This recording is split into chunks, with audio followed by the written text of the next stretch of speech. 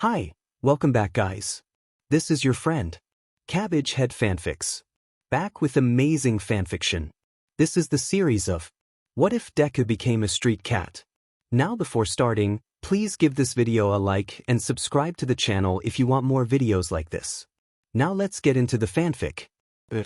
Izuku would like to point out that this is, objectively, not his fault. He wasn't doing anything reckless. He was literally just heading home from school when a guy with a gun and faintly purple skin started yelling about something or other, gathering a curious crowd people who wanted to see which hero would come swooping in out of the blue and defeat the villain. Izuku, within the crowd, had stood there and gritted his teeth, waiting for an actually licensed hero to show up. He didn't power up one for all and take the guy down, even if he knew he could probably do it in only moments. He even started trying to evacuate civilians, nudging people and ushering whoever would listen to logic away.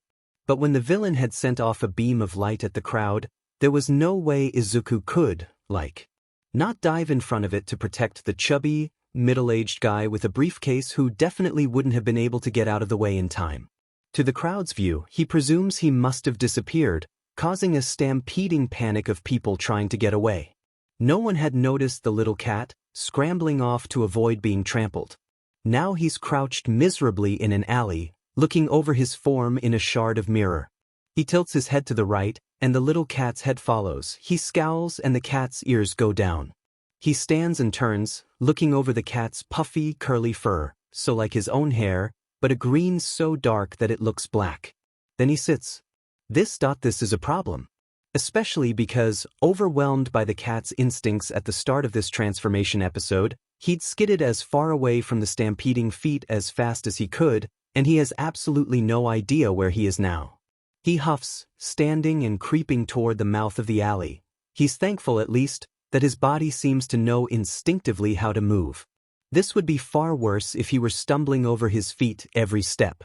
He pokes his head around the wall, looking left and right, then looking up to read the nearby signs so that he can begin to navigate his way home, but he can't read. He can't read. It's like there's some block in his mind, something that makes hiragana look like nothing but blobs of black, and kanji even worse. He takes a shuddering breath, then lets it out slowly. This is fine, he's fine. All he has to do is find a landmark. It'll be okay. He doesn't know where he is. There's no way he can make it back home like this since he can't think of any landmarks that would help him get there, but he should be able to make it to UA if he tries hard enough, right? Determination will get him through this. If he thinks it with confidence, maybe he'll even believe it.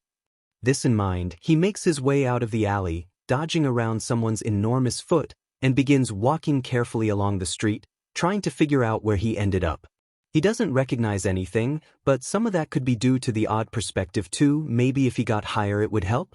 He's sitting down at a crosswalk, waiting for the light to change so that he can make his way across the street.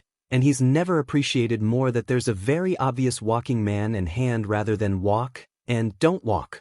When he hears a familiar voice comment blandly, "Please don't go running into the street. I don't want to get hit by a car when I inevitably run in to save your dumb, fluffy butt." Izuku looks up, and finds himself looking at tired, dark purple eyes and a shock of indigo hair. He thinks he probably would have teared up if he were in his human form. He's never been so happy to see anyone in his life. "Shinson, oh my god," he wails as he turns to face him, startling himself a bit when the sound comes out as a long, wailing meow. Right, probably should get used to that. Shinso tilts his head at him, a slight frown tilting his lips. "All right there, cat?" The boy asks, crouching and slowly holding out a hand, and Izuku darts toward him, cat instincts leading him to rub his cheek, his neck, his whole body along Shinso's hand. He's not even the slightest bit ashamed, his previous forced bravado disappearing in the blink of an eye. "Oh thank goodness, I was so scared." Izuku admits shamelessly, it's not like Shinso can understand him anyway. "I'm so small and I thought I was gonna get crushed and I can't find my way home and I don't know where UA is, but you're human and you can read." Izuku moves closer, his front paws resting on Shinso's knee as he leans forward to rub his face on the boy's forearm. "Wow, you sure are affectionate. How cute." Shinso murmurs, gently running a hand over Izuku's back, and if Izuku were human and not stressed as hell he'd probably blush and flail. Not that Shinso-san would call him cute while he was human but still, but in this case he turns and butts his head against Shinsu's hand. I'm gonna stick with you, you'll go back to UA tomorrow and I can't figure out where I am, you don't mind, right? Right? He pleads, the sound coming out in a flurry of tentative meows. Shinso hums at him, continuing to pet him for a moment, before standing again, and beginning to cross the street, as the light has apparently changed. Izuku hops off the sidewalk after him, following after him with his long, plumy tail held high. He's found someone, everything's gonna be okay. He can go with Shinso to UA tomorrow, Aizawa-sensei can cancel the effects of this quirk on him, everything will be fine. Shinso glances over his shoulder at him once, twice, a third time, then he sighs and turns crouching in front of him, and Izuku comes to a halt, looking up at him expectantly. Look, cat, as cute as you are, I don't have any food, he says, though he sounds pretty disappointed that he doesn't. Well, luckily I'm not following you for food, Shinso-san. Izuku chirps cheerfully even though he knows Shinso can't understand, brushing his cheek against Shinso's knee. Shinso makes a dubious sound, running his hand over Izuku again, and Izuku arches into it because curse this cat body. Alright, as long as we have an understanding. Shinso says, mock serious, then continues on. Izuku follows happily, finding that, perhaps surprisingly, he doesn't get tired at all, as he expects a normal cat would. It seems that his stamina has transferred over to this cat body. That's good to know. He wonders if One for All has transferred too, then shivers at the thought of him trying to use it and literally exploding. He probably shouldn't test his luck. He follows Shinso for about an hour, the other boy occasionally glancing back to see whether he's still there or not, and petting him when he notices that Izuku is. This is truly not doing anything to help Izuku's entirely secret and very minor, shut up Ochako, crush on him. Why does he have to be so sweet, huh? It's gotta be illegal. The two of them make their way to a sort of run-down neighborhood, the streets clearing up as they go along, until he and Shinso are pretty much the only two there, only occasionally passing by another person on the dirty sidewalk.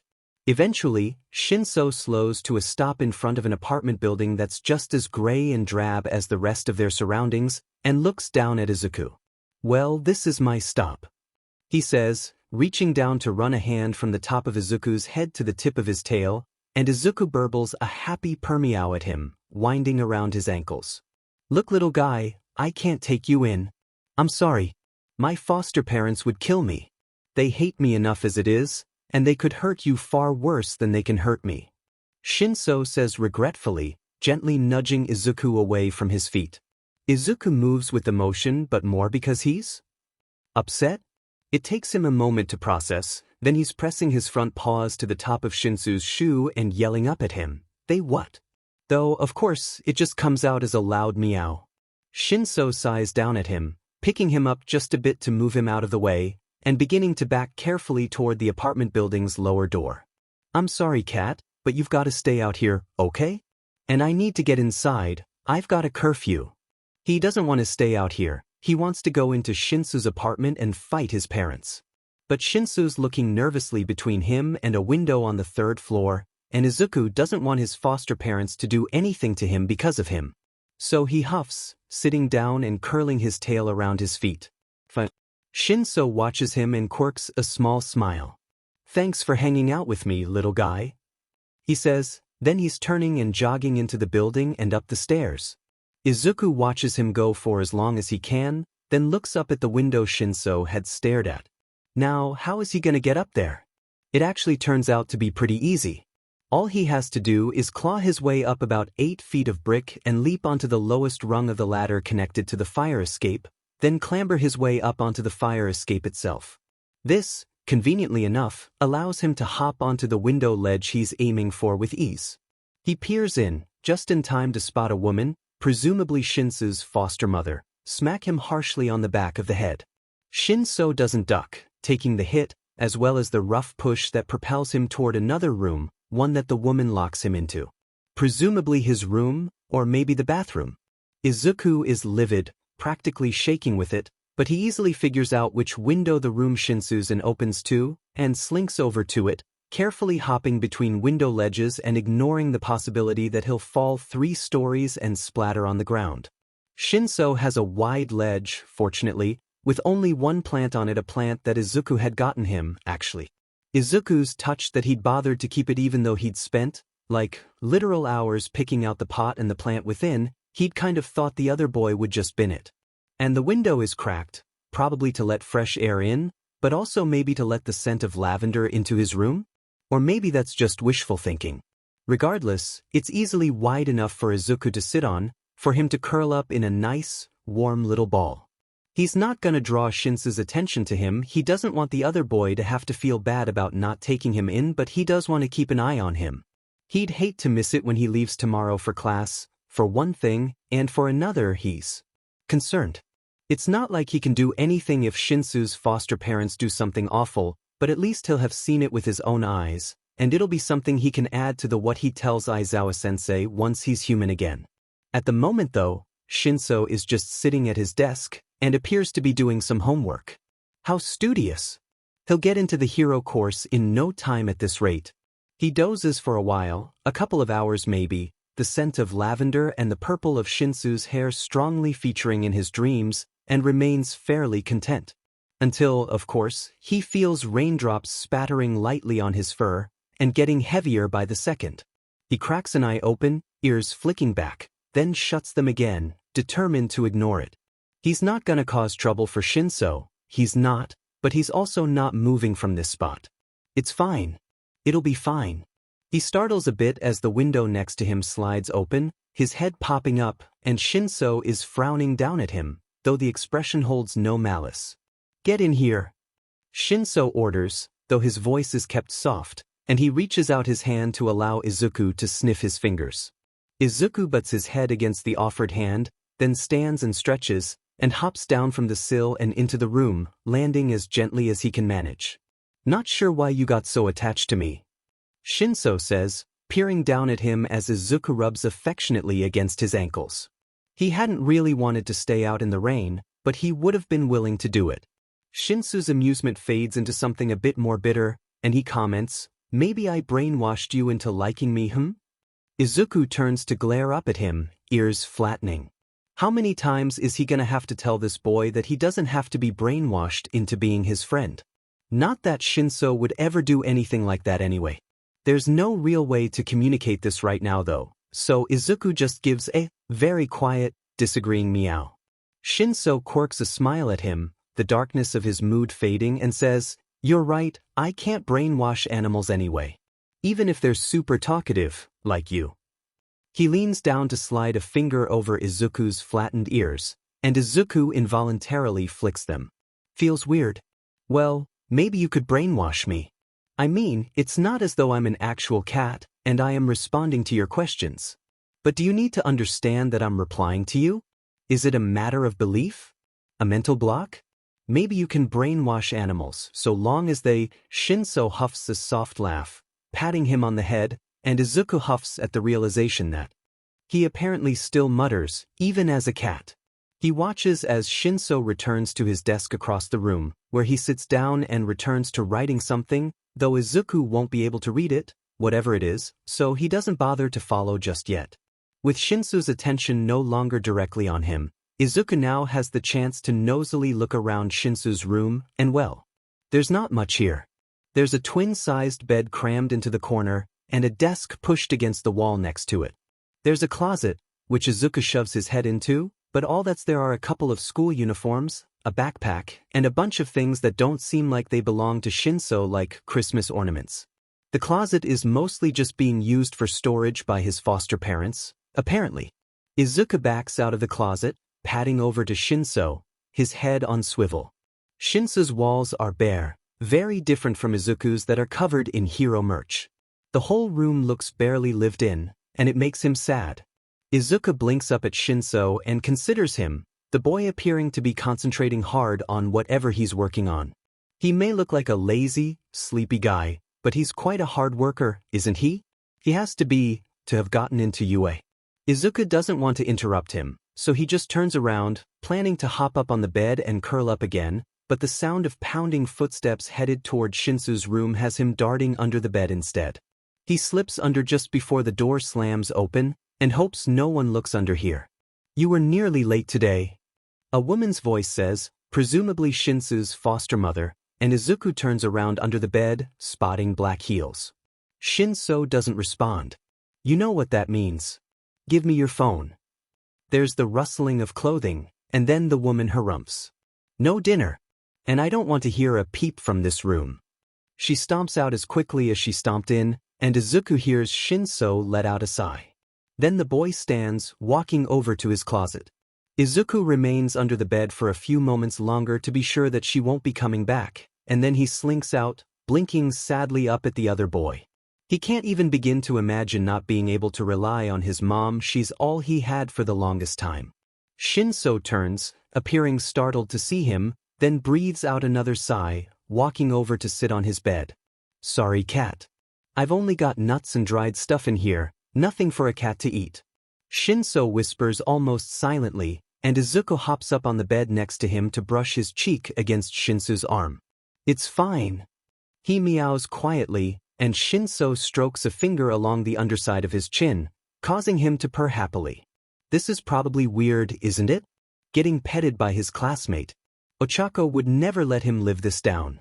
She's probably worried about him, and so is All Might and Todoroki and Tsuyu and Ida and Kirishima and maybe even Kaken, though he'd never admit it. Oh God, his mom is probably worried about him. Hey, what's wrong?"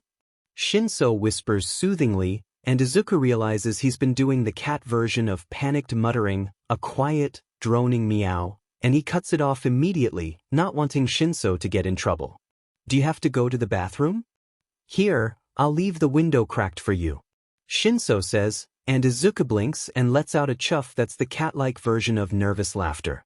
That could have been a problem later. Good thing Shinsu's so clever. Shinso stands to do that, tossing a handful of nuts into his mouth as he goes, and as Izuku watches, he runs a finger over a sprig of lavender at the window. Izuku kind of feels like his heart is beating in his throat just watching it, and he's not sure why. Shinso pads back around the bed, patting Izuku on the head as he passes him and heads back to his desk.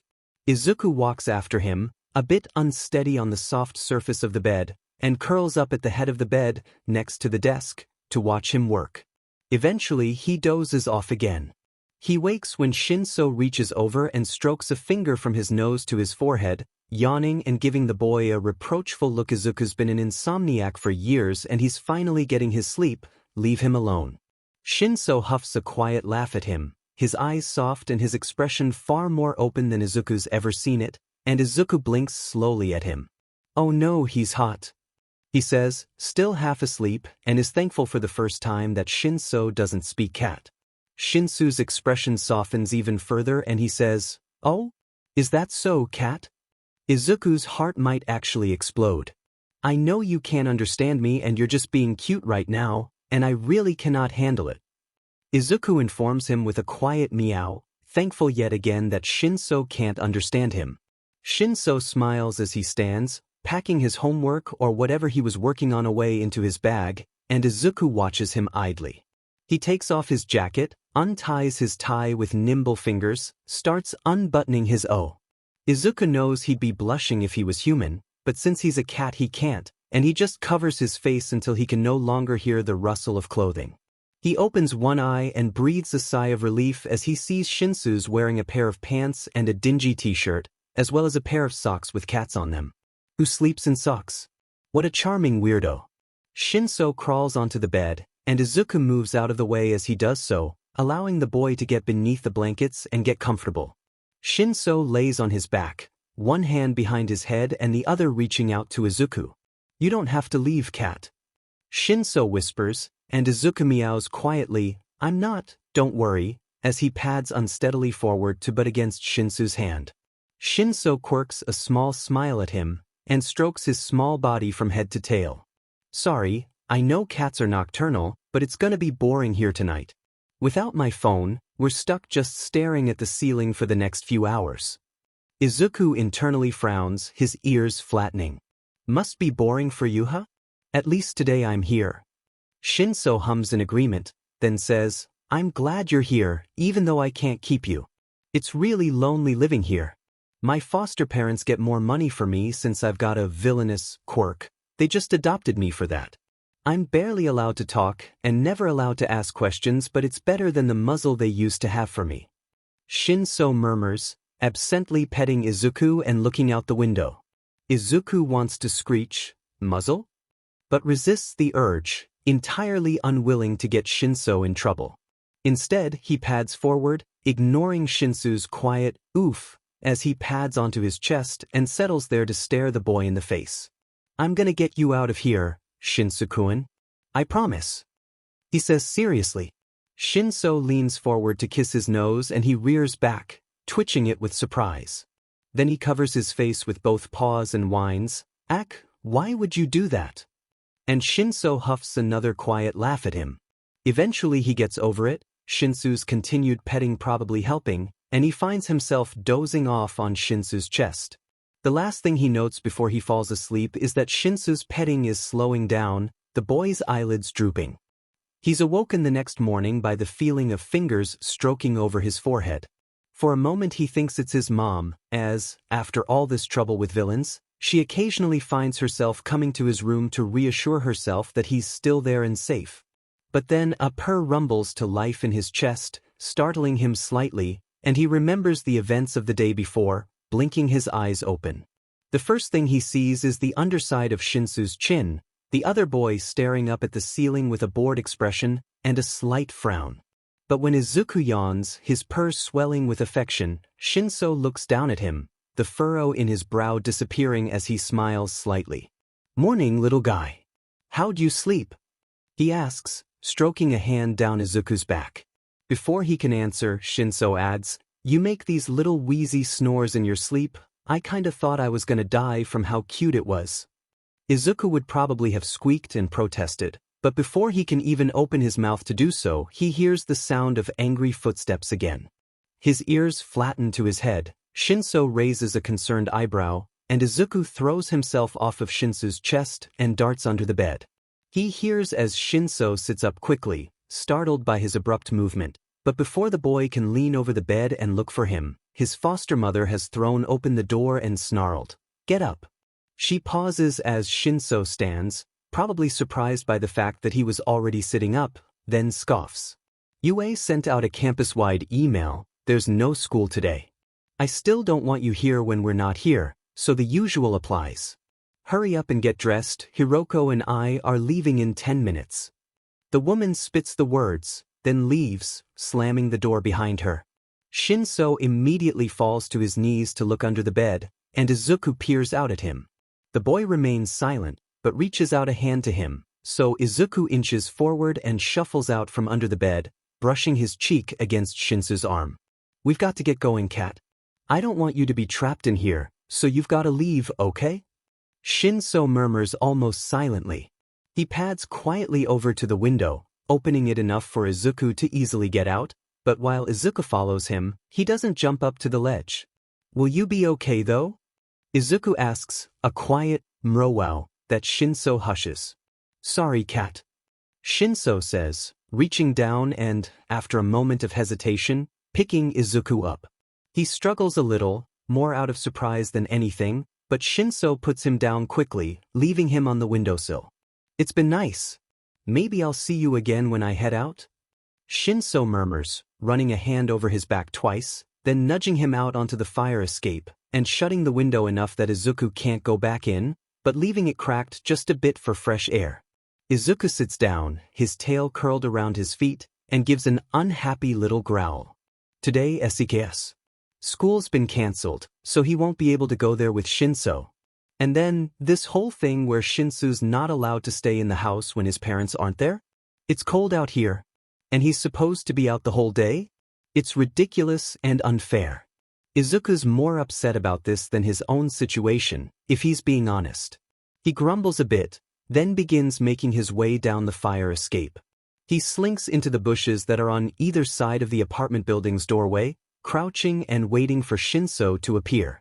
After about 5 minutes, Shinso walks out of the building just ahead of his foster father, wearing a hat and gloves but no jacket or scarf, which is awful because it's like 30 degrees out. The man says nothing to Shinso, just walks away in the direction of the subway, and Shinso doesn't look after him, just pausing where he stands and taking a deep breath. Izuku emerges from the bushes with a meow, and Shinso whirls to face him, startled, but a pleased expression overtakes his face as he spots Izuku. "You're really good at finding me, huh?" Shinso says. Izuku, despite knowing that as a human he hasn't done anything impressive, still finds himself puffing his chest out a bit as he struts toward Shinso, brushing his flank against the boy's calves. "Well, we've got an open day ahead of us, oh, and I can get you some food too," he says as he leans down to twirl Izuku's tail.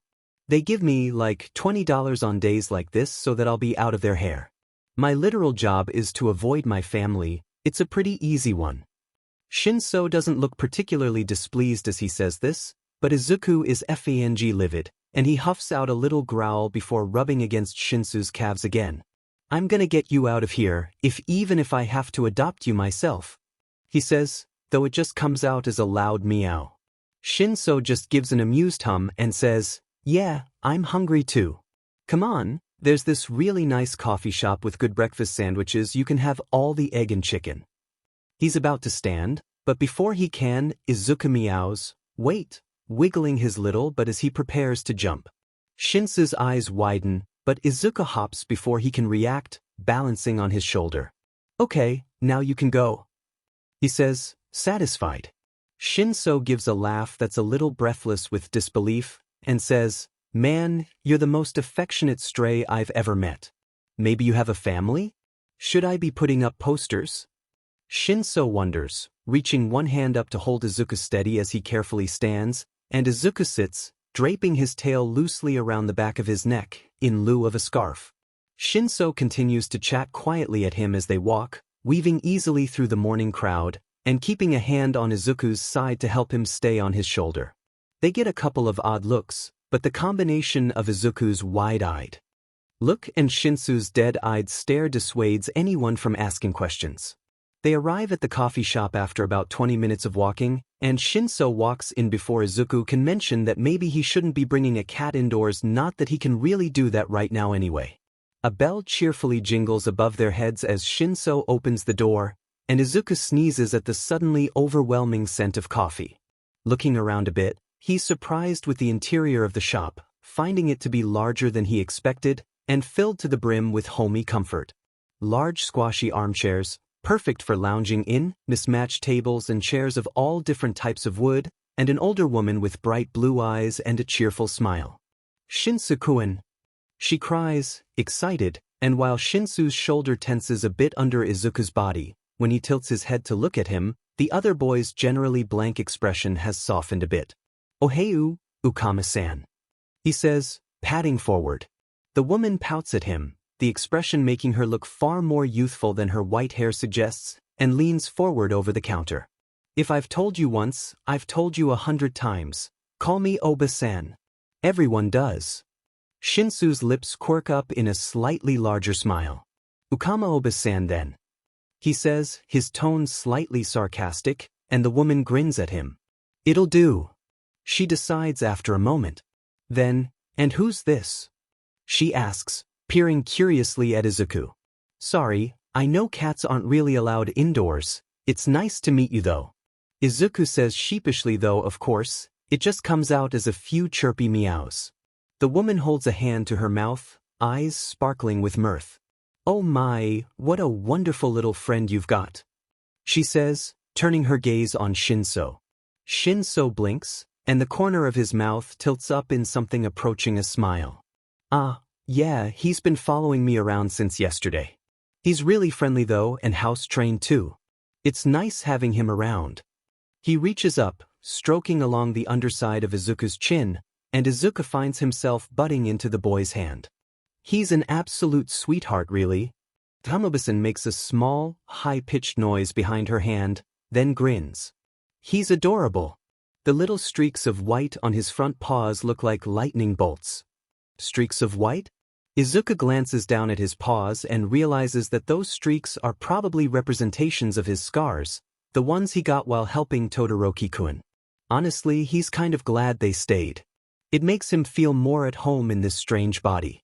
Shinso glances at his paws, Izuku holding one out helpfully as Shinso attempts to touch it with his fingertips, and the boy makes a faint sound of amusement. They do, don't they? He says softly, stroking them gently with his fingers. Izuku allows it with a quiet, slightly amused chirp. Then Shinso shakes his head, turning his attention back to the woman. I'd like a breakfast sandwich with chicken and bacon, please. I'll be sharing it with this little guy here. He taps the underside of Izuku's chin, and he startles a bit with a little, so please hold back on salt and pepper. Those aren't too good for cats. The Kamaoba-san peers at him for a moment, her smile softening to something a little sad, then shakes it off, grinning again. Certainly. I'll have that out for you in just a moment. You can go sit in your chair while you wait.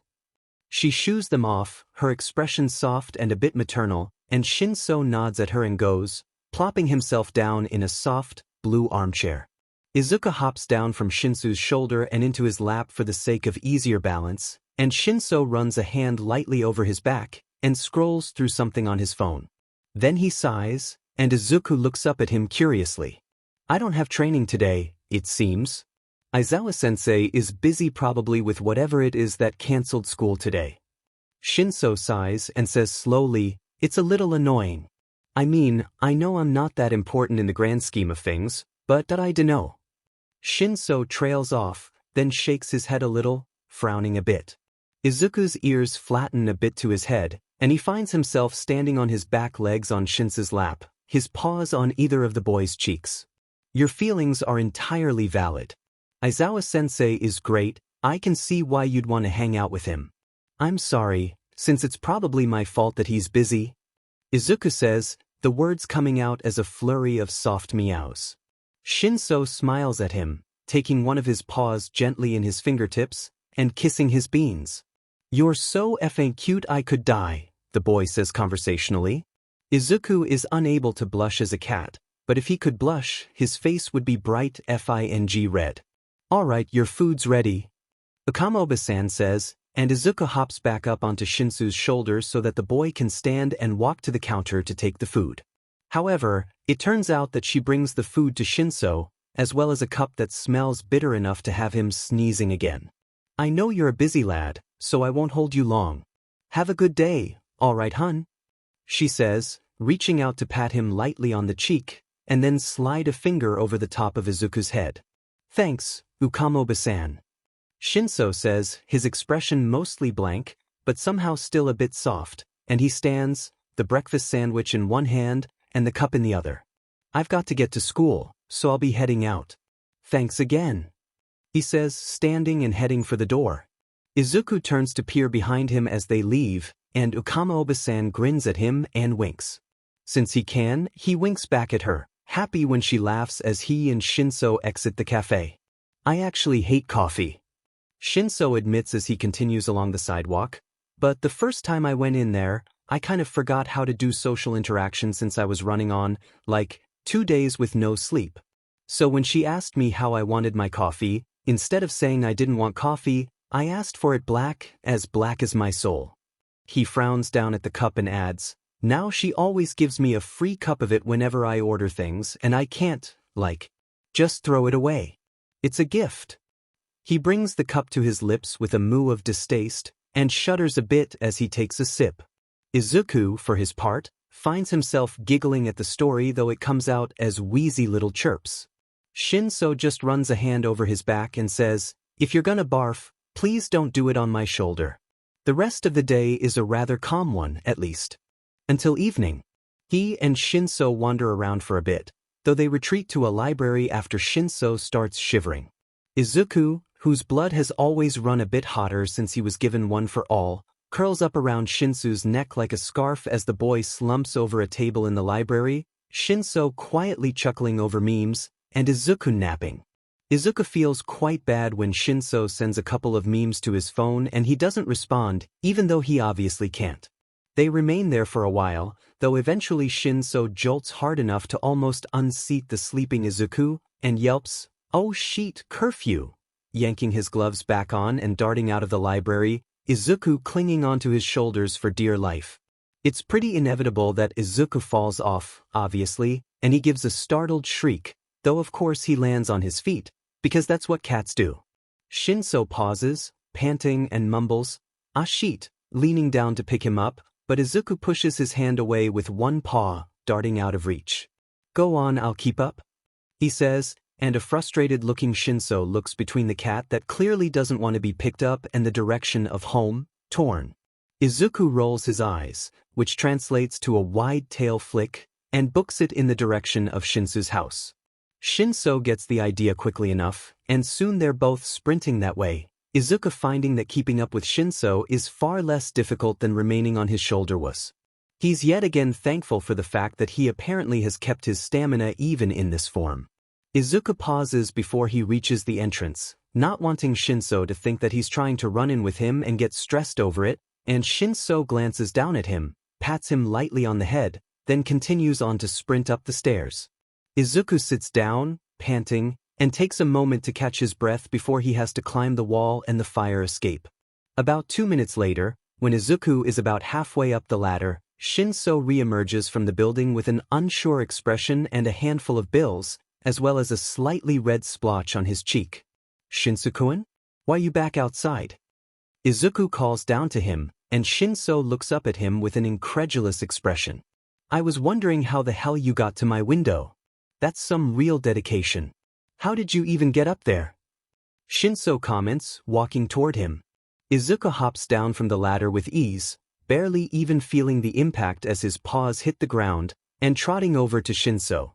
"Go back inside. It's cold and dark out here." Izuku scolds, winding around his ankles. "Well, at least my grocery run will be a little less stressful with you by my side, huh?" Shinso says, and Izuku levels an incredulous look at him. "A grocery run? At this time? In this neighborhood? That's practically asking to get mugged. This is what I get for being late for curfew, I guess." The boy adds, running a hand along Izuku's spine.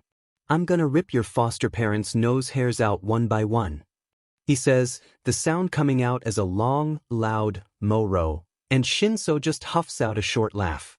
"I know, I'm sorry, we can get you some food too. Come on, little guy. Those groceries aren't gonna purchase themselves," he says, standing straight with a sigh and beginning to walk off. Izuku makes an annoyed, huffy little sound, and follows after him. "I can't protect you like this, you know. I mean, you don't need me to, not with a quirk as useful as yours, but it's still SC case," Izuku says unhappily. Shinso pauses and says, "Oh? Did you want to hop on my shoulder?" Izuku sighs and continues past him, even though he doesn't know where they're going, because they really should get off the streets as quickly as possible.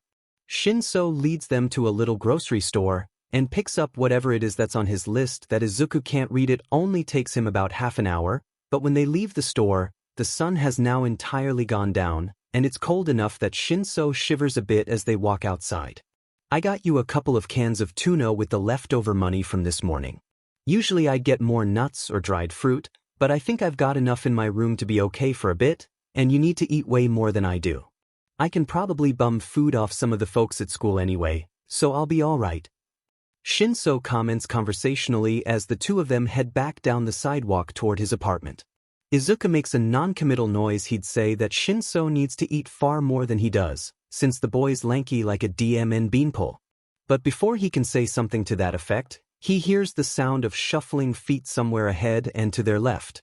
He pauses, a low growl rumbling in his throat. "Cat? What's up?" Shinso asks, pausing and glancing down at him. Since he's looking at Izuku, he doesn't see the two men who come out of the alley ahead of them, one with a knife in his hand, and the other holding a metal bat. "Shinsu-kun, look out!" Izuku yowls, but it's too late for that, and the man with the knife holds it to Shinsu's throat. Shinso makes a startled sound as he's dragged into the alley, dropping the groceries as he's slammed against the wall. Izuku freezes for a moment, then darts after him, standing slightly to the side of him, and hissing up at the men. "Let him go! Give us whatever money you've got, unless you want to bleed out," the man with the bat says. Izuku growls uselessly, and Shinso says nothing, his face pale as he digs around in his pockets, giving the men the remaining money. "What? You're trying to tell us you've only got 500 yen. Pull the other one, kid. You're wearing a uniform from that fancy high school, I'm sure you've got more on you than pocket change. The man with the knife presses it more firmly against Shinsou's throat, firmly enough that Izuku can smell blood. Izuku lets out a yowl, leaping for the man's ankles, and biting at them. Leave him alone. He screeches, barely dodging as the man kicks out at him. What the hell? You've got FING guard cat? Little freak. One of the men spits, though Izuku doesn't see which one it is, too busy trying to dodge the swing of a bat. It's clearly going to hit him anyway, but he's damn well gonna try to move out of the way. Then he feels an iota, a mere ember of the sun that is one for all, fill his little veins with power, and he manages to skid out of the way just in time. He even gets to keep his limbs intact, somehow. He freezes, startled, because how? Then he almost gets hit again, and decides to think on it later, and for now to just be thankful that this is working. Shinso clears his throat and desperately says, "Don't. You would hurt an innocent dog." It's a fucking hussy. The two men both begin to respond, but Shinso immediately has them under his sway. Forget this encounter. Forget you ever saw me or my cat. Go home, and once you're there, stub your toe. Shinso says, his voice a little hoarse, and the two men turn and sway out of the alley, heading in different directions. Shinso slides down the brick wall, his eyes wide and his face pale, and Izuku hurries over to him. "Shinsu-kun, are you alright? You're bleeding," he says with rapid-fire meows, both of his front paws on one of Shinsu's knees as he stretches his little body, craning his neck to peer at the wound on Shinsu's throat. Shinsu's eyes focus on him, and Izuku is startled to see tears begin to form. He's even more startled when Shinso reaches forward and grabs him, hugging him desperately to his chest, and admittedly he struggles a bit with surprise. "You could have died. You dumb little they could have killed you," the boy says, his voice thready with desperation, and Izuku stills in his arms, then twists to rub his cheek against the boy's bicep. "They could have killed you too. You got hurt, and I couldn't do anything. God, I'm so glad you're safe," he says. He relaxes in Shinsu's arms as the boy shivers and fights back tears, finding himself a bit drowsy as the adrenaline rush leaves him. He doesn't know why that was so much more stressful than fighting villains normally is. Wait, yes he does, it's because he's a cat. FING hell. I don't know why you're so attached to me. Shinso mutters, scrubbing a hand through his hair as he leans his head back against the alley wall. "You're nice, and you deserve better. You're my friend, Shinsu-kun, it's simple." Izuku murmurs, a long, low. Shinso hums, leaning down and pressing a kiss to the top of his head, then stands. Izuku wriggles a bit until Shinso puts him down, then turns and meows, "Come on, let's get this stuff back to your place before something else awful happens." Shinso sighs, leans down to pick up the groceries, of which only the eggs are worse for wear, and the two of them step out of the alley and back under the streetlights. They manage to make it back unmolested, and Izuku holds the door for Shinso as the boy struggles to get himself and the groceries in. Then he darts out of view, planning to escort the other boy up to his apartment, simply because he doesn't really want to let him out of his sight just yet. Shinso glances outside, blinks curiously when he doesn't see Izuku, then shrugs a little and continues up the stairs. Izuku pads after him like a silent shadow. With a bit of maneuvering, Shinso is able to get the door open on his own, fortunate since Izuku isn't entirely sure what he could do, and despite his desire to follow Shinso in, he knows that he'd make things bad for the other boy. So he sits outside the door instead, listening in. Once Shinso has made it back to his room, Izuku will make his way outside and loop around to the fire escape, because there's no way that after a day like today he'd leave Shinso alone. "What the hell? What's that on your neck? Why are the goddamn grocery bags so dirty?" Izuku hears Shinsu's foster mother say, and his ears flatten a bit. Shinso says nothing, but Izuku hears the bags crinkle as they're set on the ground. "Give me the leftover money, now, then get to your room." God, can't even pick up FING groceries right. There's silence for a moment, silence that makes Izuku nervous because he remembers Shinso giving the leftover away to those men who mugged him. "Well," the same voice says, impatiently. I don't have it. I got mugged, they took what was left. There's the sound of an open palm hitting something, fortunately not flesh, probably a table, and Izuku flinches. Bullshit. You're just a thieving little liar, aren't you? No. There were these muggers and they threatened me, that's how I got the cut on my neck. Oh yeah? And how did you get away, huh? There's a long, tense pause, and then the woman is yelling. You used your goddamn quirk, didn't you? Your goddamn villain's quirk. Stumbling feet, like Shinsou's been pushed. Get out, get out. I told you what would happen if you used that sheet outside of school, and if you think for 1 second I was kidding, you're even stupider than I thought. Get the F out of our home. The woman is shrieking and Shinso gasps like he's been hit. There's the sound of running feet and conflict. Izuku is standing outside the door, eyes wide, fur bristling on end. Seconds later Shinso is whipping the door open and running out like the hounds of hell are chasing him, his foster mother screeching after him, You goddamn villain, we never should have adopted you, should have known. And Izuku couldn't be stopped himself from sprinting up to her and scratching at her ankles even if he tried. You terrible woman. He's just a kid like me. What is wrong with you? You're the villain here.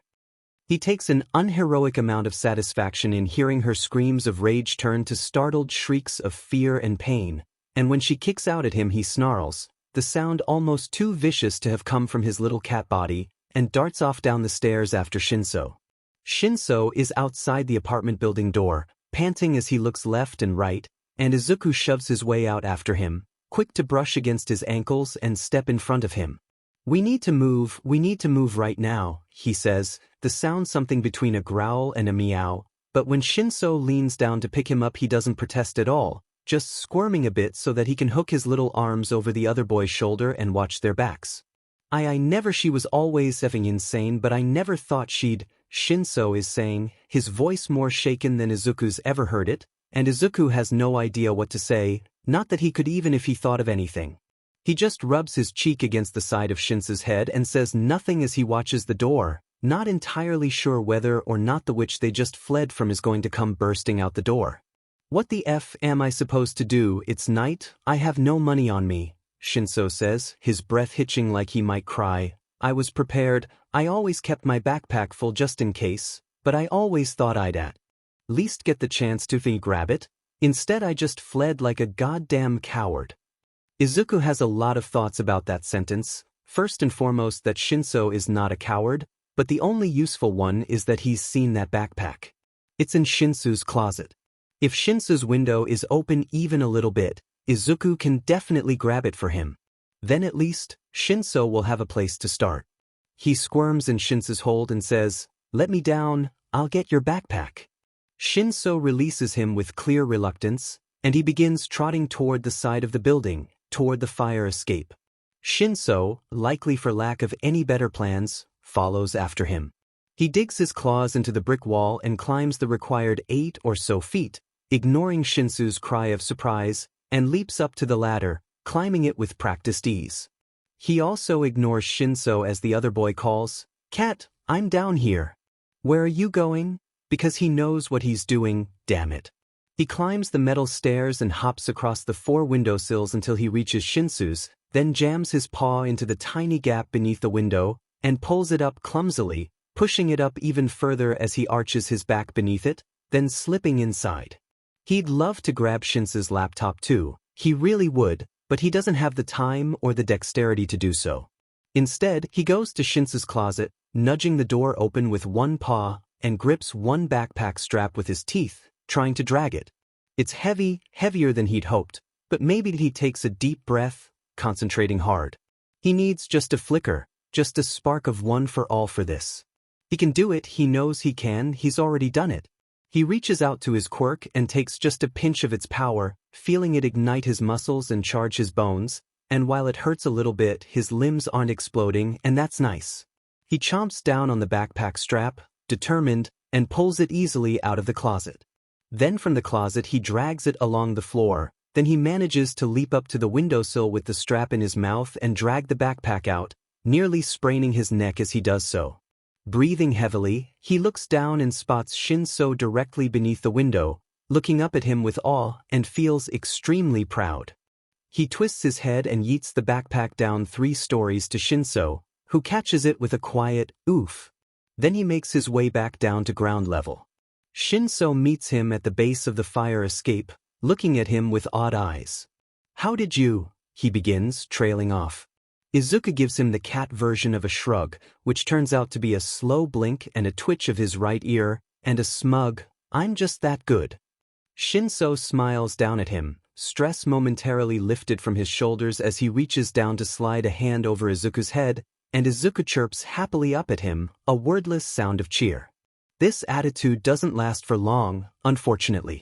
He and Shinso are still outside in a neighborhood they've already gotten mugged in. It's nighttime and it's cold enough that Shinso is shivering. Izuku doesn't know what to do. This isn't anything that he's ever experienced. He's always known that his mom will be there for him, and in an emergency Kaken's parents wouldn't let him live on the streets. He wishes he could lead Shinso to his home, but he can't. Shinso's walking with a purpose, but Izuku isn't sure if that's just because he's cold and needs to keep moving. And Izuku can't help but blame himself for this, just a bit. If he hadn't gone missing, Shinso never would have gotten kicked out of the house this morning. He would have just gone to school and he would have been home by curfew, and his foster mother wouldn't have sent him out to get mugged, then kicked him out of the house. He gives a shuddery sigh that comes out as a faint, pitiful meow, and Shinso tilts his head a bit to look down at him, giving him a tremulous smile. "Don't worry, cat, we're almost there," he says, and Izuku perks up a bit. They're going somewhere in particular? Shinso has a plan? Izuku is pleased for the next couple of blocks, only until he finds that Shinsu's destination is a small wooden structure at the end of an alley, surrounded by trash bags and assorted garbage. "It's not much," Shinso says, sounding almost apologetic, "but I made it a few weeks ago, just in case. It was originally meant to be for cats in the winter, but I made it a little larger." Shinso sighs a bit and rolls his shoulders. "It'll do for tonight. We can figure something out in the morning, huh?" Izuku sighs, and just decides he'll have to keep watch. He can use one for all, at least a little bit, at least long enough for Shinso to wake up and use his quirk. Shinso pushes his backpack into the pile of garbage bags, hiding it there, then takes the top off of the little wooden structure and climbs into it, and it's barely large enough to fit him.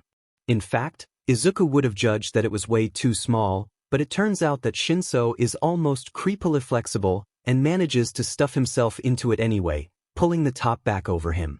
Izuku peers in through the tiny doorway on the side, which he assumes is meant for an actual cat, and Shinso looks out at him, then pulls back a bit. "Come on, I think there's just enough space for you too," he says. Izuku blinks slowly at him, amused despite himself, then creeps into the tiny space left for him, curling up so that he can peer out of the tiny opening and also block as much cold air as possible from getting in. Now they just need to make it until morning, he thinks. Shinso has dried food in his backpack, and a bit of money if what he said is true, so if they can just last until morning, Shinso can go find an actual adult to help them. Aizawa maybe, Shinso said he trains with him. Izuku startles a bit as he feels wetness seeping into his fur and, alarmed, drags himself out of his thoughts and back to the real world, and oh, Shinsu's breath is hitching. He's crying. Izuku, a sympathetic crier, feels the urge to do so himself, but he can't in this body. His whiskers just quiver instead. He turns around, Shinsu's fingertips brushing his fur, and burrows himself under the other boy's chin. "It'll be okay. I know you can't understand me, but I swear when I'm human again you can stay with me and my mom. And I'm gonna protect you tonight, I promise. It's gonna be alright," Izuku says in the calmest voice he can, pleased when it comes out as a long, buzzing purr. He's not sure how much he actually helps, but after a few minutes Shinsu's silent tears stop, and his breathing evens out as he falls asleep. Izuku pulls back just enough to turn around again, peering out into the night. He's glad that he napped for most of the day, because he's not tired at all right now. He'll stay up all night, peering into the darkness with glittering eyes, and keeping a watchful eye on the mouth of the alley. He promised he'd protect Shinso, and that's what he's gonna do. Izuku does indeed stay up all night, though fortunately the closest thing to a threat he sees is another cat, who stops at the mouth of the alley, stares at the tense Izuku for a moment, bristles a bit, and retreats. When morning comes, sunlight spilling out over their alley, he yawns, shaking himself out of the stupor that staring at one spot all night had caused, and carefully turns around, looking at Shinso consideringly. Should he wake him up? No, he should probably let him sleep. They had a really stressful night, and he deserves to rest up, because today is probably going to be hard. Shinso's eyes blink open and Izuku gives a startled little squawk that comes out as a short hiss, tumbling but over tea kettle out of the box they'd slept in. There's a pause, where Izuku thinks that maybe he got lucky and Shinso didn't even see his moment of gracelessness. Then Shinso gives a snort and a soft laugh and Izuku realizes that was wishful thinking. Then again, starting out a day like today with a laugh is probably a good thing, if he's being honest. If only it didn't have to be at his expense, huh? He pouts a bit, sitting up with few tail flicks of embarrassment. Shinso pushes the lid off of the wooden box and unfolds himself from it, groaning and stretching out all of his limbs with worrying-sounding pops and cracks. Izuku looks between him and the box and yet again wonders how on earth the other boy had fit in there. Does he even have bones? Shinso steps out of the box, putting the lid down again, then does a couple of arm and leg stretches before stepping over to the trash pile to retrieve his backpack and pull it on. Then he returns to Izuku, who is sitting neatly with his tail curled around his feet, and says, "Well, I've got a few bucks in here. Let's go get breakfast." Izuku tilts his head thoughtfully, looking the other boy over for a moment. Shinso looks exhausted, and there's some tenseness in the set of his shoulders, but he doesn't appear anywhere near as stressed as he had last night, so that's good at least. Izuku wonders what they're going to do for the rest of today. He hopes that Shinso has some sort of plan, because Izuku isn't sure what all he can do as a cat. But he does know that, whatever the case, he's glad that Shinso won't have to go through this by himself. Shinso blinks down at him, then mumbles, "Oh, right," and crouches down, awkwardly patting his shoulder. "You want up?" Izuku does the cat version of a shrug, a yawn and a quick blink, and after a moment of preparation, leaps lightly up onto his shoulders again. Shinso stands slowly, Izuku wobbling on his shoulder for a moment before he gets properly balanced, and walks out of the alley. It's a bit warmer today than it was yesterday, but Izuku still wishes Shinso had a coat and scarf. He's happy to serve as a substitute in lieu of the latter, draping himself over Shinso's neck and dozing lightly as the other boy takes them back to the same shop they'd gone to yesterday. Akamoba-san is just as happy to see them today as she was then, though she appears a bit concerned as well. "Morning, Shinso-kun, it's a bit early for a Saturday, isn't it? Are you feeling all right? You look so tired." Shinso smirks a bit and waves it off, stating, "Don't worry about it, Akamoba-san, you should know by now that I always look tired. I just didn't sleep too well last night." Izuku huffs a bit, even though he knows it's true, because Shinso must be especially tired today of all days. It's fair that he doesn't want to share the reasoning behind this with a random woman though, no matter how friendly she is. His sound draws Ukama-oba-san's attention to him, and she quirks a cheerful smile in his direction that has him picking his head up from where it was resting on Shinsu's shoulder, and giving her a half wink that makes her giggle. "You've still got your little friend. That's good to see. Is he yours now? Cats are a wonderful choice of companion." Shinso shakes his head, his smirk a bit smaller, and says, No, he's still following me around though.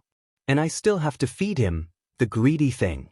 Can you give us the same as yesterday, chicken and bacon sandwich? Hold the salt and pepper? I think he really liked it." He hands over a few bills, and Ukama-oba-san takes them with a little smile, appearing quite pleased to hear it. "Sure thing, dearies, I'll have that out for you in a jiffy. You can sit in your chair over there and wait." Shinso nods to her and takes the few steps to sit down in his chair, pulling out his phone to scroll through it, but unfortunately it's dead. "Sheet, my charger is still in the wall back there," he sighs, and Izuku reaches up to pat his cheek sympathetically with one paw. Shinso grabs it gently and squishes Izuku's paw pads, looking at his claws, and Izuku allows it even though it tickles a bit. Their order is done quickly, Ukama-oba-san even handing Shinso a little cup of milk for Izuku when she gives him his coffee, and smiling maternally at them both. "You two have a good day now, all right?" she says, reaching out to gently pet the top of Izuku's head, which he allows with a quiet, meaningless "Mr. Will do." Thanks, Ukamo-oba-san. Shinso says with an answering smirk, and then the two of them are on their way. Shinso walks for about 10 minutes, then hops up to sit on a low wall, crossing one leg under the other and setting down their food and drinks, Izuku slinking down from his shoulders with a stretch and a yawn. Curious about how milk would taste with a cat tongue, he sticks his face into the cup, but Shinso pulls it away from him before he can drink any.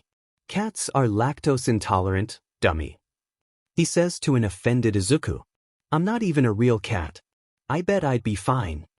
He protests with a loud meow, one paw on Shinso's knee as he cranes his neck and tries to reach the cup, but Shinso just dumps it into his coffee, raising a brow curiously at the slightly lighter shade. Wonder if it'll taste less like sheet. He takes a sip, then makes a face. Nope. Izuku scoffs, sitting back and pulling his feet neatly in front of him and grumbles, serves you right, that was mine. Shinso glances at him with a small smirk, reaching over to pet him, and Izuku is nowhere near annoyed enough to move away, arching into the other boy's touch with a huffy little sound of residual annoyance. The annoyance falls away at the soft, affectionate expression on Shinsu's face though, and Izuku finds himself smiling softly at the other boy, a slow blink that Shinso returns. The two of them eat their breakfast, Shinso feeding him small pieces of meat and egg, though eventually Izuku stops taking them, feeling that Shinso needs to eat far more than he does. Izuku amuses himself and Shinso for a while by stalking the fat pigeons that are lurking near them on the sidewalk, hoping for some of their breakfast. Eventually though, Shinsu's just sitting there with a napkin and a half-drunk coffee, staring blankly at the plaza in front of them, and Izuku is seated next to him, looking at the same as he considers their options, wondering what they should do next. He wishes that his mom were here. She'd know exactly what to do. I probably should have expected this. Shinso says abruptly after some time, breaking the thoughtful silence, and Izuku looks up at him with a raised brow, or rather, one ear flattened while the other remains up. Shinso laughs a little at him, though the sound is edged with bitterness, and he runs a soft finger over Izuku's ear, which flickers under his touch. I've been pretty lucky so far. Got passed around to different families a lot because of my quirk, but they were all too scared to really do anything. A few of them liked to make rules that I couldn't talk, or wouldn't talk to me at all, but I had somewhere to sleep and food, and that was enough. Shinso trails off, rubbing at the top of Izuku's head, and for a long moment Izuku thinks he's not going to continue speaking. Then Shinso sighs, raking a hand roughly through his hair. She's always been clear with me that they only took me in because they get an increased stipend because of my problematic quirk. She told me the day I moved in that if I used it she'd take me back to the pound. Shinso snorts, though there's nothing amused about the sound. I guess I just never thought it'd come to this. I have no idea what I'm gonna do. There's silence for a few moments more, then Shinso whispers, I wish I'd been born without this FANG villain's quirk. Things would have been so much easier. Izuku makes a quiet sound of disagreement, slinking from under Shinsu's hand and into his lap, pressing one paw to the boy's chest as he says, I'm sorry that people are so awful and cruel. I wish I could tell you that you don't have a villain's quirk, that there's no such thing, that your quirk doesn't define you. I wish you could understand me. It comes out as a few low, crooning meows, and Shinso quirks a small smile at him. You really are a good companion, huh? What are you telling me? That you want more bacon? We're out cats, sorry. Shinso says, grasping his paw gently between two fingers, and Izuku sighs, tilting his head down so that he can press his cheek to Shinsu's chest instead. This whole thing is maddening. A hand comes to rest on his back and Shinso says, you're cold, is that it? Well, we can't have that. Come on, let's get somewhere warm. All Izuku can do is sigh again, hopping back up to Shinsu's shoulder. Today is hard, and he's starting to hate this transformation quirk. Izuku is draped over Shinsu's shoulders again as the latter walks along the street away from the now closed library, the two of them having spent the day there in far lower spirits than the first time they'd done so. It's been an entire day, and Izuku has no idea what they're supposed to do now. Kudos to Shinso for finding them somewhere to hang out away from the cold for a while, but Izuku doesn't want Shinso sleeping outside for yet another night. They were lucky last night, but what if they're not today? What if something more threatening than a cat comes by? How is Izuku supposed to protect Shinso when he can't even? A faint Nia from somewhere a few blocks away jars him out of his thoughts. His head immediately jerks up, because holy crap, he knows that voice. Shinso startles a bit at the sudden motion, asking, "Whoa, what's up?" But Izuku ignores him and, standing, leaps down from Shinsou's shoulders to the ground, then immediately begins running. Hey, wait! Shinso calls, and when Izuku turns around he's just reaching out a hand, standing motionless on the sidewalk. Come on! Izuku meows loudly, paws dancing antsily, darting forward a few steps, then looking back to be sure that Shinso is following. Shinso gets the idea quickly enough, running after him, and Izuku books it. Wait, where are we going? Wait! By the time the two of them arrive, the crowd is beginning to disperse, the villain already caught, and Izuku darts through legs and around people, ignoring as Shinso calls for him to wait up. He weaves past ankles and accidentally catches a couple of upskirt views, but that doesn't matter in the slightest to him at the moment. He bursts through the crowd into a little bit of a clearing, everyone keeping at least a little bit of a respectful distance, and throws himself at present Mick's legs, rubbing against them with a loud crow of, "Yes. Mike-sensei, I haven't been this glad to see you since the..."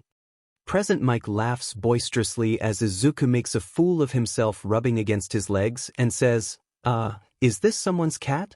He's real cute." Izuku can hear Shinso cursing faintly somewhere in the crowd, and almost laughs. "Mike-sensei, I know you can't understand me, but Shinso and I could really use your help." Mike-sensei leans down to give Izuku a slide from head to tail, and he arches into it happily. Cameras are flashing around them, and he wonders idly if this is good publicity.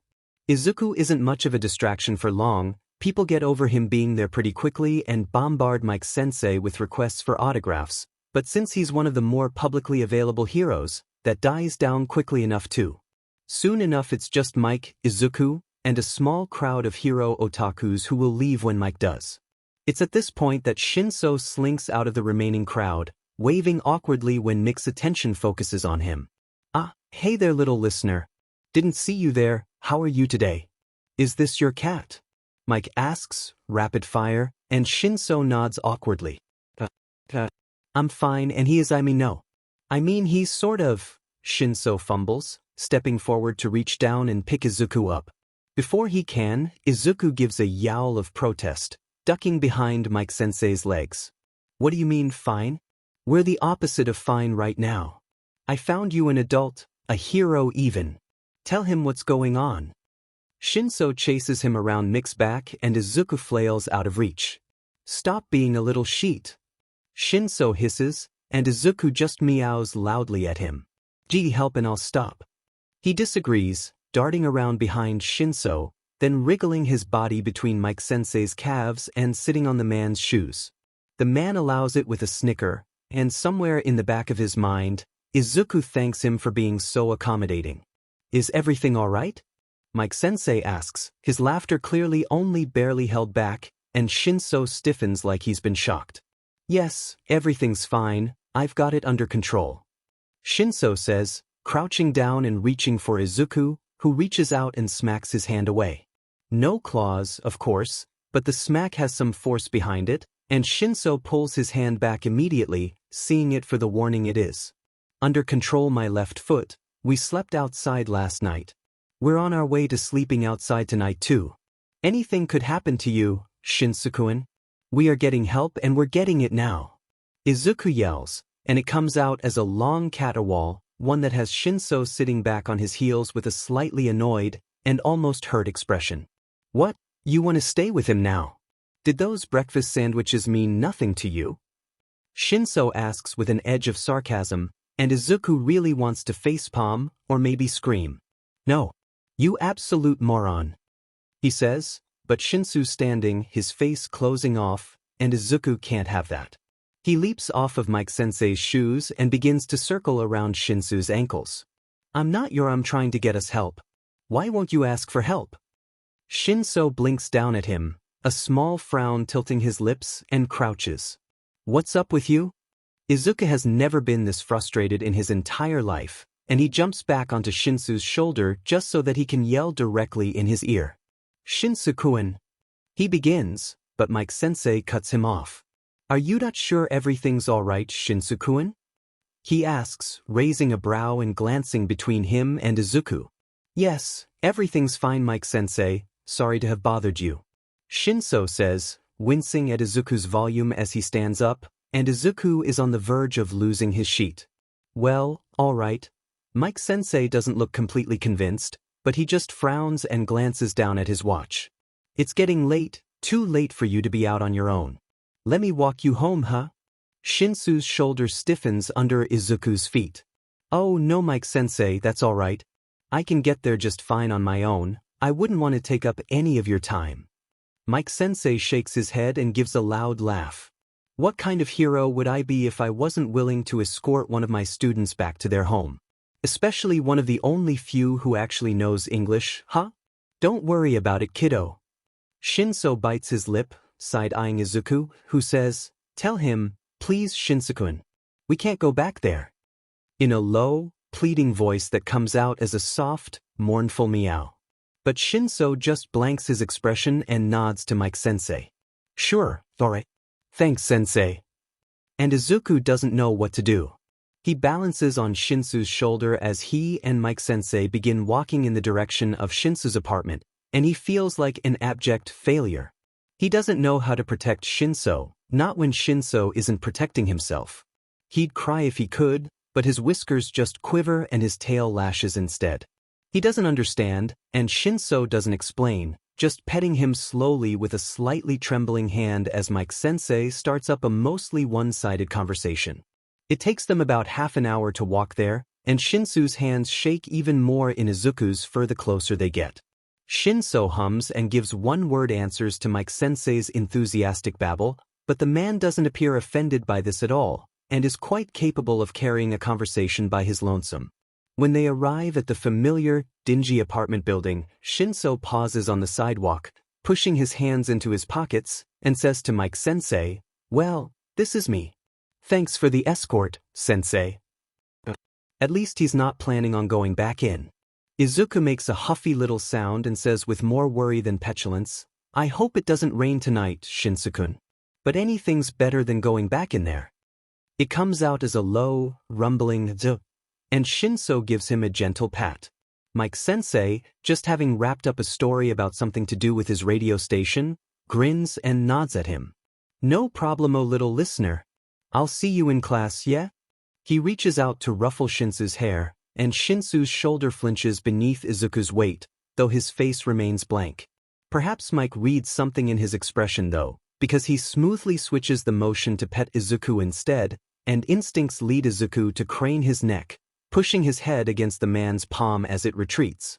Then he hears those shoes, those diamond heels, and his ears flick back as he turns to glare at the woman approaching them from behind. Shinsou's foster mother is looking at the boy with an expression of false calm that only barely hides a sneer. Of all the times for her to come home, why now? Was Shinso born under an unlucky star? But Izuku snarls, his ears flat to his head as he growls, and the woman pauses a few steps away, her smile faltering for a moment before it's hitched back up. Hitoshi-kun, you're home. Head on up, your father will have dinner ready. She says, ignoring Izuku's threat. Shinso has gone a bit pale, but he turns to do as she commands without a word to Mike-sensei, who's looking between him and his foster mother with an expression of curiosity that borders on concern. And leave that cat out here, please. You know our building doesn't allow pets. She adds. Shinso stops in his tracks, pausing for a moment that's just a breath too long, then crouches, nudging Izuku off his shoulder. Izuku hops down reluctantly, looking up at Shinso, having only a moment to read fear in the furrow of his brow and resignation in the tilt of his mouth before the other boy is making his way into the apartment building, the door closing ominously behind him. The evil witch of a woman is saying something to Mike-sensei, but Izuku pays her no more mind, darting around the building and scrambling up the brick, up the ladder, leaping across windowsills until he reaches Shinso's window, as quickly as he can, cursing the fact that it takes him a good few minutes. Shinso can escape that way, he can climb down the fire escape just as easily as Izuku, and they can sleep outside another night. Anything is better than the promise in that venom-coated tone. He expects to meet Shinso already climbing out the window by the time he gets there, but the other boy is staring at the window with a hopeless and fearful expression, his hand on a newly installed padlock. The window is locked, it's locked. Hey little guy. It probably wouldn't be a good idea for us to hang out tonight anyway, Shinso is saying, his voice faint and tremulous through the glass, when the door bursts open behind him. His foster mother is standing there with rage in her eyes and a muzzle in her hands, and Shinsu's jaw clenches. She says nothing, and her silence is scarier than anything. Then she's stalking into the room and Shinso is backing into the corner with terror practically etched into his every move, and Izuku is taking a leap off the windowsill and ignoring the pain of the impact as he hits the ground and running after Mike-sensei, his muscles sparking green with one for all as he rushes after his teacher. It only takes him about a minute to reach him. The man fortunately hasn't gotten far, walking and texting with a small frown on his face, and Izuku yells, "Mike-sensei, help!" The sound coming out as a loud caterwaul as he skids to a stop a couple of feet behind the man, actually crashing into the back of his leg before he gets his momentum under control. Mike-sensei turns around, tense and startled, his hand falling to his voice modulator as he gets into a combat stance, but he pauses as he sees Izuku, relaxing. "Whoa there, what's up kitty?" the man begins, leaning down and reaching a hand toward him, but Izuku darts out of reach and speaks over him. Please, I know you can't understand me, but help him," Izuku wails, a long, hitching yowl, as he darts back in the direction of Shinso's house, then to Mike, then back again, trying to get the man to understand what he needs, trying to get him to move. To Mick's credit, it doesn't take him more than a moment and a mutter of, "Okay, guess I'm following the cat," before hero instinct kicks in and he's following. Izuku takes off, only pausing for a moment to make sure Mike is following before he books it back toward Shinsu's, only refraining from using one for all because he's worried Mike-sensei won't be able to keep up. It's a painful 3 minutes before they get back to the building, and Izuku's ears flatten to his head because he can hear the yelling, his sensitive ears can hear breaking glass and something hitting the floor, and he doesn't even stop, powering up one for all again as he slams through the glass door of the apartment building, already jetting up the stairs, ignoring the broken glass. Mike-sensei makes a sound of surprise behind him, but follows just as quickly. Izuku leads him to the apartment, though once they get to the 3rd floor there's really no need, because the yelling is audible even to human ears. Mike-sensei doesn't bother knocking, literally kicking the door in, and Izuku darts around him and toward Shinsu's room, ignoring the surprised shout of his foster father. The door is slightly open, and Izuku bursts into the room just in time to see Shinsu's foster mother looming over him with one of her heeled shoes held tightly in one hand. Shinso has a muzzle on, so tight that there's already red marks, and he's in the corner, hands held above his head in defense. Izuku gives a wordless, snarling screech that has her whipping around to face him instead. She gives a yelp of startled fear at the sight of Izuku standing there with glowing eyes, and throws the shoe, but Izuku dodges it easily, sprinting around her to stand in front of Shinso, hissing and spitting at her, his tail puffed up and lashing, his ears flat to his head, his eyes glinting with green lightning. "Get away from him!" Mike-sensei comes rushing in a moment later, his eyes taking in the scene with an uncommonly serious expression. He glares at Shinsu's foster mother, who wilts a bit beneath his gaze, and says, "Go join your husband in the living room. And don't try to run, or it'll be even worse for you." She opens her mouth to say something, and Mike-sensei gives her a glare so venomous that her mouth snaps shut, and she walks out of the room, steps uneven. Izuku relaxes his stance once she's gone from the room, turning immediately to look at Shinso, who's staring at him with relief and gratitude and awe burning in his eyes. There's a mark on one of his cheeks, and tears streaming down his face, but he doesn't hesitate to reach out and hug Izuku to him, burying his face in his fur. Izuku is more than happy to allow it despite how strange tears feel on his fur and the way the muzzle pushes awkwardly against him, purring soothingly, his tail curling around Shinsu's arm. "It's okay, it's gonna be okay. I'm here." Izuku's ears press back as he hears steps toward them, and he instinctively whips his head around with a snarl curling his lips and a growl rumbling low in his throat. Mike-sensei steps back into the doorway with his hands raised in surrender, But Izuku has already cut the sound off, his eyes widening in embarrassment. Sorry. He's quick to say, the sound a short and loud meow, but Mike keeps his distance anyway, now crouching so that he's closer to their level. That was my bad, fellas. Hey, Shinsun, can you hear me, buddy? Mike-sensei says in a soft, soothing tone. Shinso tightens his grip on Izuku and doesn't look up, but gives the smallest nod, the muzzle pressing awkwardly against Izuku's fur. I'm gonna come a little closer, is that okay? Shinso hesitates for a moment, but nods again, the motion even smaller. Mike inches closer slowly, his eyes flicking between Shinso and Izuku, then settles down a couple of feet away, his legs crossed and his arms away from his sides so that they can be seen. Izuku knows Mike-sensei, knows he's a pro-hero, knows he's an honorable man, but he still feels himself relax a bit more once the teacher settles down, and Shinso does too. Any injuries that need emergency attention? Mike-sensei asks, looking over Shinso as best as he can with the boys still curled up in the corner, and Izuku's body blocking a large portion of his face. Shinso shakes his head no, and Izuku sneezes as the other boy's purple hair, wilted from its usual gelled style, tickles his nose.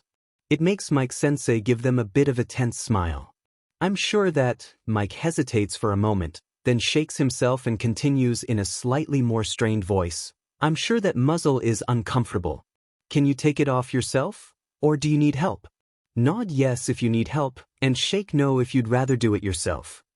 Izuku can see the man's fingers curl against his dark pants restlessly, as though the desire to help is so visceral that he can barely sit still, but he remains in place and allows Shinso the choice, and Izuku respects him even more for it.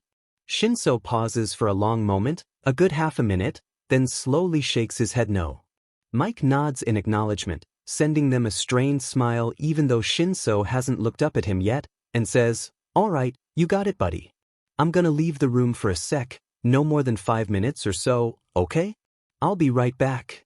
He stalls for a moment, waiting for Shinso to react in any way, but the boy doesn't, just taking deep, shuddery breaths against Izuku's fur.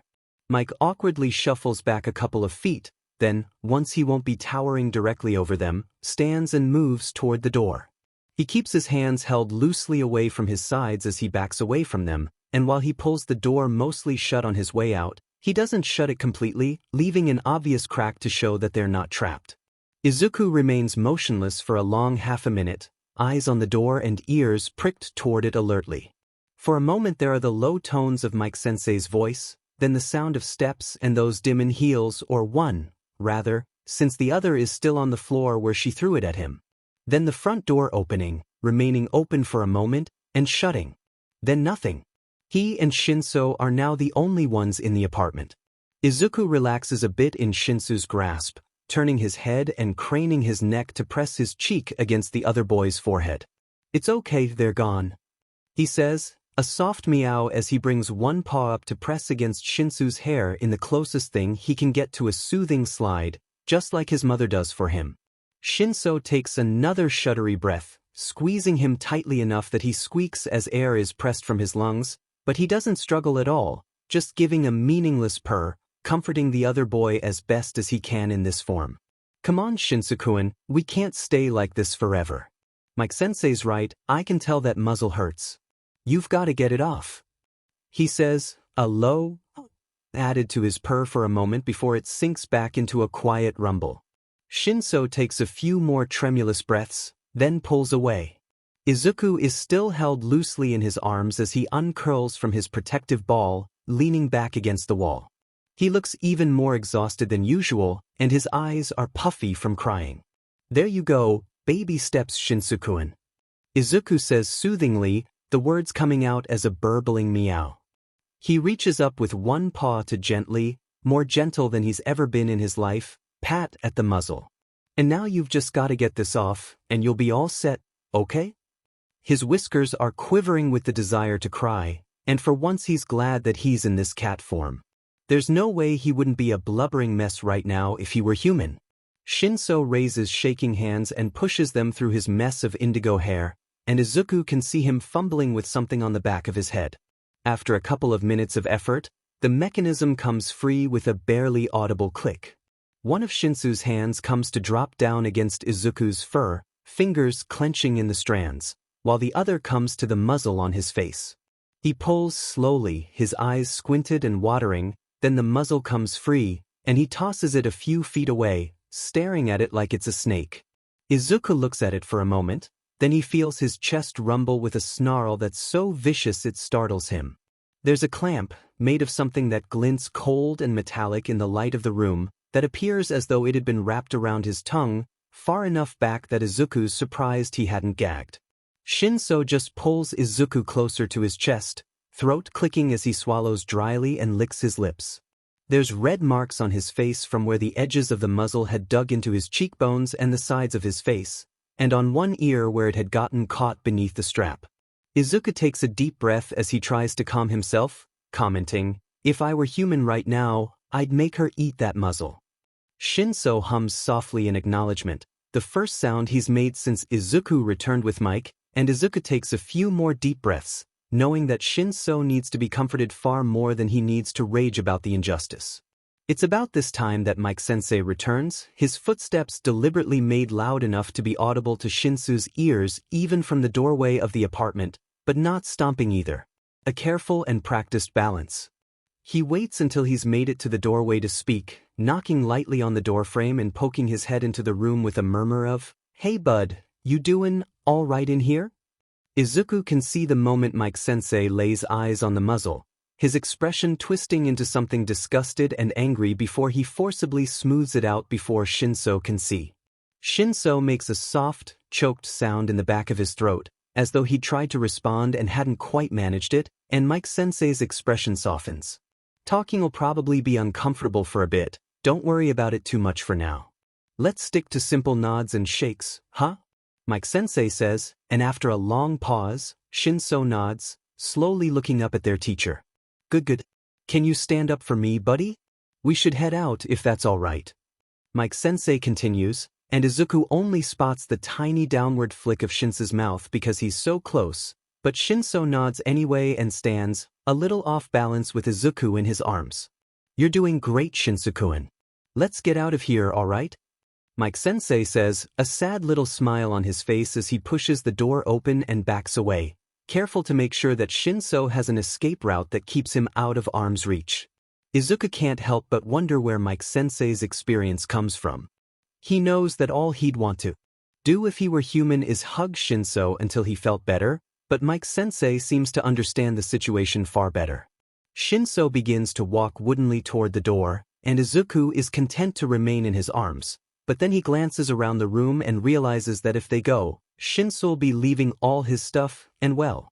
It's not that Izuku doesn't think Mike-sensei has handled this situation well, and he knows Mike-sensei is really trustworthy, it's just that he won't be around forever, right?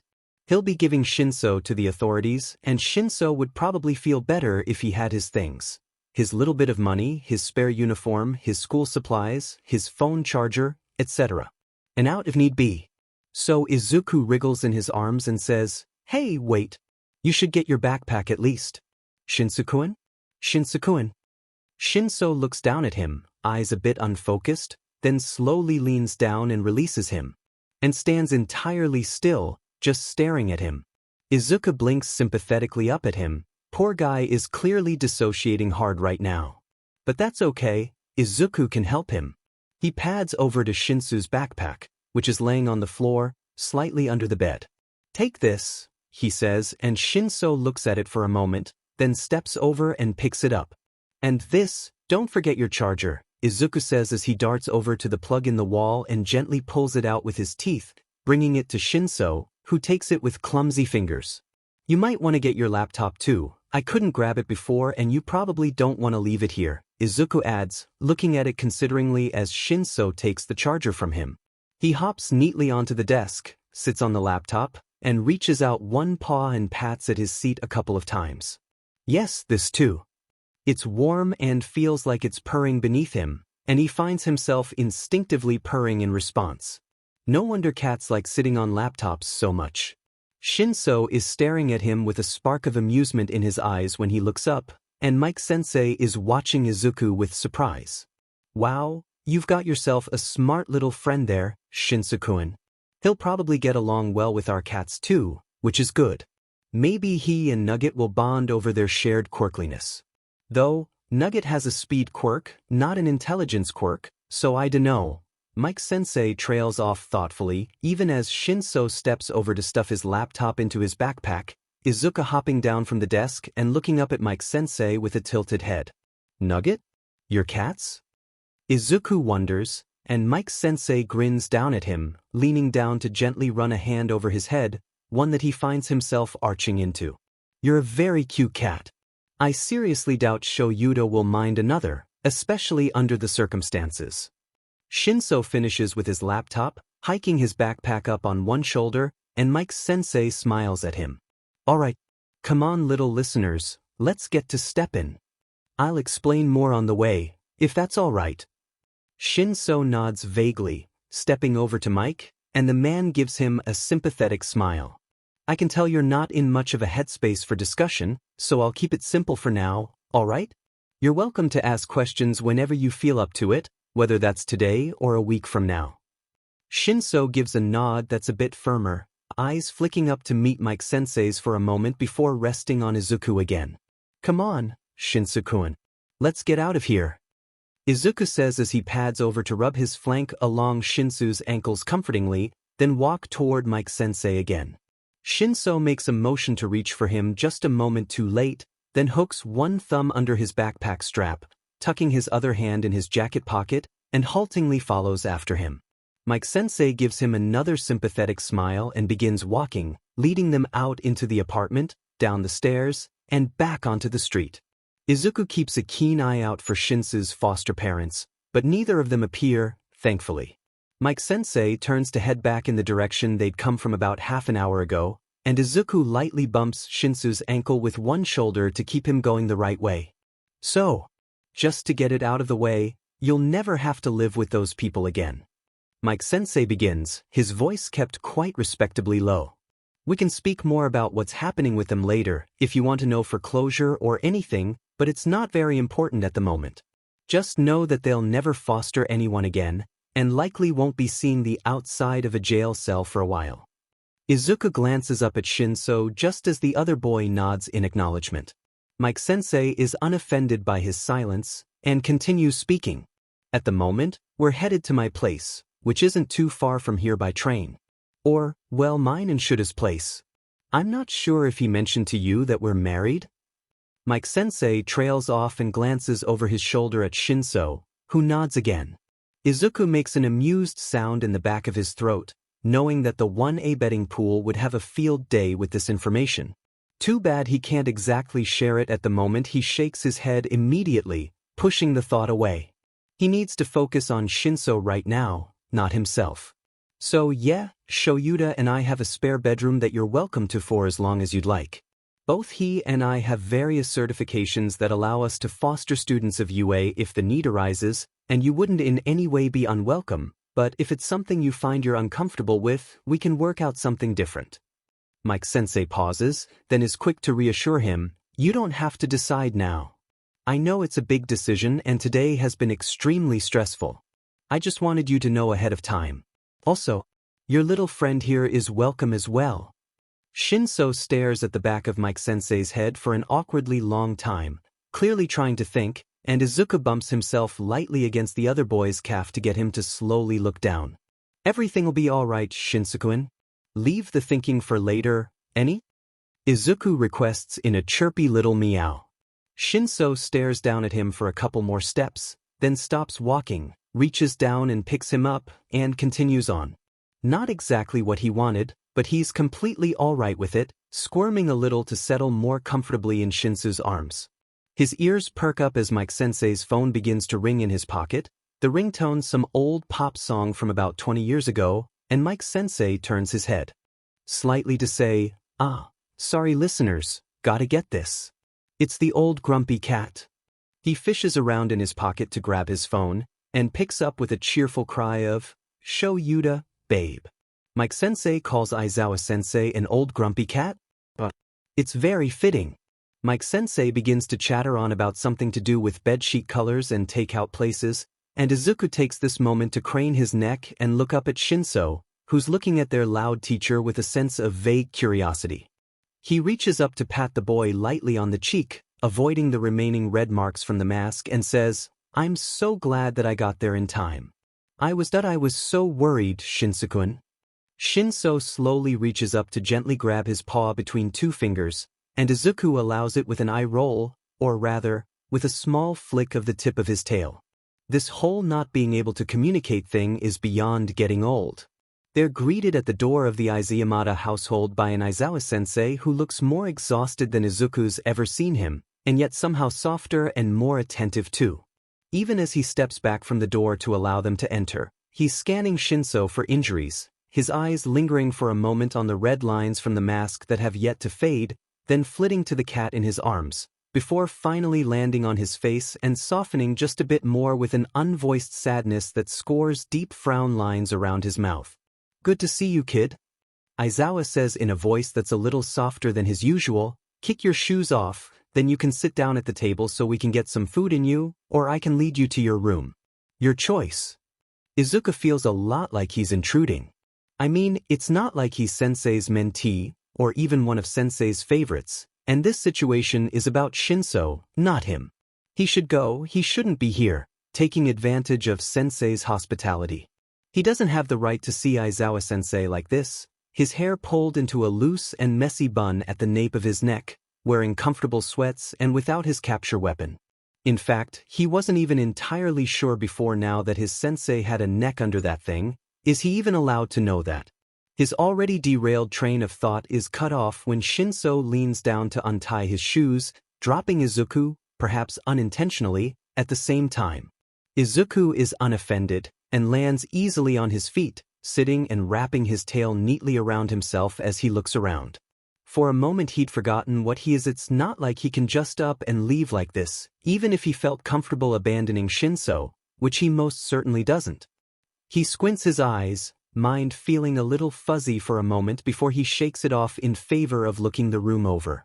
The Aizawa household is a far warmer one than he would have guessed, had he ever really thought about how his teachers live. Aizawa-sensei seems like the type to live in an empty studio apartment with only a fridge full of juice packs and his sleeping bag, or maybe just a cardboard box around the back of UA. Mike-sensei, for all his eccentricity, works 3 jobs and doesn't seem like the type to have time or care for interior decorating, but Izuku always thought his tastes ran more along the shiny and tasteless, for lack of a better way to say it. But their home is a warm one, with cluttered bookshelves and a knocked-over pile of records on the coffee table, and all in pale, yellow-toned hues. Not to mention the 2 lazy cats currently lounging on the couch, one of which is craning its neck to peer at them with interest. It's sort of odd seeing a more human side of these men, but nice too. A reminder that heroes are people too, that teachers are people too. Shinso has untied and slipped off his shoes, and is now silently padding further into the house. Izuku watches as he makes his way to sit down at the table, silently choosing the former of his 2 options, and hums happily to himself, the sound coming out as a low purr. The fact that Shinso chooses to interact, to eat, rather than to hide himself away, is a good sign, and Izuku is beyond happy to see it. He blinks as he hears soft footsteps padding over to him, and looks up just in time to see Aizawa-sensei crouching down next to him. The man reaches out a hand for him to sniff, which Izuku politely does, finding on him the scent of himself, several other cats, Mike-sensei, the slightly chemical-wise smell of his juice packs, and some kind of food he was probably handling not too long ago. Izuku finds himself leaning forward to rub his cheek affectionately against his teacher's hand, and mumbling, "Thanks for letting us stay here, sensei." Aizawa just hums a little sound back at him, strokes a hand down his back a couple of times, and quietly says, "You did good, cat." Then the man stands, following after Shinso, and Izuku feels very proud of himself, his plumy tail waving cheerfully in the air as he follows too, his paws sinking into the plush carpet. He's only able to follow for a moment though, before another cat comes careening out of nowhere and crashes into him, bowling him over in a tangle of limbs and startled yowls. "Whwa?" Izuku yelps, untangling himself from the other cat and pressing his belly to the ground, backing away quickly, his ears flattening to his head. In the background, Aizawa-sensei says, "Nugget." in a reprimanding tone, and the other cat flicks an ear in his direction but otherwise ignores him, giving Izuku what amounts to a cheerful grin, her bright orange ears flicking and the pupils of her green eyes wide. Nugget inches forward to nuzzle his cheek in greeting, and there's something like apology in the set of her shoulders, so Izuku slowly relaxes, stretching out his neck to nuzzle her in return. She's not speaking, not in a way that's language enough to be translated into words in his mind, but he thinks he can still understand her. He might just have to concentrate a bit more. He squints at her, tilting his head, and for a moment it feels as though he's slipping sideways in his own mind. Her tail comes up in the shape of a question mark, then sways down to rest neatly in front of her feet, a low sound rumbling almost silently in her throat as she tilts her head. She wonders what he's doing here, and why he's so strange. Izuku gives her a sort of shrug, blinking and liking a paw. He's here to protect his human, of course. And he's not strange, he's Izuku. She licks a paw and brings it up over her ear, the one with the fluffy, tall head fur. She asks, but then why does he not have a collar? Doesn't he know that's how you show that you own a human? You let them give you a collar? Izuku scratches his neck with his back leg and makes a huffy sound. Just because he doesn't have a collar doesn't mean his human doesn't belong to him. She can't have him, even if she knew him longer. Nugget gives a little chuff of amusement, but backs out of his space all the same. She understands, of course, so long as he doesn't try to steal her humans either. She's had them for a while, and they still don't feed her quite often enough, but they're hers. Izuku grooms his paw with smug satisfaction and brings it over his face. His human feeds him human food, fresh and hot from his own dish whenever he eats. He'd only pick a quality human to keep anyway. He's hardly some stray, whoring himself out to every warm hand that passes. Then Aizawa says, well, at least they seem to be getting along, and Izuku flinches so hard that he hears something in his neck pop as he sinks into a fearful crouch again. What the hell was that? He mumbles to himself, eyes wide. For a moment he wasn't Izuku, a human in cat form, he was just Izuku the cat, a cat that had always been just that and nothing more. For a moment, his human mind and his human memories were warped, gone, compressed into nothing but the simple knowledge that his name is Izuku and Shinso is in some way important to him. His eyes widen in terror, pupils needle thin. He hadn't thought about repercussions for staying in this form. He had assumed that the form itself was punishment enough. But what if, as he stays in this form, he begins to lose himself? Is there now a deadline? One that he's been careening toward without even knowing, without even considering it? He shudders at the thought, ignoring Nugget's concern and confusion as he darts away from her to hide himself beneath Shinsou's chair. I'm Midoriya Izuku and I'm human. Shinso is my classmate and not my human. I have to get turned back so that I can see my friends and my mom again. I can't forget. He mutters to himself, repeating it a few times as he tries to cement it in his mind. He startles when Shinsou's hand sinks into his fur, glancing up to look at the other boy who's not even looking at him, just leaning sideways in a slightly awkward position to pet him. Not particularly caring about his dignity, Izuku hops into Shinsou's lap and curls up on the other boy's legs, trying not to shiver. Villains he can face. It took a few encounters for him to do it without shaking all the way down to his red boots, but he can manage to take a punch with a smile now, and dish it back out twice as hard. But this isn't something that he knows how to handle, and that terrifies him. He has no idea what he's going to do. By the time dinner is over, Izuku has shaken his way through a panic attack in Shinsou's lap, the other boy petting him through it as he ate his dinner. He's glad he'd been hidden, tucked away beneath the table, so that his teachers didn't have to see it. Sure, he's a cat right now, but still. It's the principle of it, he guesses. He doesn't want people he respects to see him so weak, especially strong men like these two. Mike-sensei had carried the conversation yet again, telling both Shinso and Aizawa-sensei about his day, the three villains he'd helped in apprehending, as well as something to do with grading Izuku's class's English papers and how disappointed he was in everyone but Kaminari, who apparently is fluent in English? Izuku never would have guessed that, and it makes him feel a little bad. He makes a mental note to try and get to know his classmates better when he's human again. He's found himself missing each and every one of them, even Kaken. Well, almost all of them. all 19 of the students who really deserve to be there, anyway. Regardless, he perks up a bit when he hears Aizawa-sensei's voice for the first time in an hour, the other man saying, "If you're done, you can head to bed if you want, Hitoshi. You know where the guest room is, and the futon is already set up." Izuku hops off of Shinsou's lap, not wanting to keep him from moving if he wishes to, though he leans against Shinsou's ankle so the other boy knows he's still there. After a moment, Shinso softly says, "Okay." That's all, just one little word, but Izuku is beyond happy to hear it, the first thing the other boy has said since they left his foster home. After about half a minute, Shinso stands and walks off down the hallway, clearly familiar with the home's layout. Izuku follows after him, glancing behind them to see both Aizawa-sensei and Mike-sensei watching him with the same quiet sadness. Before Shinso opens the door to what will be his room for the moment, he pauses, and Izuku pauses as well, nearly crashing into his ankles. He appears to struggle for a moment, then manages to get out a nearly silent, "Thank you," before he's pushing his way into the bedroom, Izuku darting in before the other boy shuts the door. Shinso fumbles in the dark for a moment before managing to flip on the lights and reveal the room. It's pretty bare, nothing but the futon, a dresser, an abstract painting on the wall, and 2 windows that face out toward the city.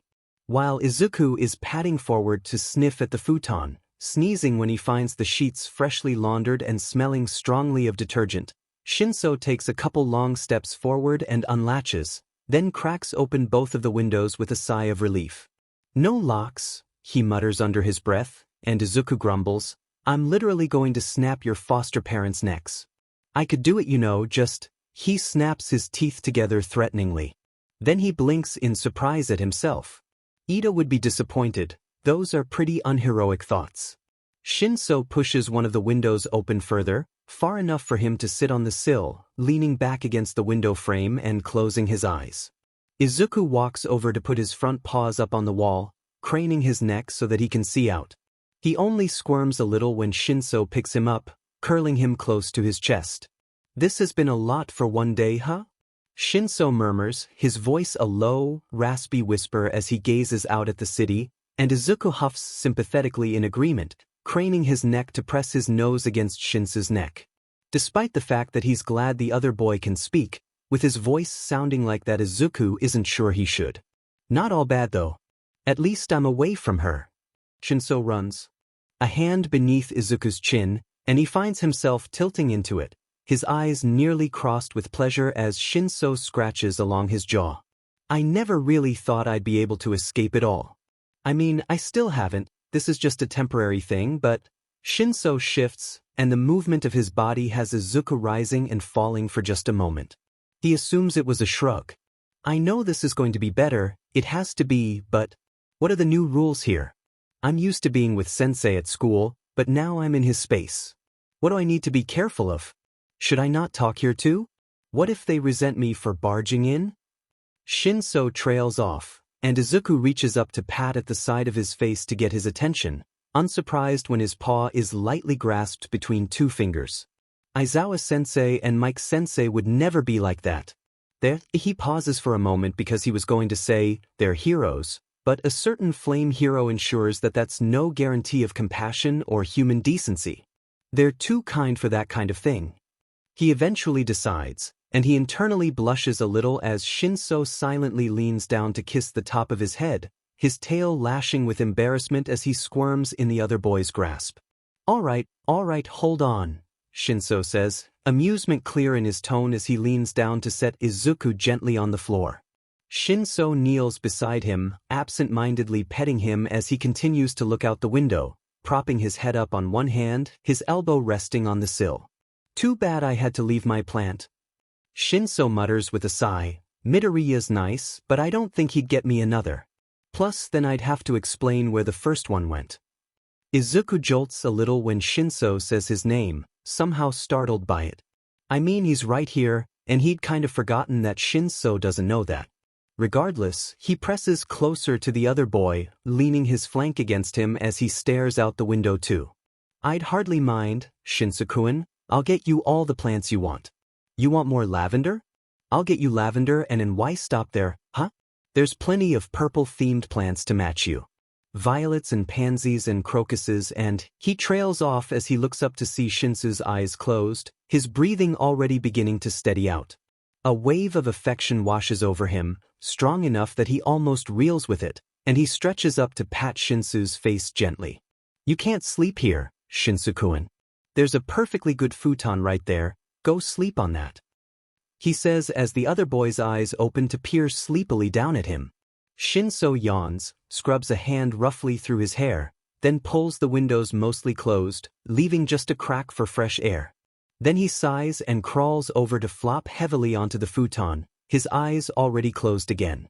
He doesn't even bother to change his clothes or pull back the blankets, and before Izuku can say anything else, he's out like a light. Izuku is beyond glad that insomnia has decided to grant him a moment's reprieve. For a moment, Izuku considers following him to sleep. But then he realizes that he's still pretty hungry actually, not having eaten since that breakfast sandwich so long ago. And he also doesn't have anywhere to go to the bathroom, which will definitely be an issue, so he turns his attention to the door. Luckily for him, the handles are the long, sideways Y ones, so he can, with a bit of trial and error, hook his paws around the handle and pull it down and toward himself, opening the door.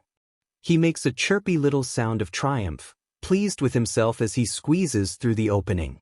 Shinso stirs a little in his sleep, and Izuku winces, then tugs the door almost entirely shut behind him with his paw so that he doesn't have to make noise trying to get the door open again. Then he's off, padding down the hall.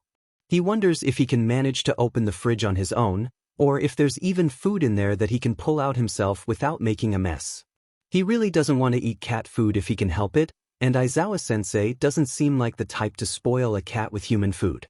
The lights are still on out here, which isn't much of a surprise, considering the fact that Aizawa-sensei looks like he never sleeps. Izuku slinks into the living room, Nugget meowing a greeting and beckoning him with a lazy tail flick, while another cat sleeps peacefully on, their fluffy white flank rising and falling with their breath. Izuku murmurs a quiet reply, but doesn't join them on the couch, instead following the sound of voices and water around to the left and into the kitchen. Mike-sensei is washing dishes as Aizawa-sensei does something with papers at the breakfast bar, the two of them conversing quietly enough that Izuku can barely hear them over the sound of the water until he gets closer. "Was awful, Shoyuta. Shinsou's lucky his cat came to get me when it did. I don't even want to think about what could have happened to him if we'd gotten there even a minute later. Shinsou's foster parents were even worse than mine." Mike-sensei's usual exuberance is dulled with exhaustion. "What else did he have to put up with, huh? And how the hell didn't we notice? We're his teachers, we should have seen something like this. Mike-sensei drops the dishes he's holding into the sink, soapy water splashing up onto his glasses, and he takes them off to rub at his eyes. Aizawa-sensei sighs heavily and stands, making his way around the breakfast bar to wrap his arms around his husband. "You and I both know how good kids can be at hiding that kind of thing. We can't think about what-ifs, and we can't keep blaming ourselves forever. It won't be good for the kid to have that kind of negativity around. If you want to do that for tonight, fine, but just remember, we got him out, and he's never gonna have to go back. He's safe." That much, Aizawa-sensei takes a deep, shuddering breath, and Izuku is startled to see that his eyes are wet. That much is never a guarantee. Mike-sensei makes a wounded sort of sound, burying his face in Aizawa-sensei's neck. "Still no news on Midoriya then?" he asks lowly, and Izuku startles, his tail giving a wide flick of surprise. Aizawa-sensei shakes his head and makes a noise of frustration. "No, not a DMN thing. I've combed this city over at least twice by now, and no one's seen a DMN thing.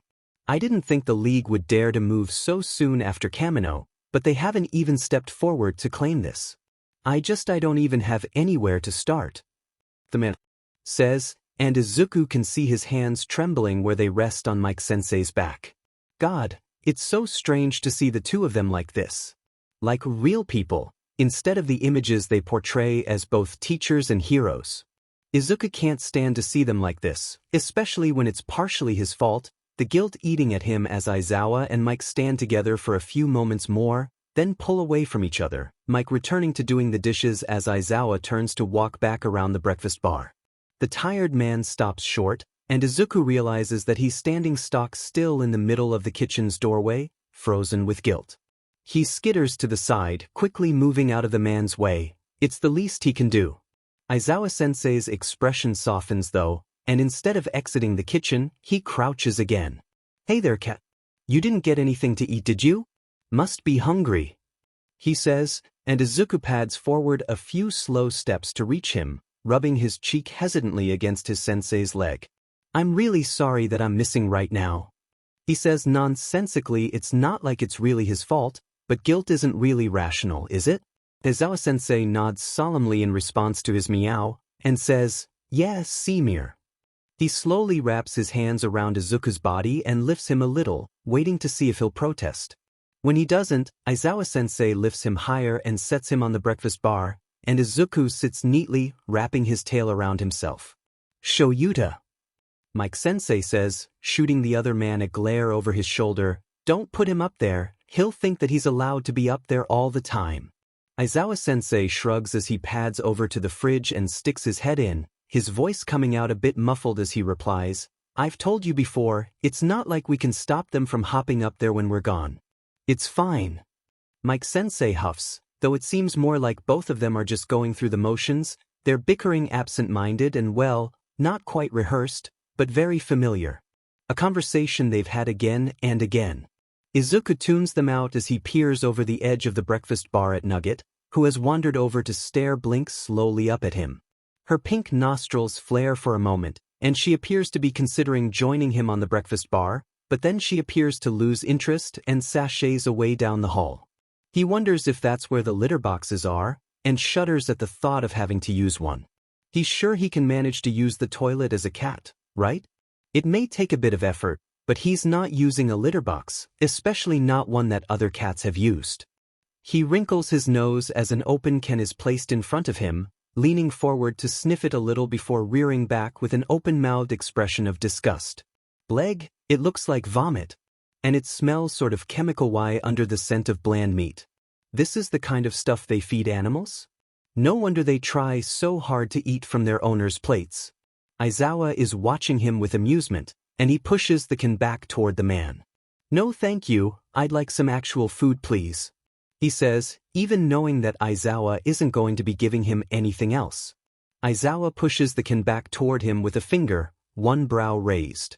Izuku pushes it back toward him, silently. He's not that hungry, he kind of is. He's not gonna stoop to eating cat food. He'll sneak food out of the fridge later or something. He's sure if he waits till breakfast, Shinsou'll be willing to share. Aizawa pushes it back toward him another time, and Izuku decides that he's sick of this game, hopping down from the breakfast bar and into a chair, then down to the floor. "Thanks but no thanks, sensei," he mumbles, ignoring Aizawa's amused hum. "This really esikas." He stopped from walking any further when Aizawa leans down and picks him up, holding him close to his chest. For a moment he thinks the other man is going to force him to stay up on the counter until he eats that awful slop, but instead he just says, "I'll be right back," to Mike-sensei, then walks off down the hall. Past Shinsou's room, past a closet, past another room that Izuku isn't able to see because the door is shut, and finally into a bathroom. Probably the guest bathroom, if Izuku had to guess. "Litter boxes are in here," Aizawa says, and yes, Izuku had noticed. It'd be hard not to smell the concentrated scent of 4 other cats. "I'm gonna use the toilet because I'm a human and not a cat," he says in a loud meow, more of a reminder for himself than a response to Aizawa, but the older man just taps a finger lightly against his nose and says, "Yes, now you know where they are, please use them and not the floor." Izuku manfully resists the urge to scream. Dinnerless, but at least with a plan of how to use the toilet, Izuku returns to Shinsou's room, pushing the door mostly shut behind him, but leaving it cracked just a sliver in case he needs to use the restroom in the night. He startles a bit when a head pops up out of the strange lump on Shinsou's body that he had assumed was Shinsou's half-hearted attempt at covering himself with the blankets, luminescent eyes glinting back at him in the dark of the room, but settles at Nugget's quiet tar of a greeting. He pads over to the futon to find her curled up on top of Shinsou's side, the boy having curled up on his side while Izuku was gone. She burbles a sort of amused sound at him, leaning forward to sniff his cheek as he instinctively does the same to her, then curls up more firmly in her ball, her nose beneath her tail, and falls back asleep. Izuku looks Shinso over for a moment, thinking, then decides that no, he doesn't really have any shame, and yes, he does want to cuddle as close as possible, because he's really starting to feel the emotional strain of this whole thing. He shoves his head under the other boy's arms, then squirms his way beneath them to curl up in the warm nook of Shinsou's lower torso. He breathes out a long sigh and after a few minutes, finds himself drifting off to sleep too. Today may have been pretty awful, but things are beginning to look up, for Shinso at least. He only hopes that they'll stay that way. The next morning dawns gloomy and overcast, with an impending storm obvious from the sky's ominous rumbles. Or perhaps those rumbles are just Shinsou's stomach. Izuku's crushed up close enough to the other boy that he honestly wouldn't be surprised. He woke up over an hour ago, but was unable to extract himself without risking waking Shinso, and the poor insomniac deserves whatever sleep he can manage to get, so Izuku hadn't even tried. Honestly, he really has to pee, but it seems like every time he even considers moving, Shinso curls up just a bit tighter, or makes a little sound in his sleep, and Izuku's motivation is lost. "I would die for you," Izuku mumbles to the inert Shinso, not for the first time this early morning, the sound coming out as a low, rumbling purr. He murmurs something in his sleep, and Izuku idly wonders if Shinso could brainwash him like this, accidentally. Does it matter if Izuku understands him? Could Shinso brainwash someone who doesn't even speak his language as long as they respond? If so, he could be insanely successful in another country or even in Japan if he were to learn another language to speak to people in. Really, his quirk is beyond fascinating. It's a shame that he doesn't often have the opportunity to test it since people are idiots. Shinso mumbles something else, squeezing Izuku uncomfortably close to his chest for a moment, his slow heartbeat thumping soothingly in Izuku's ear. Then he relaxes again, a hand coming up to rub at his eyes. Izuku tilts his head back to watch as those eyes slowly open, peering around him blearily for a moment. Then his gaze falls on Izuku, and he smiles a little. Izuku finds himself a bit dazed by how open and soft the expression is, and he helplessly smiles back, a slow blink. "Mornin', cat." He yawns, reaching up to run a hand through his messy hair, making a face when it gets stuck in his unbrushed mess, and yanking it free with enough force that Izuku almost winces in sympathy.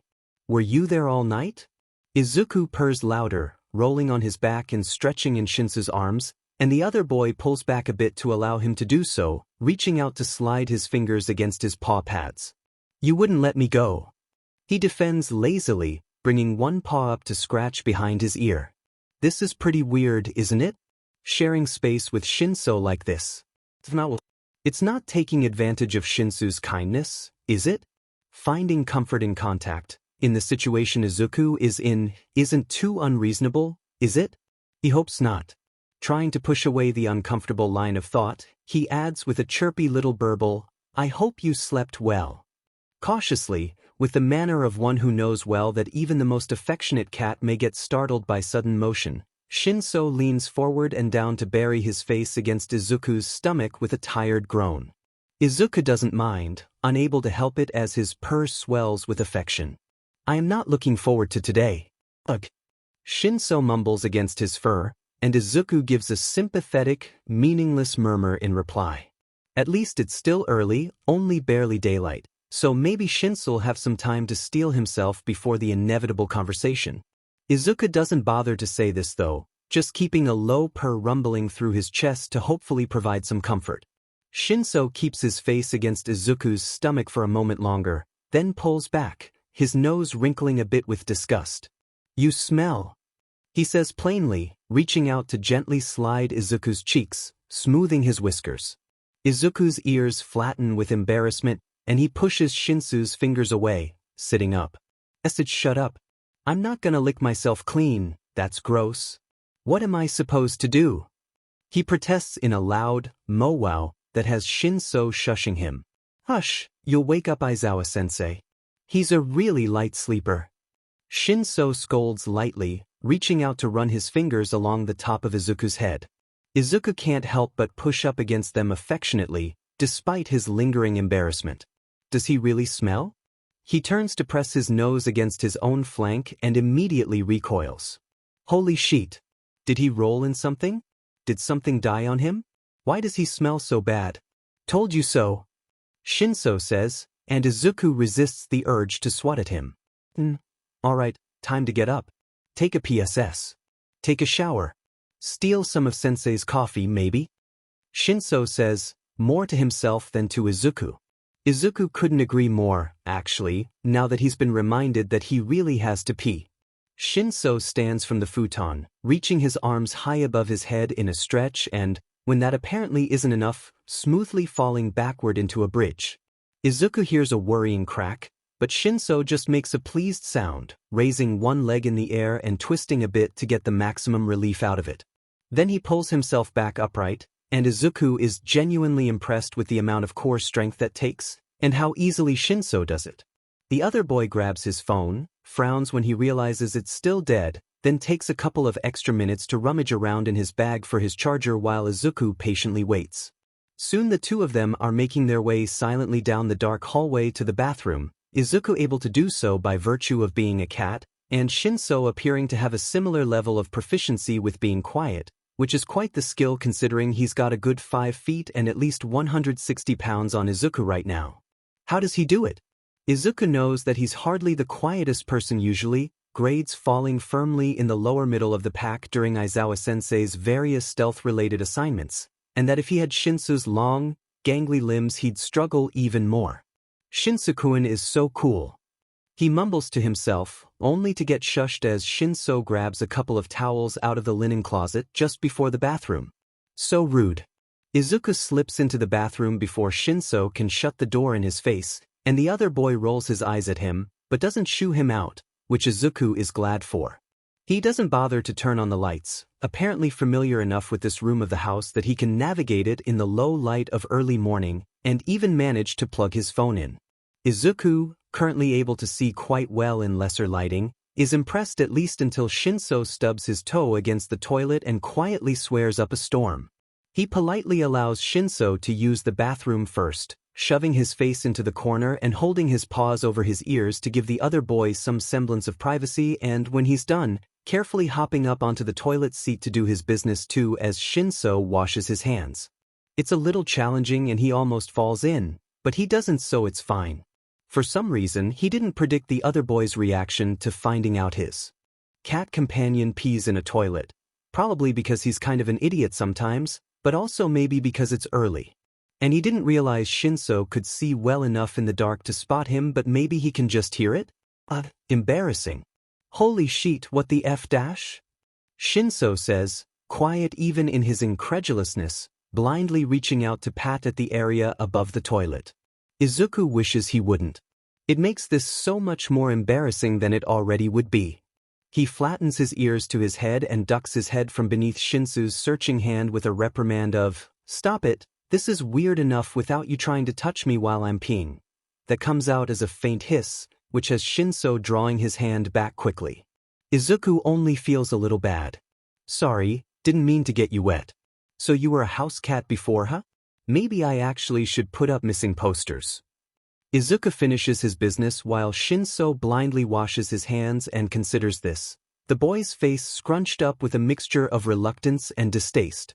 Izuku really likes seeing him be so expressive, but he wishes he hadn't caused these particular emotions. Anyone who said they were my owner would be a liar and a fraud, and I would punch them. Izuku admits with a huffy little meow, shameless since Shinso can't understand him, and Shinso blinks, then nudges him off the toilet seat.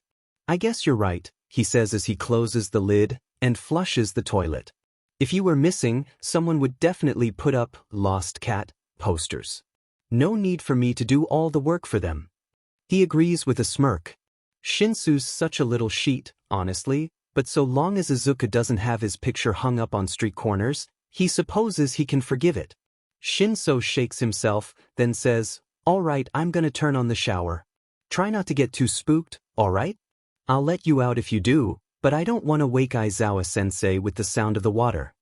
Izuku watches Shinso fumble his way over to the tub, the boy's head tilted slightly as he appears to be listening to something. probably making sure Izuku doesn't try to scrabble his way to freedom at the loud sound, which, of course, he doesn't. Shinso breathes a little sigh of relief and jokes, "One crisis averted. I guess I was do some good, huh?" with a self-deprecating laugh, rubbing a hand down his face. He's looking a bit maudlin again, and Izuku can't have that, so he comes forward to twine around Shinso's ankles, mumbling, "You do all the good, don't sell yourself short. Not your fault the universe is a big J-arc. You deserve better, Shinso-kun." He wishes desperately that Shinso could understand him. He needs to hear this. He needs to know that he deserves better, that his quirk isn't some kind of curse that means people can treat him badly. Izuku makes a mental note to relay this to Shinso when he's human again. Well, if Shinso'll talk to him after all this is over. There's silence and a rustle of cloth for a moment. Then Izuku startles when a tent is dropped over him, giving an offended little yowl, though Shinso's quiet, snorting laughter is nearly enough to make it worth it. "Let me out." "Sure."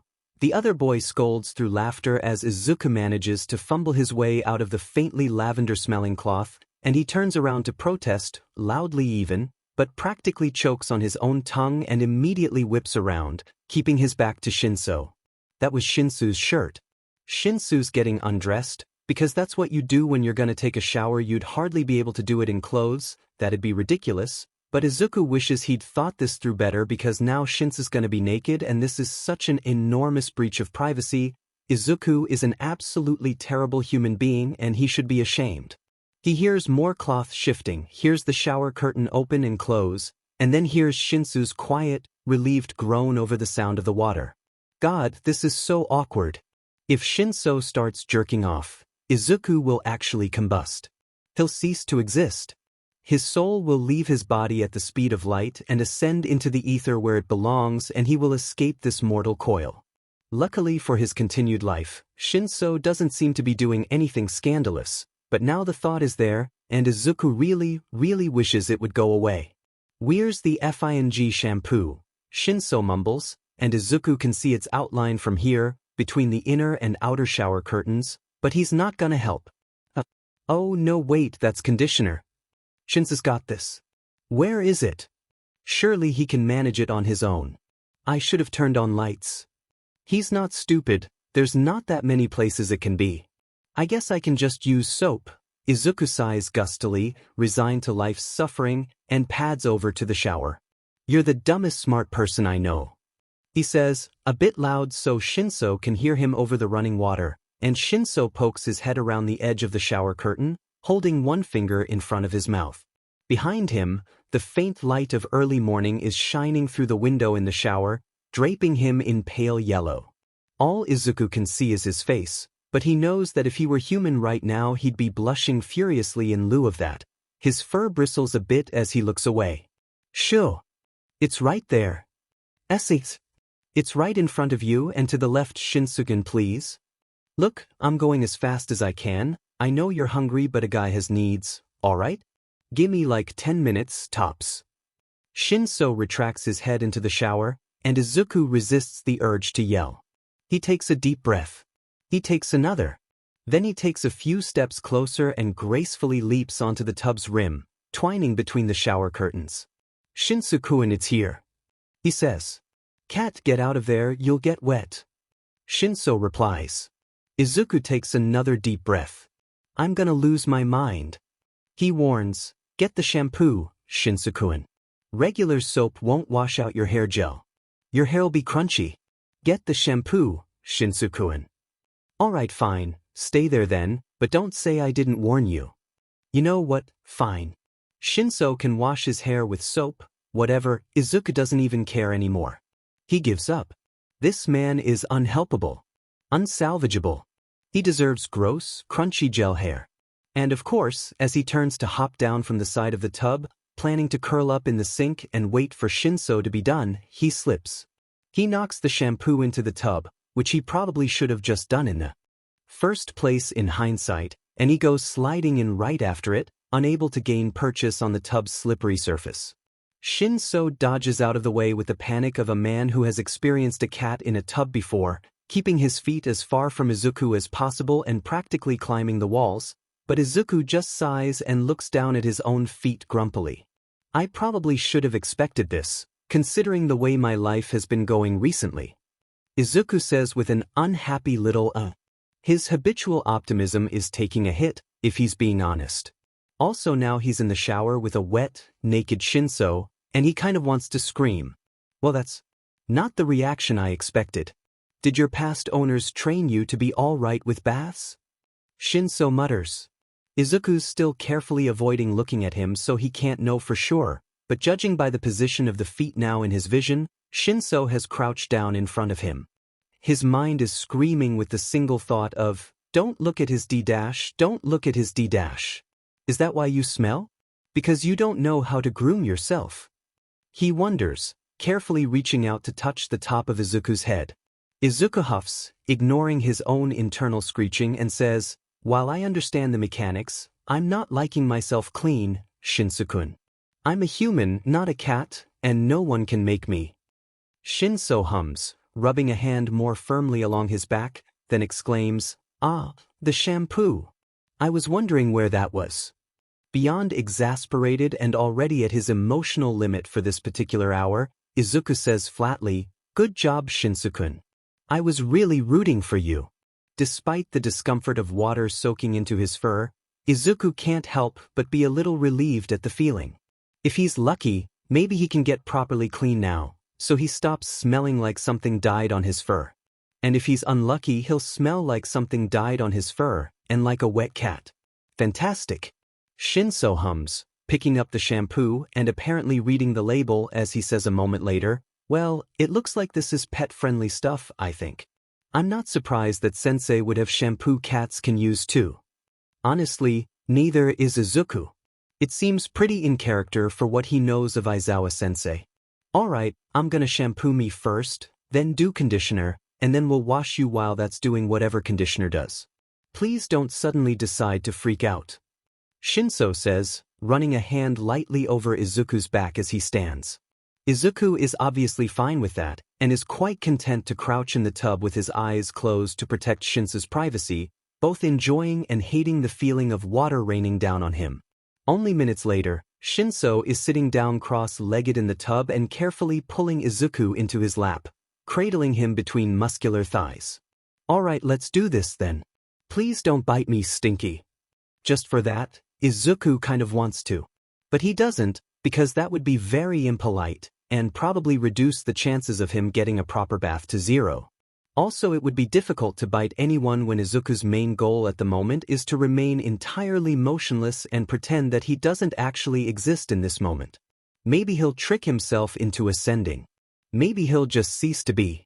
Maybe if he tries hard enough, physical sensations will fade away and he won't have to think about where Shinsu's D is. It's just a D-. Plenty of people have DS. About half the population have DS, Izuku has a D-, and Shinso has a D, and it's resting against Izuku's back legs, and this is the absolute worst. He's trying so hard not to think about how wildly inappropriate this is, and also resisting the urge to squirm away because if he does he'll have to move against Shinsu's D, and that is the exact opposite of what he wants. He knows he's a cat right now. He knows Shinso thinks he's a cat. But it's still horrendously awkward and he would like to leave this situation as soon as possible, please and thanks, and unfortunately the fastest way to get through it is just to power through, even if he'd like to give up and just be Stinky for the rest of his cat days, which isn't very plus ultra of him, but there are extenuating circumstances. He hates this. He hates everything. When he's human again, he's gonna have to change his name and shave his head and dye his eyebrows and move to the Bermuda Triangle so no one can ever find him, and hopefully he'll get swallowed by a sea serpent and live out the rest of his life in its cavernous stomach. Shinso can have one for all in recompense, and All Might can have a new successor who's never turned into a cat and sat on his classmates' D. Rested against his D-. Sat on is a terrible choice of words. And Izuku is going to snap his own neck to save himself from these thoughts. Alright, almost done, just gotta rinse you. Scoot. Shinso says, pulling Izuku from his thoughts with a light poke to his back, and Izuku doesn't think he's ever moved faster than when he shoots out of Shinsu's lap and skitters to the other end of the tub. Didn't like the suds, huh? Does that mean I should skip the conditioner for you? Shinso teases as he gets to his feet, and Izuku ignores him as he carefully doesn't look up, and does his best to erase the past 10 to 15 minutes from his memory. Spoiler alert, he fails. Still, that's hardly Shinso's fault, so Izuku politely doesn't sink his teeth into the foot that gently nudges him under the spray of the water.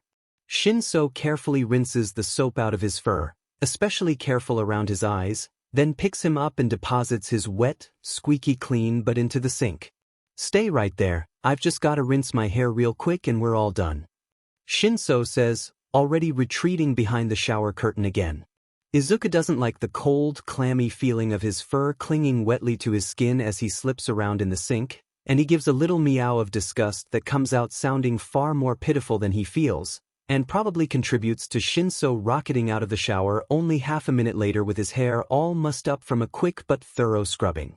Cool, done, let's get you dried off.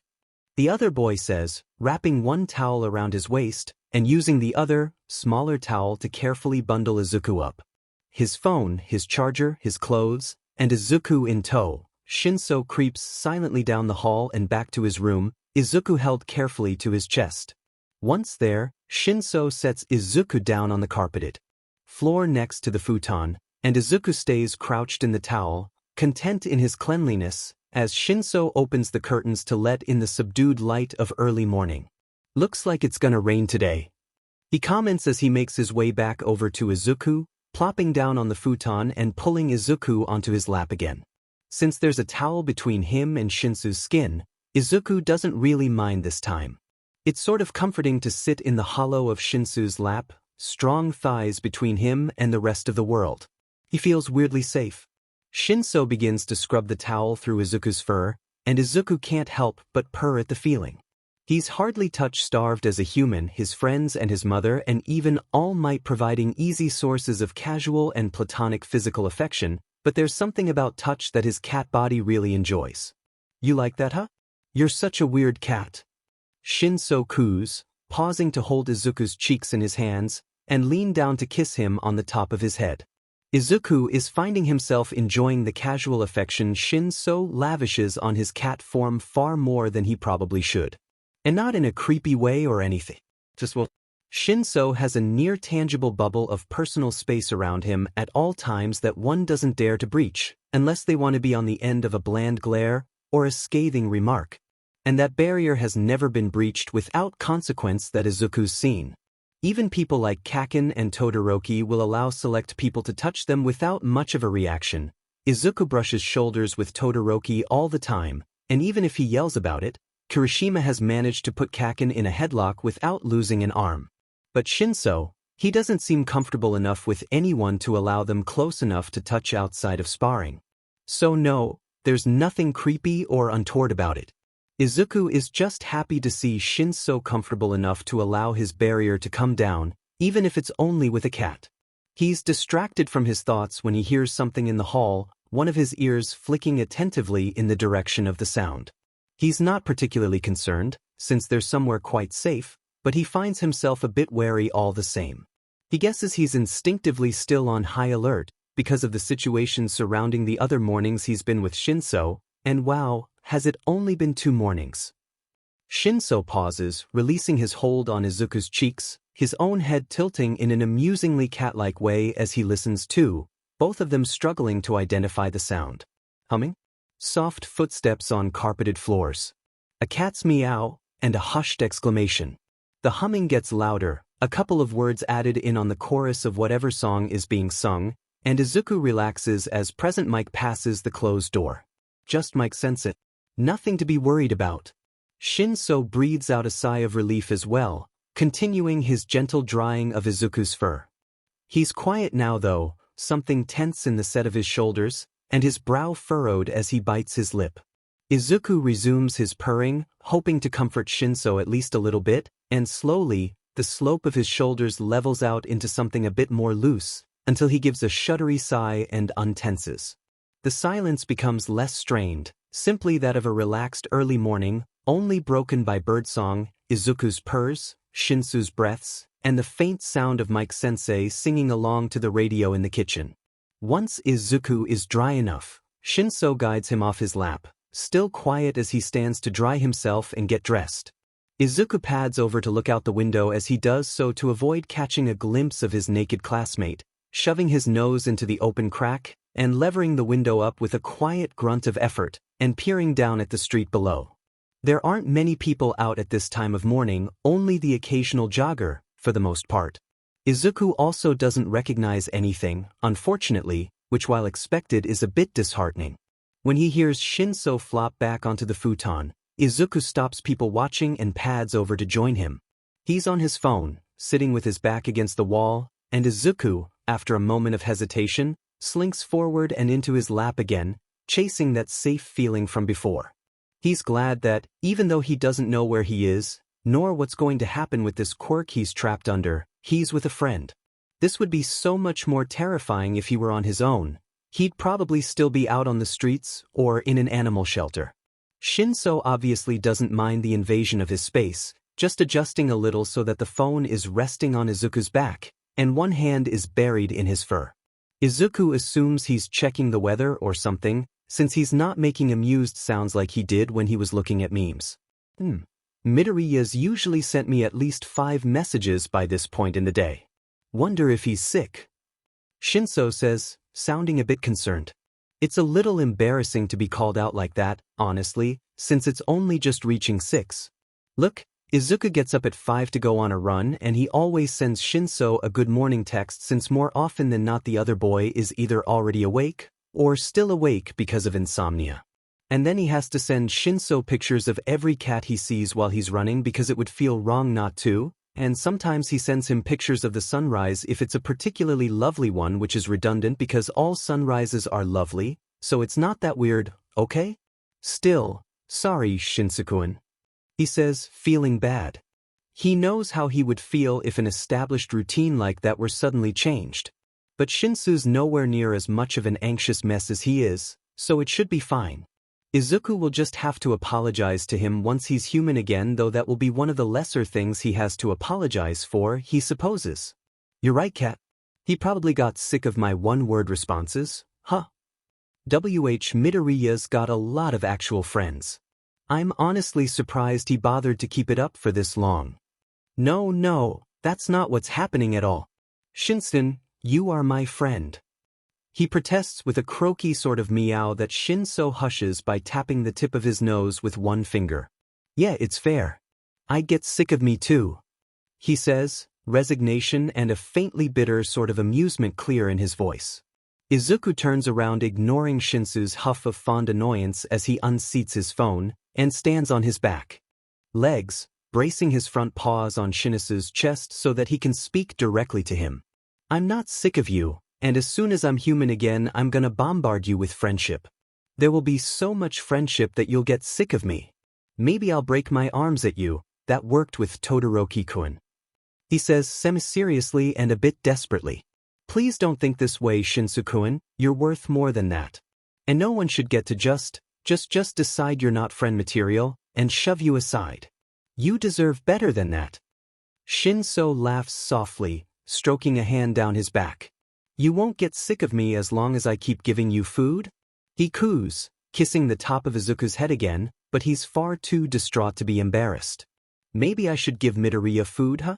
Bring him bentos like a cute little wifey. No. I mean, sure, bring me food if you want, I'd be honored, but you should probably keep it for yourself since you're already so skinny and that's not, Shinsu-kun, I'd never get sick of you. You know me better than that, I'm not that kind of person. Intellectually, Izuku realizes that at this point, Shinso is probably far more used to people treating him badly than treating him well. He's become used to having to be guarded and expecting the worst of people. But Izuku has never treated him like that, at least he doesn't think he has. He'd thought he and Shinso were getting closer, were becoming something like good friends, despite his classmates' reticence. Maybe it's all been in his head. Maybe he hasn't made himself clear. Why you do know me better than that, right? He says softly, dismayed, a low crooning meow. But this isn't a two-sided conversation as much as Izuku wishes it was, and Shinso just says, yeah, you're right. Uraraka is way better cute wifey material than I am. Or Ida maybe. He'd be really determined about it, right? Izuku sighs, pulling back, but Shinso just scoops up his back paws and cradles him to his chest, even as he idly continues speaking. Even Todoroki would probably be better. They're the only ones I really know from the hero course, honestly, since they're part of the… Because what? Izuku? Whatever. They kind of just show up wherever I am at lunch. It's a little weird. Izuku just sighs again and rests his cheek on Shinsu's chest with a melancholy huff. We're all your friends. You're part of our group too, we just want you to feel welcome. We didn't mean to overstep, he mumbles with a long, low meow, thinking back over his actions, his fur bristling a bit with distress. Had they been overbearing? Had Shinso really been annoyed with him? It's always hard to read his habitually tired and mostly blank expression, but Izuku had thought he'd been seeing a spark of camaraderie in the way he'd begun to respond more, in the way he'd filed the edges off of his cutting sarcasm. Yeah, I know, breakfast time, right? You deserve it, you were really good about taking a bath. Shinso says, standing with a surprising amount of grace, considering the cat in his arms. You're a hungry little guy, aren't ya? Wait, did you eat last night? Shinso wonders, cuddling Izuku closer to his chest. And, well, he didn't eat yesterday, but he's not particularly hungry. Maybe because he's feeling a little rattled. He mumbles a negative, but Shinso just replies, hungry time. Then sighs and says, all right, let's go face the music, huh? He sounds a bit nervous, but for the most part just resigned. Even though he's still a little upset, Izuku can't help but snort at the unintentional, or perhaps intentional, knowing Shinsu's sense of humor, pun, amused despite himself. Then he shakes his head and settles himself more firmly into Shinsu's arms. Shinso is about to have an unsettling conversation with their teachers. He needs Izuku in comfort mode, not pouting. He can be upset later, much later, whenever he's a human again. For now, though, he just cranes his neck to press his cheek comfortingly against Shinsu's chest, ready to be carried out to breakfast. Shinso steps out of his bedroom, his phone tucked into his pocket and Izuku still held close to his chest. Izuku wriggles in his grasp, wanting to be able to see ahead of them instead of looking over Shinsu's shoulder, but Shinso misinterprets the motion as a desire to be released and leans down to set him gently on the ground. No, wait. Izuku protests as he's removed and, since Shinsu's shoulder is still easily within jumping range, he hops back up to sit on the other boy's shoulder, ignoring the faint and startled, "Ga?" sound he makes. Okay then. Shinso mutters, settling a warm hand on Izuku's back as he stands to keep him steady, and continuing onward down the hall. The house looks different from this angle. Izuku can no longer see the cat toys and dust bunnies beneath the coffee table and the papers lost beneath the couch, but a whole new world of bookshelves has been opened to his eyes.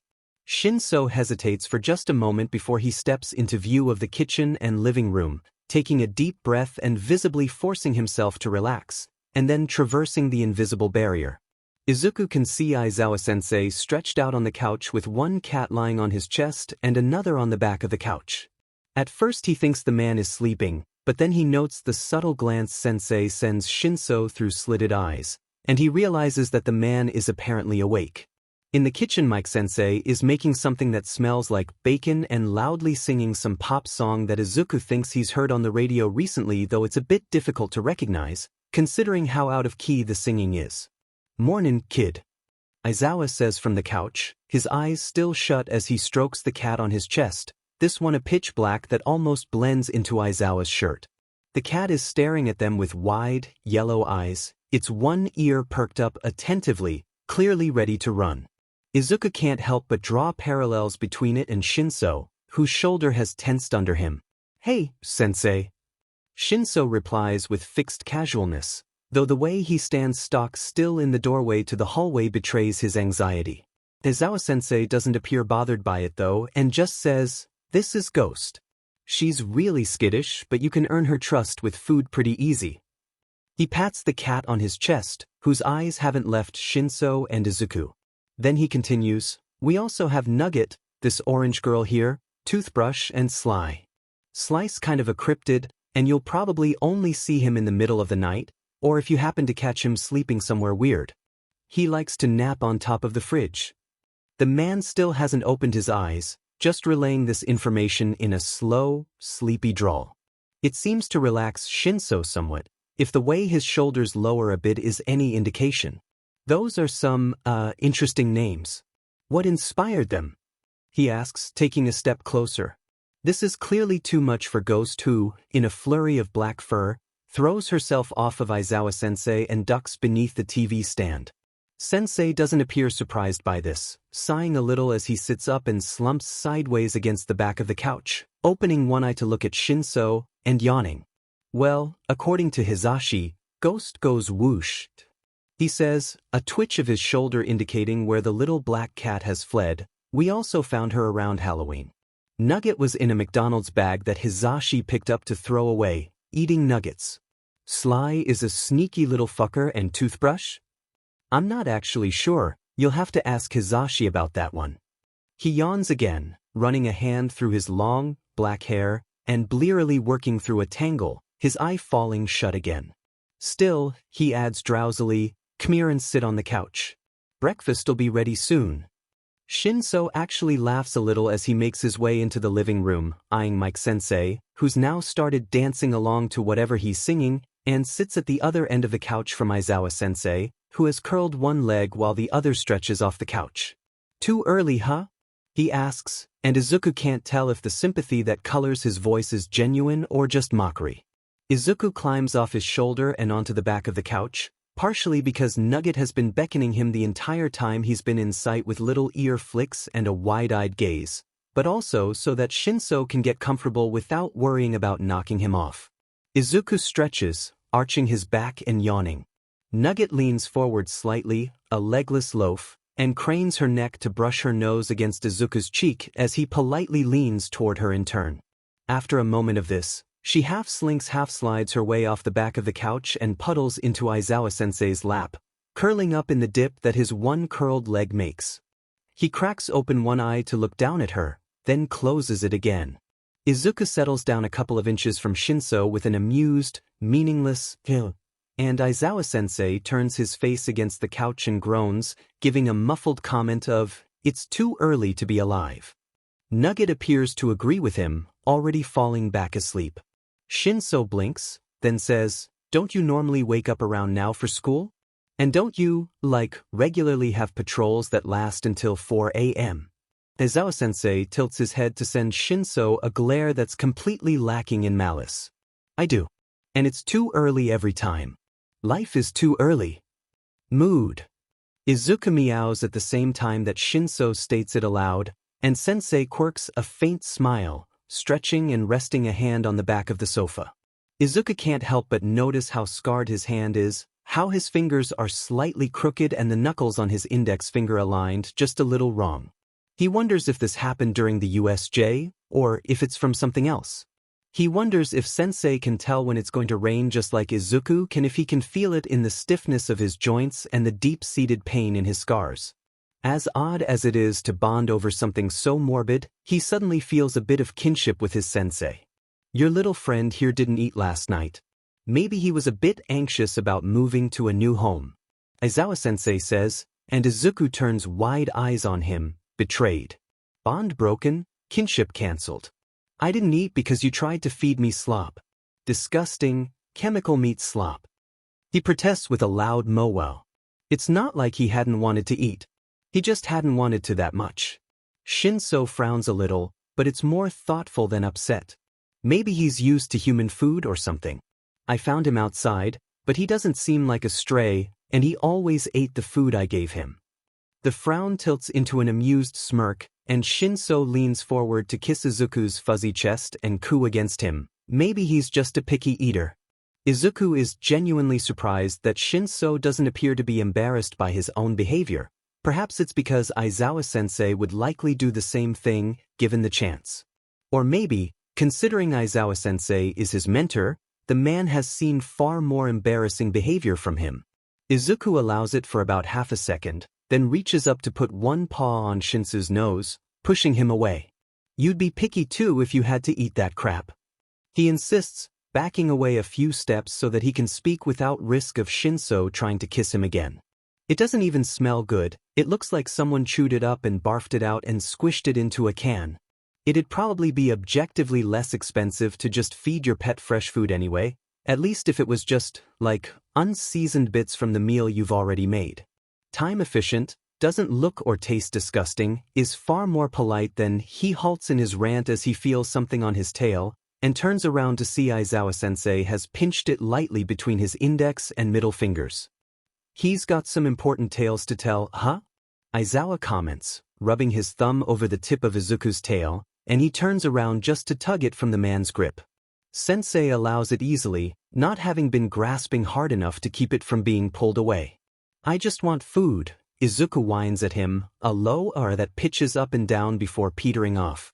Then he's turning around again, this time because Shinso has his tail in his grasp. Ak, you two are so annoying. He finally says, both amused and frustrated, hopping off the back of the couch and onto the floor behind it, padding across the soft carpet toward Mike-sensei instead. At least he's just singing off-key, not playing, let's grab Izuku's tail and see how long it takes for him to lose his mind and start biting people. Shinso and Sensei share a quiet laugh and then fall silent, and Izuku feels a little better about the fact that he was used to lighten the atmosphere. He'd never tell them that though. Mike-sensei, your husband is the worst. He informs the man as he pads into the kitchen, but Mike doesn't react, cheerfully swaying his hips and continuing to sing.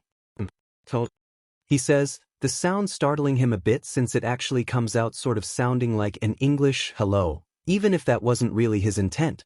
After a moment of thought, he carefully hops up onto the breakfast bar in an attempt to get the man's attention, only to find a small dish with 2 little hearing aids in it. He didn't know that Mike-sensei was deaf or hard of hearing, but he supposes that makes sense, considering his quirk. The level of control the man has over it at this point in his life is beyond impressive, but he imagines that as a child it would have been damnably difficult. Having thought about it for a moment, it really doesn't surprise him that Mike-sensei has some manner of hearing impairment. Then again, Izuku feels like he's making a lot of assumptions right now, and he should probably stop. Regardless of the history behind it, it stands to evidence that Mike-sensei has hearing aids here that he isn't wearing, which is presumably why he couldn't hear him. He leans forward to look more closely at the hearing aids nosily, wondering if there's anything different about them made specifically for the voice hero or for heroics in general, but is startled when Mike-sensei's slightly too loud voice says, "Hey little dude, those aren't for playing with." A hand scoops under his ribs quickly enough for him to startle, but another hand comes up to support his back legs before he can get too spooked. "Kitty's out of the kitchen during breakfast, please and thank you." He hears the man say, his chest rumbling next to Izuku's cheek, and then he's unceremoniously dumped into Aizawa-sensei's lap. Wondering why he wasn't given to Shinso, he glances over to find that the other boy's lap is occupied by a limp nugget, who appears to be dead asleep. Or maybe just dead. No wait, she's breathing. "Good morning little listener. I hope I didn't wake you?" Mike-sensei says, a little quieter, and he looks a bit sheepish when Izuku gets his bearings enough to look up at him. It's kind of odd seeing the man without his signature glasses or heroic hairstyle, long blonde hair tied back in a low ponytail and strands curling over his forehead. It's sort of nice too though. "No, I was already awake," Shinso says honestly with an awkward little smile. Mike-sensei just grins at him and gives him a thumbs up before darting back to the kitchen with a startled cry of, "The eggs!" Izuku tilts his head back to look up at Aizawa-sensei, who's looking down at him too. Sensei blinks slowly at Izuku, who finds himself blinking slowly back, ears perking up as Sensei smiles at him. What can he say? He's never seen Aizawa-sensei smile like this before, completely thoughtless and soft, rather than genuine but intentionally eerie. Sensei reaches a hand down to pet him, and Izuku allows it, settling more firmly into the man's lap, tucking his arms and legs beneath his body, and watching Shinso and Nugget. He doesn't even notice he's purring and butting his head against Sensei's hand until the man huffs a soundless laugh and says, "He's really affectionate, isn't he?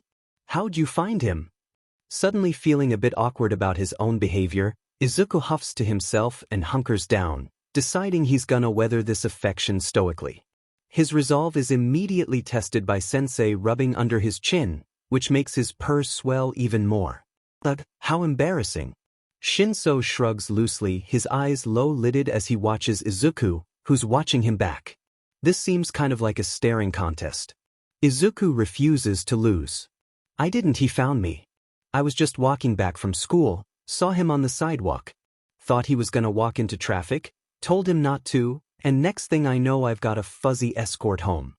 Shinso explains, resting a hand lightly on Nugget's side. She doesn't even flinch, her breathing remaining steady with sleep. Aizawa-sensei appears to almost hesitate for a moment, then says slowly, "Good thing he found you then." Shinso shrugs and looks away from Izuku, or away from Aizawa-sensei rather, turning his focus to Nugget instead, and gently stroking his fingers over her cheeks.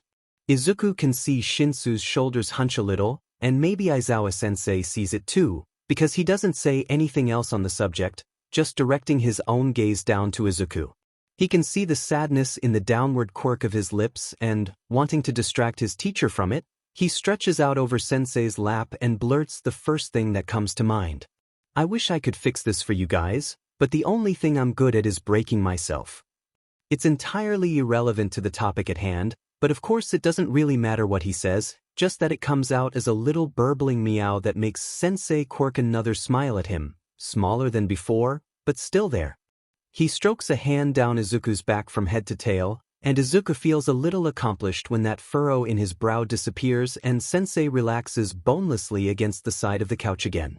They all sit in near silence for a few minutes more, the only sounds being Izuku's purrs and the faint sound of Mike-sensei humming off-key in the kitchen. Then Mike-sensei loudly calls, "Breakfast," and Nugget returns from the realm of sleep abruptly, shooting off Shinso's lap, over the back of the couch, and into the kitchen, meowing loudly at Mike, who makes high-pitched sounds back at her. Shinso snorts, standing and stretching and wandering over to the table. Izuku stands from Aizawa-sensei's lap to allow him to get up as well, hopping down from the couch and trotting after Shinso. He can hear Sensei sigh, then stand and follow almost silently after them. Izuku can't see the top of the table, but it smells like they're eating something sweet, and also bacon for sure. Izuku feels his stomach rumble, but he ignores it because he knows he won't be included in this breakfast. Instead of hopping onto the table to get scolded, he hops carefully into Shinso's lap, curling up just beneath the underside of the table. It's quite a cozy position, actually, and Shinso spreads his knees a little to give him more surface room, and rests a hand on him a moment later to make sure he doesn't fall, which is literally the sweetest thing in the world. Anyone who says Shinso is a villain can fight him, he'll Detroit smash them into a sidewalk. "Wasn't sure what you'd like, so I just made pancakes, bacon, and eggs." Mike-sensei says cheerfully, Izuku able to see the mismatched socks on his feet as he pads over from the kitchen and sets a couple of dishes down on the table. Aizawa-sensei sits down on the seat to Shinso's right, his legs crossed loosely at the ankles. "And there's some blueberries, and also mangoes and strawberries I cut up." Izuku hears Aizawa-sensei sigh, then say flatly, "Are they cut into stars and hearts, Hizashi?" Mike-sensei hesitates, then very obviously lies, "No. Of course not. That would mean that I bought that really cute fruit cutter I saw online that you told me not to buy, which I definitely wouldn't do because it would be a waste of money. And as you well know, I am very frugal."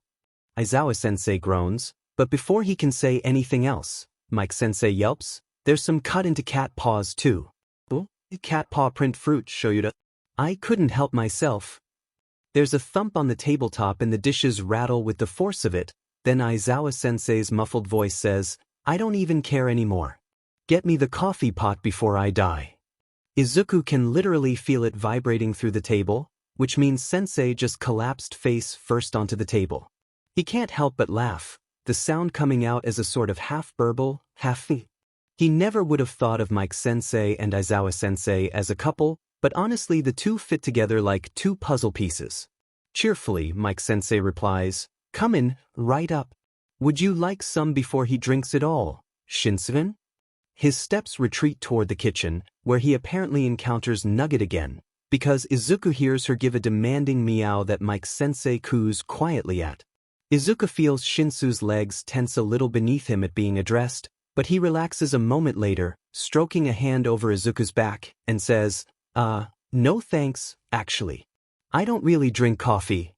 Mike-sensei makes a noise that's some amalgamation of surprise and acknowledgement, then says as he walks back from the kitchen, You seem like the type to drink lots of coffee, Shinso-kun. Izuku is almost impressed, because that is a very diplomatic way to say that Shinso looks like he hasn't slept in several years and is only surviving on copious amounts of caffeine. Izuku can practically hear Shinso's eye roll from down here as he replies, I know my eye bags are Gucci Mike-sensei, but that's because of insomnia. I hardly need something to help me stay awake. Aizawa-sensei snorts, the sound a little hollow, like he's just snorted into a large mug. Or actually, Izuku wouldn't be surprised if the man is literally drinking out of the coffee pot itself. It seems pretty in character. Mike-sensei's laugh sounds like it caught him off guard, a delighted mix between a cough and snicker, but he doesn't otherwise respond to the comment and just says, All right, feel free to dig in. Shinso curls his fingers under Izuku's chin, and for a few moments it's quiet, just the sound of the three serving themselves food and the clang of silverware on dishes. Then Izuku hears the scrape of a dish being pushed toward Shinso over the tabletop, and Mike-sensei says with a bit of solemnity, I tried to pick something soft for breakfast, 'cause I know your jaw probably still hurts. Try to eat some fruit, yeah? The calm that Shinso had managed to scrape together is lost, thighs tensing beneath Izuku, and his fork beginning to tap against his plate as he stops eating. Izuku lifts his head a bit, suddenly finding himself nervous too. Not because of the conversation itself, as much as Shinso wanted to avoid it. Both of them knew it would have to happen at some point, because neither of their teachers would let something like this go. But Izuku doesn't know if Shinso will actually talk about what happened, and he's worried that the other boy will try to play it off, like he did when Mike-sensei walked them home. His tail flicks anxiously, then settles to rest on Shinso's knee. The awkward silence continues for about 30 seconds before Aizawa-sensei sighs. Look, we don't have to talk about it just yet if you're not up to it. If you want to just have breakfast right now, that's fine. But you know that we will have to talk about it at some point. Shinso takes a deep breath, setting his fork down and leaning back in his chair in a studied example of casualness, even if it fools no one. Nah, let's just get it over with so I don't have it hanging over my head. What do you need to know? His voice doesn't shake, but it's flat in a way that makes Izuku worry. Both of his hands come down to bury themselves in Izuku's fur, and he noses one until Shinso starts petting him, hoping to provide at least a little comfort. Mike-sensei is the first to speak, asking gently, Is this the first time that something like that happened? Izuku can hear the quiet tap of silverware against the table, and he assumes that Mike-sensei has put down his utensils to give Shinso his full attention. Shinso shrugs loosely and says, Pretty much, yeah. There's silence for a moment, and Izuku curses the fact that he can't see anyone's facial expressions. Then Shinso says quickly, Look, it wasn't that bad, alright? I mean, I would get smacked sometimes and they never interacted with me if they could help it, but I'm 15, it's not like it's neglect. I can take care of myself just fine. I didn't really need anything from them other than a place to stay. What about food? Aizawa-sensei says, and while his tone isn't as carefully gentled as Mike-sensei's, it's hardly the usual flat one Izuku experiences at school. Shinso shifts uncomfortably, and Izuku shifts with him to avoid falling off. I ate. Izuku protests with a wordless sound of disagreement because no he didn't, and Shinso sort of flinches. I sometimes got sent to bed without dinner, but that's normal. And I have to wake up really early to get to school, so there really isn't time for breakfast or packing lunch. And buying lunch is expensive, so. But I eat just fine. Shinso sounds defensive and a bit embarrassed, like the two are going to blame him for not having the resources to eat, like he thinks it's his fault. One of the two adults, Izuku isn't sure which, takes a deep breath.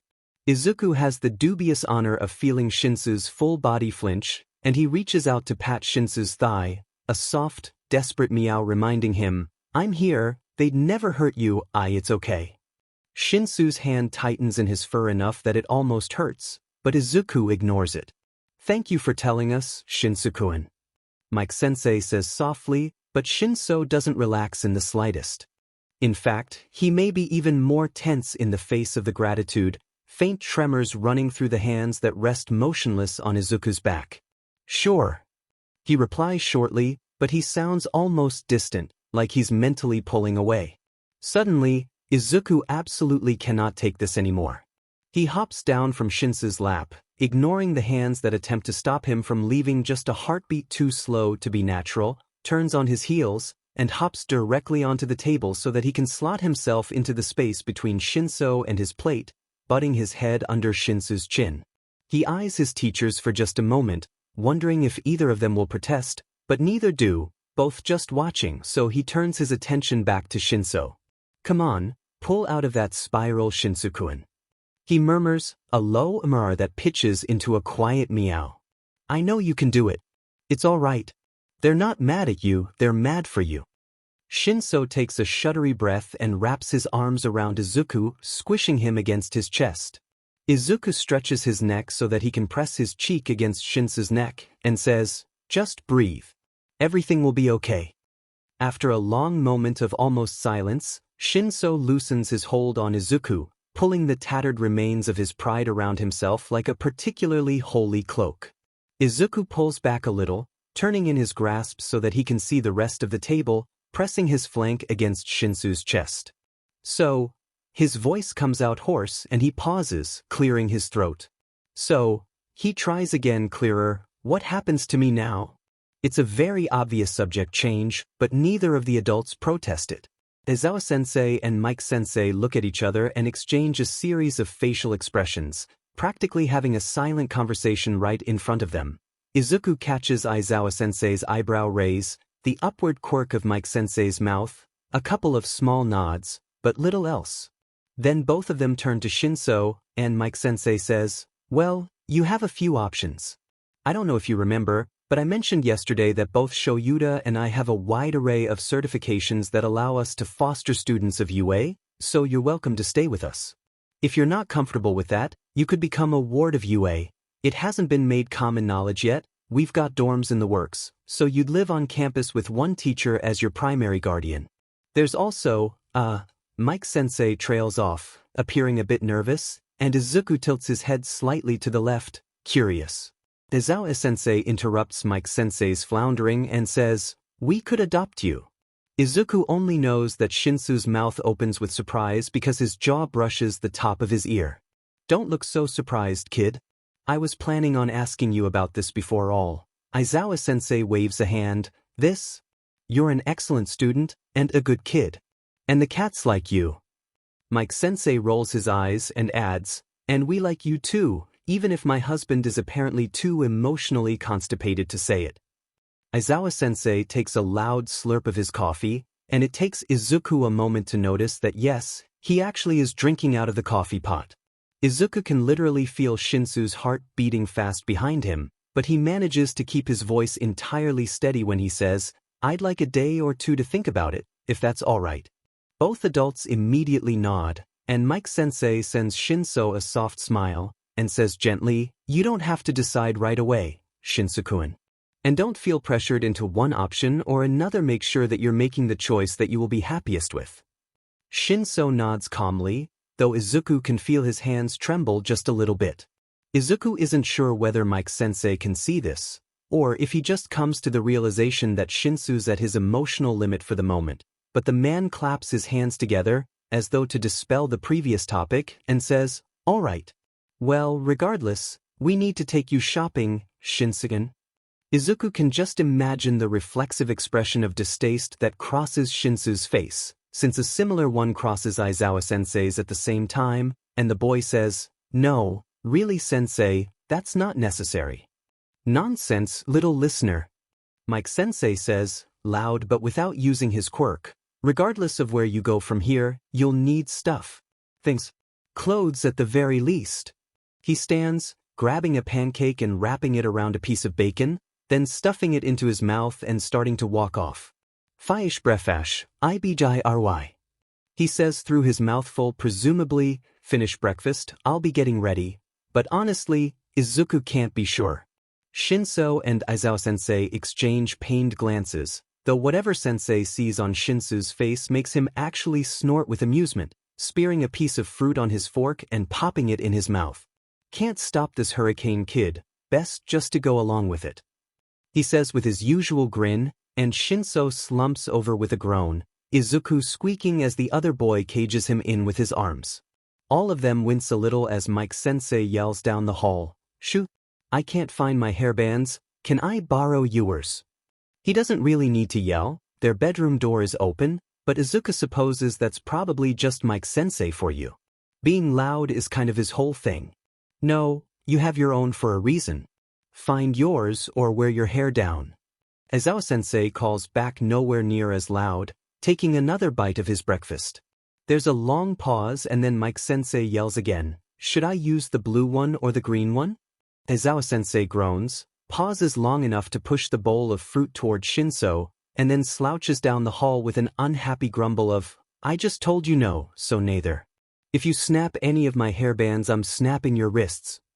Comically, moments later there's the loud pop of a hairband breaking, and Mike-sensei yelps, "I'll buy you a whole new pack, I swear." Then their bedroom door is shutting, muffling the sounds of Mike-sensei's laughter and Aizawa-sensei's annoyance. Shinso snorts and mumbles, "If Mike-sensei gets in trouble, does that mean we don't have to go shopping?" Izuku, still lightly squashed beneath his chest, huffs and squirms out of the space left between the circle of his arms and his neck. "I dunno, do you think Aizawa-sensei would let you get out of it?" There's a high-pitched, shrieking laugh, and then silence again. "Probably not." Shinso sighs, eating a paw-print-shaped piece of strawberry. Izuku steals a few bites of his eggs, and feels that the morning has gone probably as well as it possibly could have. The rest of breakfast is spent without the company of their teachers, Izuku idly flexing his claws as he watches Shinso scarf down his plate of food quickly enough that Izuku's stomach turns sympathetically. He supposes it's instinct to avoid getting his food taken away, but Izuku hopes he won't get a stomach ache from it later. He also curses anyone who ever made Shinso feel like food is a privilege rather than something he should be given whenever the heck he wants it. Once Shinso's done with his own breakfast, he pushes the plate slightly toward Izuku and starts offering pieces of bacon and bits of egg to him now that neither of the adults are around to reprimand either of them. While Izuku could obviously eat from the plate himself, Shinso seems delighted whenever Izuku gently takes pieces of food from his fingers, and since he's happy just to be getting real food, it's no real hardship to be hand-fed. It's a little embarrassing, yes, but at this point he's running out of pride anyway. He greatly enjoys the first food he's eaten in 24 hours or so, though he's careful not to nick Shinso with his teeth in his eagerness to get something in his stomach, and also resists the urge to lick the bacon grease from Shinso's fingers because he's not an animal. Well, like literally he is, but forget it. His point is he has manners and at least a little bit of pride left. Tiny bit. Infinitesimal amount.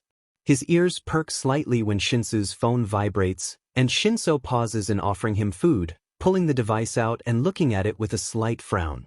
While he begins typing, Izuku leans forward a little, looking at what he's got left on his plate.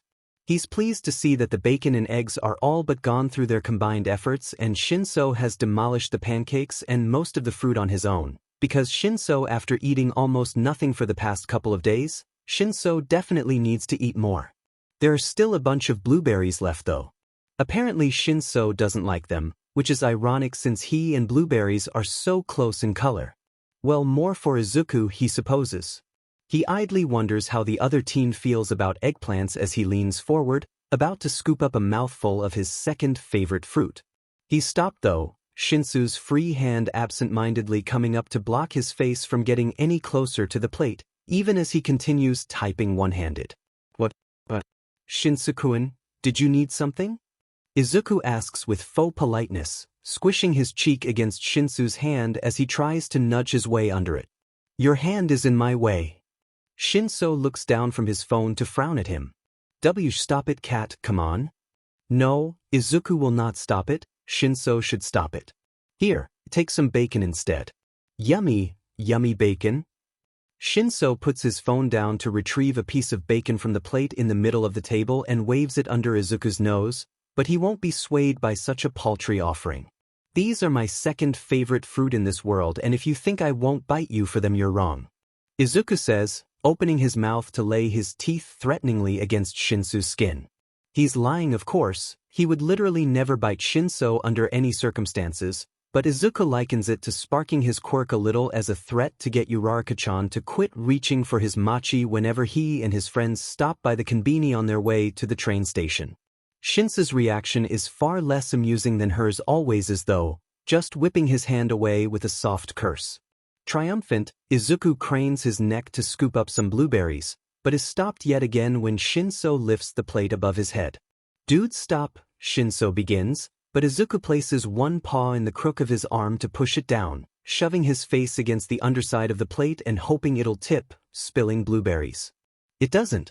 Shinso yelps, "I don't know if blueberries are toxic for cats. What if you die from eating them? You'll feel dumb then, won't you?" "Shoo!" Shinso pushes firmly against his furry chest, and Izuku is forced back to 4 feet, the hand holding him still. He leans down to lay his teeth against Shinso's hand again, but he just says, "Quit that," instead of releasing him. So Izuku does, and also scowls at him, ears pressed to his head and tail flicking with annoyance. "Blueberries are fine for cats, I'm not dumb." Izuku protests, but Shinso just watches him carefully. "Okay, fine then, he's gonna have to try a different tactic." He huffs, pulling away from Shinso's hand and turning his back on the other teen, one ear twitching as he hears him shift. "Oh, now you're not interested, huh?" Shinso says incredulously, but Izuku doesn't turn, tail continuing to flick. His ear twitches again as he hears the soft tink of the plate being placed back on the table.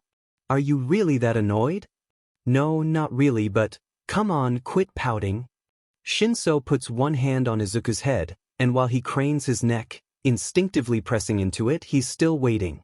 The hand slides down his back, then Shinso pokes him, and Izuku continues to ignore him. "What, do you want an apology?" Shinso asks, cupping Izuku's cheeks with both hands to scratch under his chin. Izuku sits smugly for a couple of moments, then he slips from Shinso's grasp abruptly and ducks under his hands. "You're wide open," he crows, darting for the plate, because Shinso can't protect the plate if he's busy petting Izuku with both hands. But then Shinso yelps, "Nope," and scoops him up, holding him tightly to his chest. "Gimme a blueberry, you purple-haired butthead." Izuku protests with a long mrowow, but Shinso just shifts to hold Izuku to his chest with only one hand and doesn't respond, picking up his phone again and typing on it. "Just one, come on, I'm gonna get scurvy or something if I don't have vitamin C. I just want one blueberry," Izuku coaxes, squirming a little in Shinso's hold and pushing the pads of his feet against his chest, but the teen's hold on him is firm. Annoyed, he slumps with an aggrieved groan, puddling like liquid in the crook of Shinso's arm. "You're the actual worst." He mumbles with an unhappy giving up. Yes, I know. So sorry for trying to stop you from killing yourself with food you shouldn't eat." Shinso says distractedly, and Izuku kind of wants to smack him just for that. His paws are soft and he's not that strong. It wouldn't hurt that much as long as he was careful to keep his claws in, but then Shinso's putting him back down on the table. Suspicious, Izuku looks between him and the plate, though Shinso doesn't catch the skeptical glare at first, too busy reading something on his phone. When he sets it down with a sigh, Izuku is still looking at him. "What, now that I'll let you have them you don't want them?" Shinso says with an amused quirk of his lips, picking a blueberry up off the plate and rolling it in front of Izuku's feet. "Google says it's safe, so don't need to tell him twice." Izuku scarfs up the blueberry with a pleased hum that comes out as a cheerful, burbling meow, then sets to demolishing the rest of the blueberries on the plate too. Triumph has never tasted so good. This is probably good anyway. Now no one can say I'm ungrateful about food. Shinso comments, stroking a hand softly over Izuku's back as he eats. While he hardly thinks Mike-sensei or Aizawa-sensei would say something like that anyway, Izuku doesn't think it's worth it to pause in eating blueberries just to comment on such a thing when Shinso can't understand him anyway. It only takes the two of them a few minutes more to finish off the plate, but neither Mike-sensei nor Aizawa-sensei have emerged by the time they're done. Izuku thinks that maybe they're just trying to give Shinso some space to eat, which is quite considerate of them, and would have worked much better if Shinso didn't eat so quickly. Shinso, after a moment of thoughtful hesitation, tucks his phone into his pocket and stands, gathering his dishes from the table. Then he grabs Mike-sensei's and Aizawa-sensei's as well, padding over to the sink in his mismatched socks to wash them all. Izuku gracefully hops down from the table to the chair, and from the chair to the floor, his plumy tail held high as he follows Shinso into the kitchen. "I don't think you need to do that," Izuku comments as he hops up onto the counter next to the sink, carefully avoiding stepping in the dirty dishes. Shinso just hums an acknowledging sound at him, and though he gives him a bit of a side-eye, doesn't make him return to the floor as he starts carefully washing up. He flicks a bit of water in Izuku's direction, so Izuku dips one soft paw into the water and flicks some water back at him, gaining a soft chuckle and a kiss on the top of his head. The latter makes him blush, his tail flicking in a wide arc, and his ears twitching. "Guess you don't mind water too much," Shinso says, and Izuku makes a dubious sound in the back of his throat, because he didn't exactly enjoy the feeling of his fur sticking to his skin in the shower, but it wasn't that bad. And he's petty enough to ignore minor discomfort to return fire in this case, so that's not really proof of anything. "That's good, since you don't seem to know how to clean yourself. What kind of cat doesn't know how to groom, anyway?" Shinso turns on the hot water, rinsing the syrup from his plate. "A not-a-cat cat," Izuku says, a little petulant, flicking a bit more water at Shinso, and aiming for his face this time. Shinso screws up his nose cutely, rubbing it with the back of his sleeve, and out of self-preservation, Izuku hops down from the counter to be out of easy range of more water flicking. He lurks by Shinso's feet, making sure that if Shinso tries to flick water at him he'll catch his own socks as well, because only a madman would be willing to get his socks wet. It only takes Shinso a couple of minutes to both wash all the dishes and leave them dripping dry in the dish drainer and clear the table, putting the food away in the fridge. Izuku has the thought that Kachan would absolutely love him, but quickly pushes it away when his whiskers start quivering a little with the urge to cry, because God, Khan must be so worried. Nope, shoving that down to deal with later, no way. He shakes his head, mind feeling a little fuzzy again for a moment. "Cat? You coming?" Shinso asks, turning back to look at him from where he's already started heading back to his room, and Izuku is quick to take the distraction, leading the way and pushing the cracked door further open with a bump of his head. Ghost is there when he enters, sniffing at Shinsu's futon, her one black ear perked up with curiosity. Her wide eyes lock on him as soon as he crosses the room's threshold, and he feels quite guilty as she hunches down, ear flattening to her head with fear. He freezes, not wanting to frighten her further, and behind him Shinso asks, "Cat? What's up?"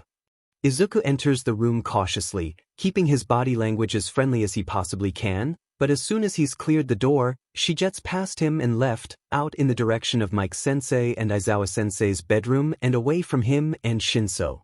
Izuku sighs as he walks into the room properly, feeling bad.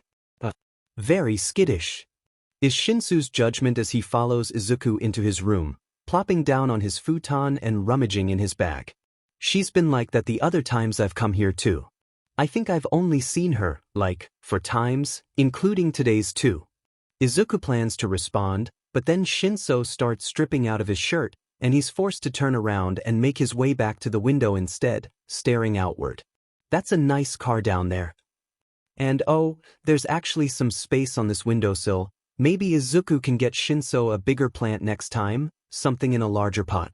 Like, a bunch of purple succulents or something maybe? It's very important that he focus on this until the rustling of clothing stops so he knows Shinso's done getting dressed okay, he's probably good." When Izuku turns around, Shinso is in fact done getting dressed, and is back to sitting on his futon, frowning a little as he looks at his phone. Izuku pads over to him, sits down in front of him, and asks curiously, "Something wrong, Shinsu-kun?" Though it does, of course, come out as a meow, the questioning tone is still obvious, which is a good thing to note for future reference. Shinso looks up from his phone, reaching out to slide his knuckles under Izuku's chin, and says, "It's just cold. I should probably put another shirt on top of this one." Izuku frowns too, his ears flattening a little, and reminds himself to do his duty as a scarf when they head out. He can't do much else, but he can at least be a little useful and keep Shinso warm. Izuku's ears twitch up as he hears the sound of Mike-sensei and Aizawa-sensei's door open and 2 sets of footsteps padding down the hall, and Shinso looks up as well, though his shoulders are loose and relaxed as both men appear in the doorway, now dressed for the outdoors. In Mike-sensei's case, that means a black beanie with red, fuzzy cat ears and a bright yellow scarf, both clashing brilliantly with his fashionable tan coat. In Aizawa-sensei's case, that means he looks the same as he always does, except that he's now wearing a yellow hat that ties under his chin, this one with neon green cat ears on it, because apparently the man is immune to the cold. Which, when Izuku thinks about how many late-night stakeouts he's probably overseen, makes sense.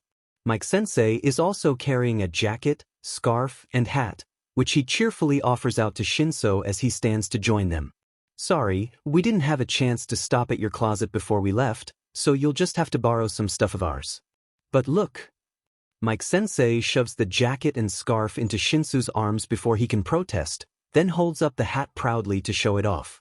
It's a dark purple, almost black, and it has neon purple cat ears. Isn't it cute?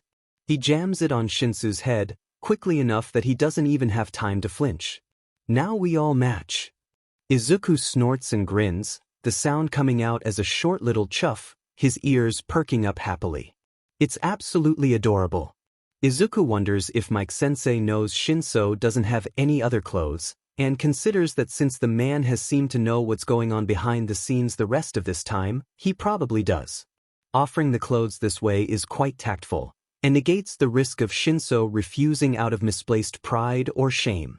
God, Mike-sensei is so people-smart. Shinso reaches up to gently touch the tips of the cat ears, then mumbles, thanks, and gets dressed properly, tugging on the coat and wrapping the scarf around his neck tightly as Izuku watches on, pleased that he now has winter wear for the coming excursion. Izuku follows the others out of the room, walking alongside Shinso as the two adults begin to discuss which store, or stores in Mike-sensei's case, they think they should go to. You're gonna need a lot of clothes, Shinso-kun. Like, shirts and pants and underwear and stuff.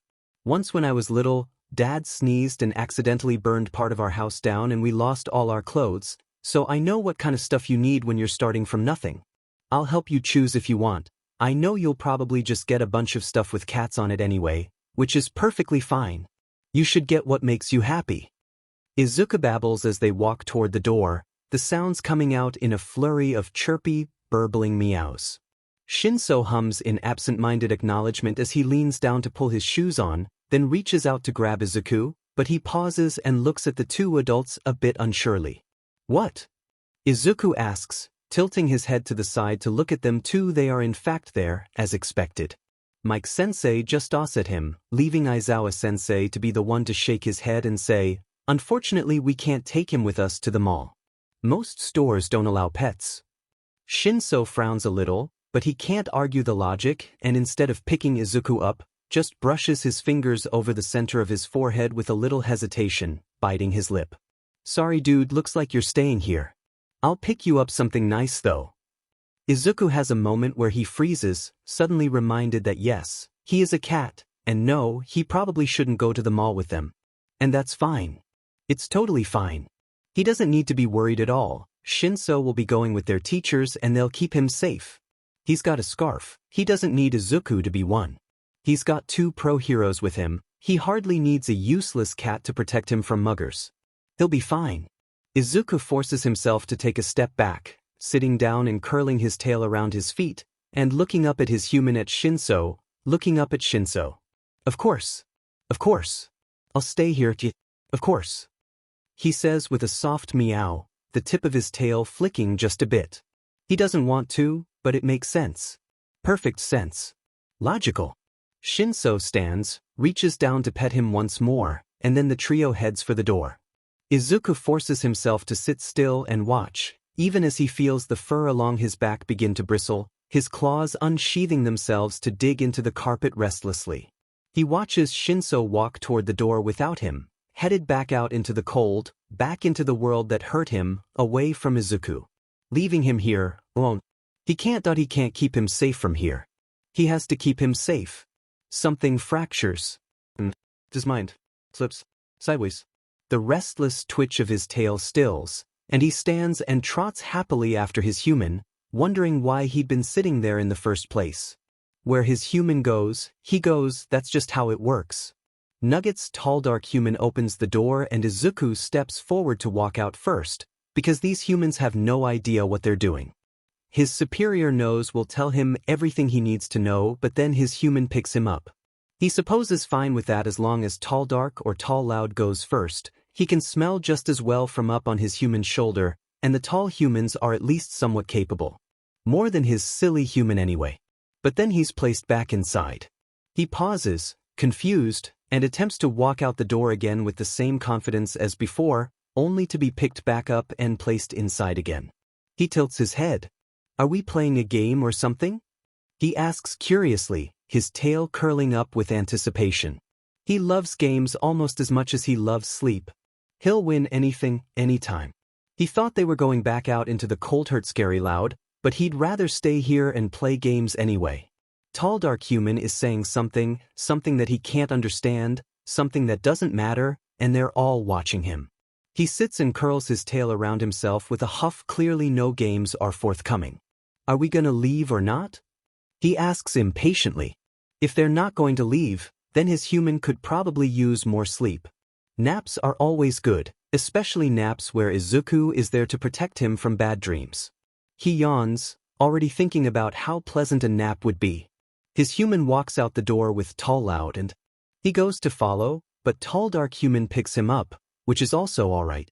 If Tall Dark human wants to carry him, he'll allow it. Tall Dark is his human's human if humans can have other humans. And anyway, if he had to pick a second favorite human, it would be Tall Dark. But then Tall Dark is setting him down on the wrong side of the door from his human and attempting to close it. Which of course he can't allow, so he dives toward the opening only to be stopped by Tall Dark human's foot. He protests loudly, trying to push his way past the foot that Tall Dark human is using to gently, but firmly, nudge him out of the doorway. We can't take you with us, cat, I'm sorry. His human is saying something from beyond the door, and Izuku would yell at him again, but he's too busy trying to outmaneuver Tall Dark human, who is clearly far too experienced in his job as a prison warden. Izuku attempts to climb Tall Dark human's leg without using his claws, soft paws battering at the fabric, but the human just uses that opportunity to hook a foot under him, slide him down the length of his leg, and shut the door before he can catch his bearings. We'll be back soon. His human is speaking in soothing tones from the other side of the door, but Izuku is feeling the exact opposite of soothed right now. He wails, a long hitching cry of a meow that has all three sets of footsteps on the other side of the door pausing. Where are you going? I can't protect you from here. Don't leave me here, not alone. I'm scared. I want to stay with you. Come back. Maybe we could. Tall Loud begins to speak, but there's a thwop, like he just got whacked with something, and Izuku tenses. He can't see what happened. Are they being attacked? He meows again, even more desperately, scratching at the door. Let me out, let me out. We can't take a cat with us to the mall, Hizashi, quirked or not. Tall Dark is speaking again. What is he saying? What if he got startled and ran away? It's a lot of action for a cat to deal with. A little bit of distress now is far better than a lot of distress later when he gets lost. Then all three pairs of footsteps are retreating. They're leaving, they're leaving. Why are they leaving him? Izuku doesn't understand. Why did his human leave him here, alone? He's scared. He can't protect his human from here. He can't keep him safe. What if the click-clack heels come back and try to hurt him? Izuku has to be there to protect him. Calm down, he'll be back, some part of his mind whispers, but it's easily drowned out by his panic. He scratches at the door for a moment, attempting to make his way out through brute force, but that doesn't work. After a moment of desperation, he darts back to his human's room, head whipping around as he searches frantically for some way to the window. The window is still cracked. Hitoshi takes a deep breath, shoving his shaking hands deep into the pockets of his borrowed jacket. It's black and a bit too long on him, and it smells faintly of what he can only assume is Yamada-sensei's cologne, which is not comforting, for reasons he refuses to think too deeply into while he's already halfway to a panic attack. It's a very nice coat though, heavy, woolly, fashionable. He doesn't think he's ever worn something like this. He doesn't even know why he's feeling so overwhelmed. It's just a mall. He's been to malls before, he's been among crushes of bodies before, he's gone shopping before, though never in places as high quality and high price as the few Yamada-sensei has guided them to so far. But that's not the problem, he doesn't think. It's a bit humiliating but not panic-worthy. Maybe he's just weak. Maybe he's not cut out to be a hero, not if he can be defeated by a high-end department store and someone walking by wearing heels that sounded so similar to his foster mother's that he'd instinctively ducked his head a little to brace for a smack. He takes another breath, this one even shakier than the previous, his fists clenching in his pockets. He weaves mindlessly through the crowd, trying his best not to brush against anybody and failing terribly, though at least he doesn't knock into anyone too hard.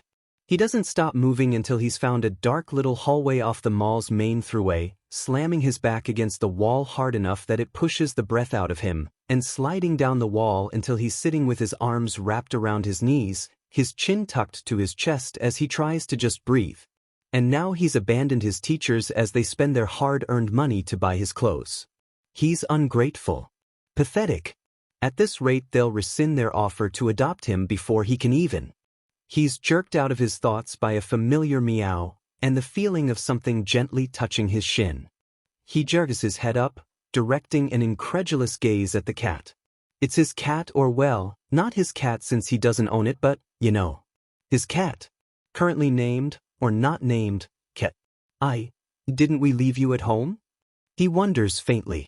Maybe this is a fever dream or something. Maybe he's actually doped up in a hospital bed, and his foster parents never got arrested, and wow, that's way too depressing even for him, so he's gonna cut that train of thought off right now. Cat meows at him again, sniffing the fingers Hitoshi offers him, and then rubbing his entire body along his hand, just as it had when they'd first met. He's sinking his hands into soft fur, and Cat is crawling into his lap with a happy little, demanding to be petted, and bumping the top of his head against the underside of Hitoshi's jaw. Hitoshi is happy to give in to the demand, running his trembling hands over Cat's back. How did you even find me? He wonders a bit hoarsely, but of course there's no answer, and Cat just continues to press himself into Hitoshi's hands. Not that Hitoshi minds, of course. He can feel his heartbeat finally calming down, his hands steadying, and the heat flush of panic at the back of his neck dying down. Here, in a dark corridor of the mall, only feet from the hustle and bustle of the walkway, he's found a moment of peace, and he's thankful for it. He's not sure how long he sits there, just petting the purring mass of fur in his lap, but it can't be more than 15 minutes of that before he hears footsteps, intruding on his little haven. He pulls Cat closer to his chest, ignoring the rumbly little sound of protest, 'cause cats really aren't allowed in shopping malls, and holy shit is he about to shame his guardians and get kicked out of the mall before he even gets the chance to ruin things properly? But when he looks up, excuse ready on his lips, it's just Sensei, looking down at him. He can't help but study the man's expression intensely before he even greets him, searching for some sign of the annoyance or disappointment that must be there, but he finds nothing but Sensei's usual flat expression. He feels himself relax a bit, even as some other part of him clenches with anxiety, waiting for a reprimand for abandoning him and Yamada-sensei by the changing rooms.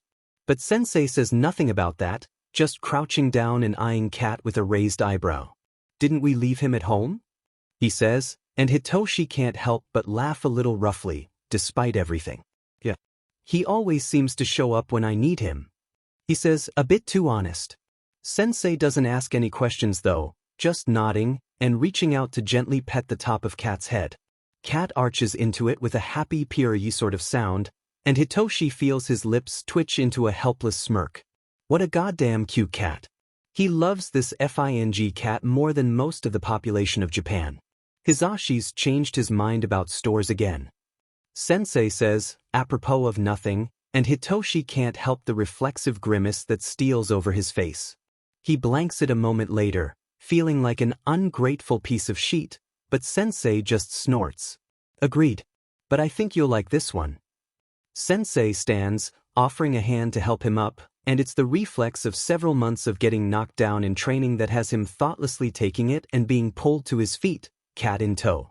Cat doesn't appear to mind, just settling more comfortably into the cradle of Hitoshi's elbow. Sensei looks him over for a moment, then tilts his head, beckoning for Hitoshi to follow him as he leads the way out of the corridor.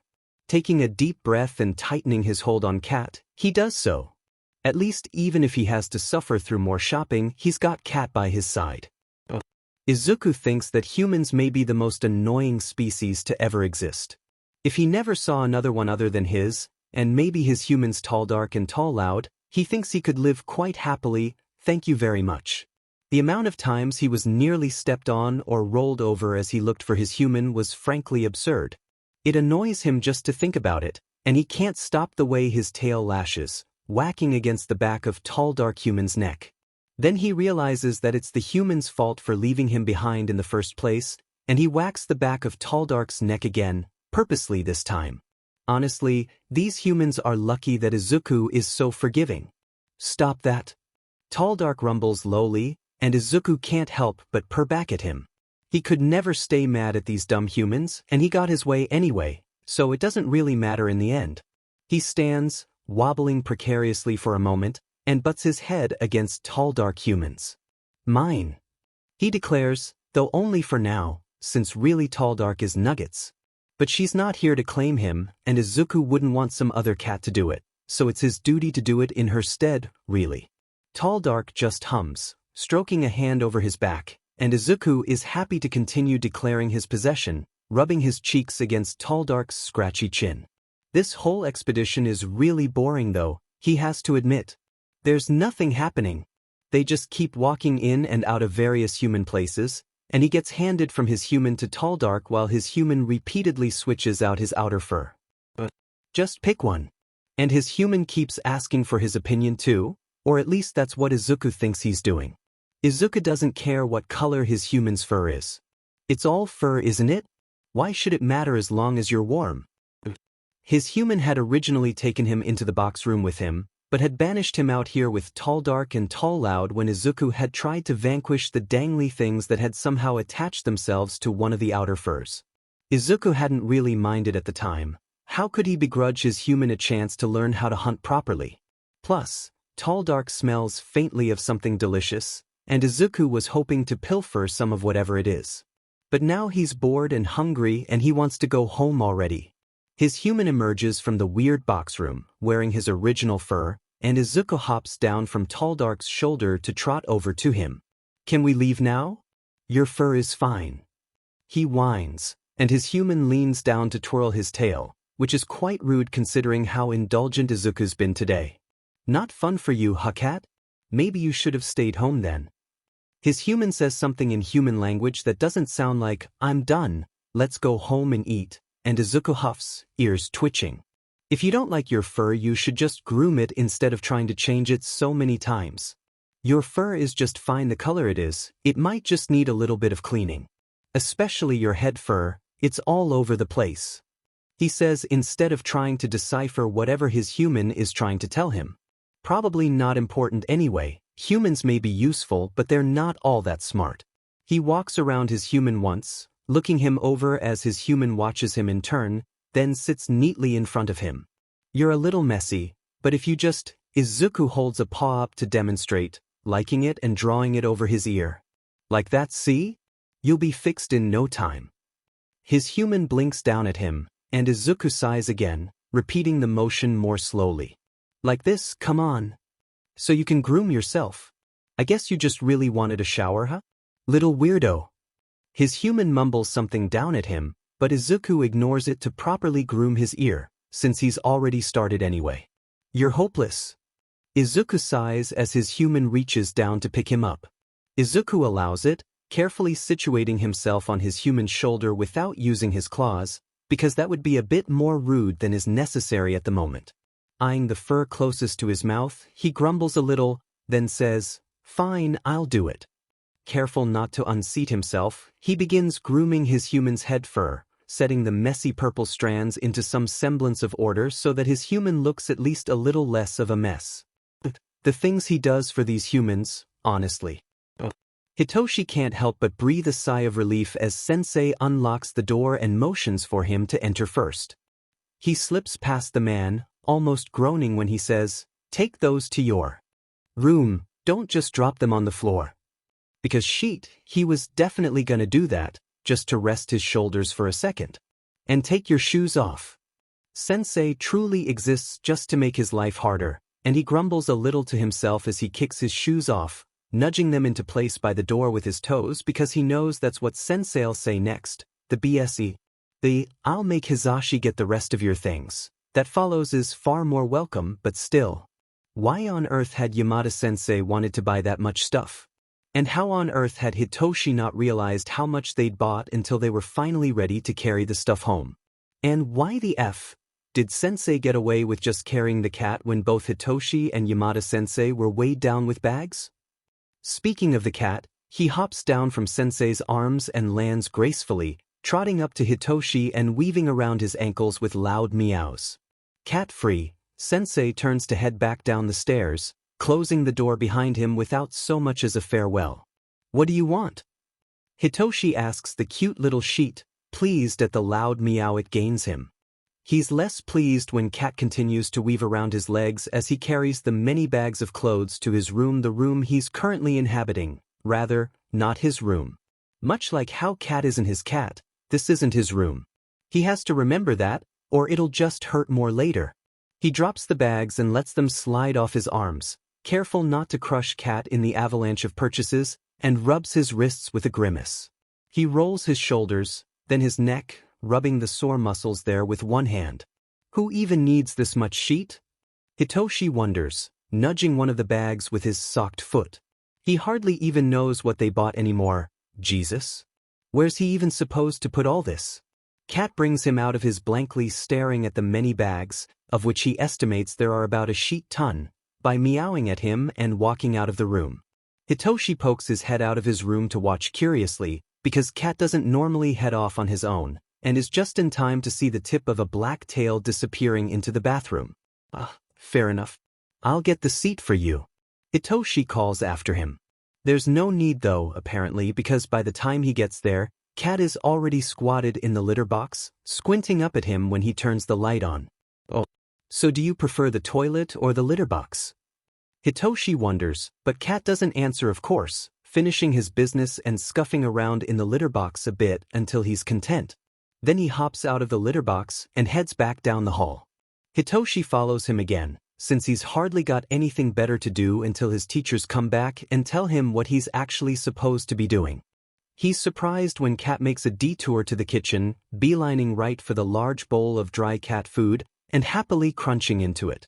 Hitoshi raises a brow, walking into the kitchen to crouch next to Cat, and absent-mindedly petting his back as he eats enthusiastically. Didn't Sensei say that Cat refused regular cat food just last night? That's so odd. Maybe it's because he doesn't like wet food or something. Well, at least Hitoshi doesn't have to worry about either of his teachers getting set at him for feeding Cat human food. Hitoshi's thoughts are cut off as he hears Yamada-sensei's faint whining coming through the closed door, followed by Sensei's barely audible deadpan reply. He stands, tucking his hands into the pockets of the coat that he still hasn't taken off, and walking over to the door to open it, because even if Sensei said he didn't need to help, it's his stuff so he probably should. Yamada-sensei seems delighted, anyway. After the humans eat dinner, Izuku spends the rest of the evening lounging in his human's lap on the couch, and chatting with both Nugget and Toothbrush, the former of whom is splayed out over Talldark's lap, and the latter of whom is seated on the back of the couch with all her limbs tucked beneath her. The humans watch the moving picture box, and the cats laugh to each other at how silly of a practice it is. They'll just sit there, for hours, looking at the moving picture box. Humans are so dumb. Once it's long past dark and even the two tall humans have retreated to their den, Nugget and Toothbrush following them, Izuku's human stands, rudely ejecting Izuku from his warm lap. Hey! He protests loudly, but his human just reaches down to pet him, quietly shushing him. I wouldn't be upset if you weren't so rude, Izuku says with a sniff of annoyance, curling back up in the warm spot where his human had just been. When his human reaches down to pick him up, Izuku smacks him. I'm staying here, okay? You're so clingy. His human blinks down at him, then shrugs and wanders off, heading for his own den. Izuku will follow eventually, but he's gotta teach his human that he can't just move him around, you know? Otherwise he'll think it's okay to just pick Izuku up, even when he's sleeping. And that would be terribly annoying. He flicks one ear back, curling up more tightly as he chases his human's quickly fading body heat, and tucking his nose under his tail with a pleased purr. His eyes flinch open when he feels something touch his forehead, and he jarks back, startled when he finds a large, striped tomcat standing over him. He doesn't know this cat, he's never seen them before, though he's smelled them around the house. Cryptid, some part of his mind whispers, that's cryptid. Aizawa-sensei told me there were 4 cats, right? This must be the one that hides even more than goes, but it fades away before he can pay much attention to it. I'm sorry, is this your couch? He asks nervously, his eyes wide and his ears twitching, but the tomcat doesn't answer, just staring at him. Izuku leans back as he leans forward, close enough that Izuku could count his whiskers. Then, the tomcat says, "You are no cat," and leans back, out of Izuku's space. He begins grooming his paw, watching Izuku intently. Izuku blinks, tilting his head a little, one ear pressing down. "What do you mean?" he asks, his fear quickly beginning to fade as the tomcat makes no aggressive moves, and being replaced by something like anger. "Of course I'm a cat." He stands, arching his back into a quick stretch, and tries to shake off a sense of uneasiness as he sits neatly, wrapping his tail around his feet. The tomcat blinks at him, something sympathetic in the twitch of his whiskers. "No. You are not." Izuku's mind feels a little fuzzy, and he shakes his head to clear it, sneering. "That's ridiculous. Look at me, I am," he says angrily, standing. He's a cat, just as he's always been. Whiskers, fur, paws and claws. Cat. Eyebrows, hair, fingers and thumbs. Some part of him whispers, louder than before, and Izuku scratches frustratedly at his ear. "Shut up. I'm a cat, I am," he says to the tomcat, to himself, angry. Angry, not panicked, he's not. He throws himself off the couch, pelting toward his human's den without looking back, and accidentally bashing himself against the door when he doesn't realize it's only barely cracked. He hits with enough force that it makes him yelp, and his human jerks up in bed. "Cat? Was that you?" Shinso says, concerned, and Izuku is terrified because he can understand him. "Wait. Shinso?" His thoughts slip. Please. Oh shit. Izuku mumbles just before vomiting out the cat food that he'd mindlessly eaten only hours ago and beginning what's gearing up to be the harshest panic attack he's ever had in his life. Izuku can't breathe. He can feel his tiny heart beating like a hummingbird in his chest, trapped within the cage of his ribs, and he's terrified that he's going to give himself a heart attack, which makes it even worse. But God, what the F dash. He'd been a cat, fully and properly a cat, with his human mind beating helplessly against the wall of his cat consciousness and not getting goddamn anywhere. He'd clawed that metaphorical wall until his fingers were bloody, but nothing had helped until Slice bluntness had somehow managed to get through to him, weakening the quirk's hold on him just enough for him to slip through the cracks. And he's terrified that if he doesn't get a handle on himself it'll happen again. He'll just be Esiki back into the prison that his mind is becoming alongside his body, but his terror is widening the hole and he can feel himself slipping and he can't pull. Why is his heart beating so? Was he chasing prey? Where is it that which makes his tail bristle and his lungs short of air? Why can't he? Cat? Oh you dude, what the F dash, couldn't you barf on tile? So, he hears, understands, and manages a shuddery inhale, yanking his mind away from that precipice with all the determination he can muster.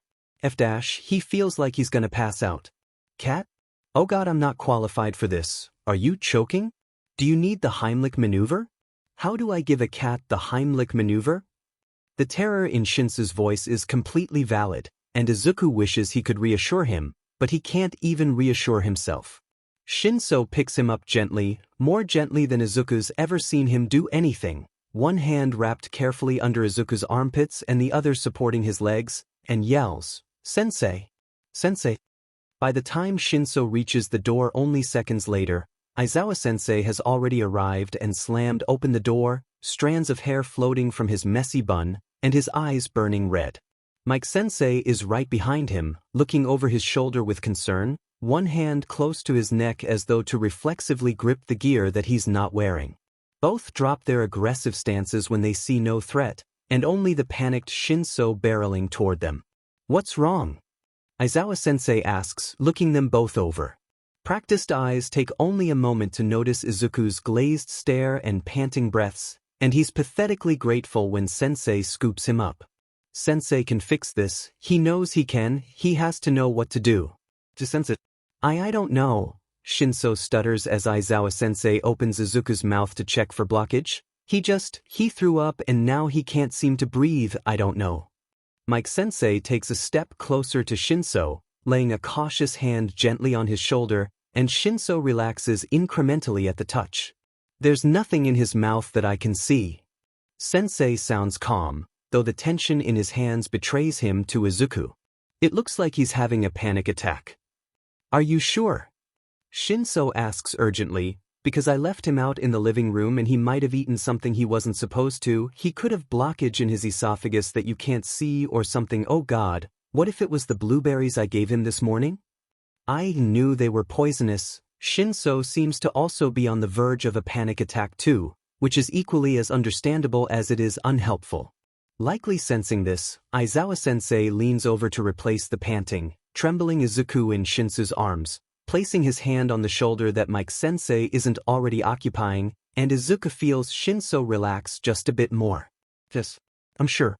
Ghost used to have symptoms similar to those he's exhibiting now. Aizawa-sensei glances around the room and says, "Was there anything stressful going on?" "Something new." Shinsu's fingers stiffen beneath Izuku's body, and his face drops into guarded neutrality, even with panic hovering around the corners of his eyes. "I didn't do anything to him," he says softly, shoulders noticeably tense beneath the hands on his shoulders, as though they're restraints rather than comforts now. Aizawa-sensei's eyes widen for a moment before softening, something sad in the rueful tilt of his mouth as he and Mike-sensei both pull away at the same time. "Not what I meant. Maybe your new clothes scared him, something like that." After a moment's hesitation, he reaches out to briefly ruffle Shinso's hair, meeting his eyes seriously, and saying, "I know you would never do something like that. Wasn't implying you did." Shinso relaxes a bit, and Izuku thinks that's absolutely lovely, but he kind of still can't breathe and would appreciate some advice for him now, thanks.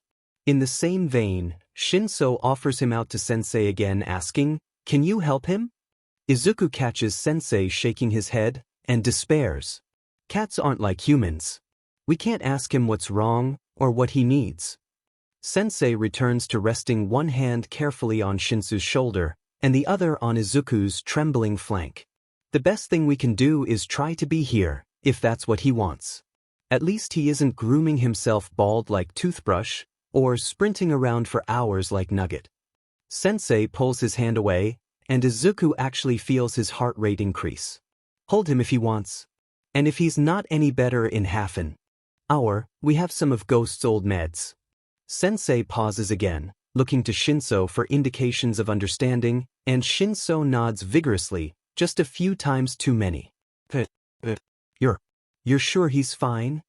Sensei inclines his head, and while Izuku logically agrees, he still kind of feels like he's dying, so. This continues to SCK epically. Mike-sensei clears his throat, hums, then says in a slightly louder voice than is his norm, "Maybe you could try using your quirk on him, Shinsu-kun." Aizawa-sensei and Shinso raise their brows in identical disbelief, and Izuku wishes he could laugh. Mike-sensei does, chortling loudly enough at their matching expressions that Aizawa-sensei flashes his quirk at him.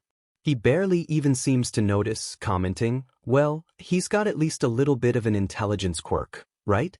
Maybe it'd work." Shinso shakes his head. "No, I can only affect humans. My quirk doesn't work on Nedzu at all, and he's definitely got more of an intelligence quirk than Cat." "Nedzu?" Aizawa frowns a bit at him, some hint of concern in the furrow of his brow, and Shinso huffs. "He asked, so I tried it, alright? Didn't work at all. I just sort of slid right off his mind. It was a weird feeling." Izuku can understand Aizawa-sensei's concern, at least. To have the attention of a creature like Nedzu, it can be either a blessing or a curse. Sensei's frown deepens, but before he can say anything more, Mike-sensei interrupts him with a hand on his shoulder and a shake of his head. The two seem to have a silent conversation for a moment before Aizawa-sensei subsides with low hum. Mike-sensei turns to Shinso and says, "So that idea's a bust, but hopefully he'll calm down on his own. Just come get us in about half an hour if he's not feeling any better, okay?" A quick pause, and he adds sheepishly, "And we're sorry for busting into your room like that. We should have knocked." Shinso actually laughs, a hysterical little thing, but still a laugh. "It's fine, I literally yelled for you. Plus, it's your house, you can go wherever you want." Mike-sensei turns solemn in an instant, in a way that reminds Izuku that beneath the light-hearted persona he portrays, he's still one of the country's top heroes. "This is your space, Shinso-kun. And if it's not too forward of me to say, we'd like for you to think of this as your home too. So we'll always knock, okay?" Shinso-kun blinks, his eyes a little wide, and says, Sure, sensei. You really don't need to though."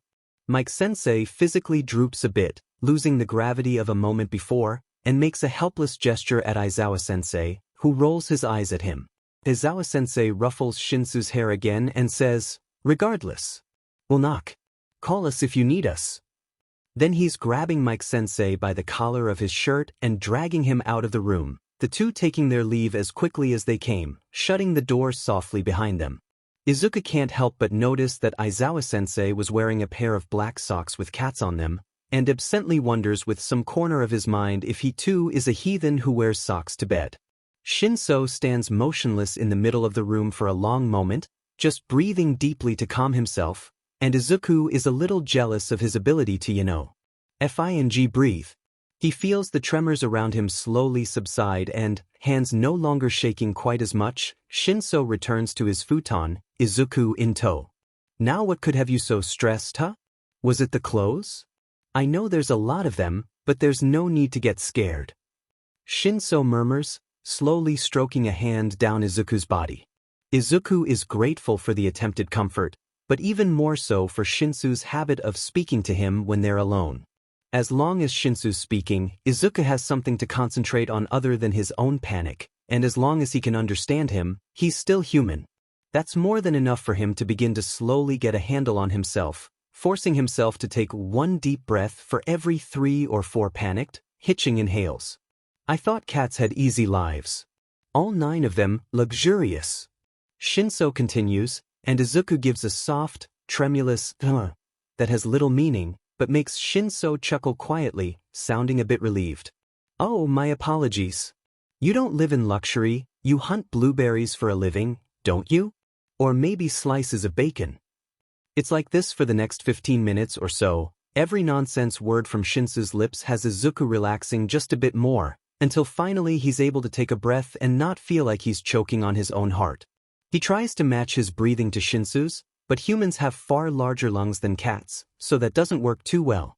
After a moment he finds a method, however. Shinsu's heartbeat is the perfect speed. He shifts a bit in the other boy's arms so that he can press his ear to Shinsu's chest, and his words stutter for a moment before continuing, even more softly than before. Between his mental and emotional fatigue, Shinsu's soothing and mindless babble, and the heartbeat thumping next to his ear, he eventually falls into a soft doze that evolves into proper sleep sometime around the point where Shinsu's voice is growing a bit hoarse. Izuku wakes the next morning to the sunlight filtering in through the window, and he scrunches his nose in dissatisfaction, rolling over in the bowl of Shinsu's crossed legs. Then he remembers where he is and why, and he sits up to blink gratefully at his still sleeping friend. Shinso, it appears, had held him all night, and is still sitting up, leaned back against the wall, the bags under his eyes even deeper than they usually are. He's definitely gonna have a pretty severe crick in his neck, and Izuku winces sympathetically. "I'll make it up to you, Shinso-kun, I promise." He murmurs with a low that trails off into a soft, grateful purr. Shinso shifts a bit in his sleep, and Izuku curls back up in his lap to wait for him to wake, allowing his thoughts to turn to more stressful matters now that he feels better equipped to handle them.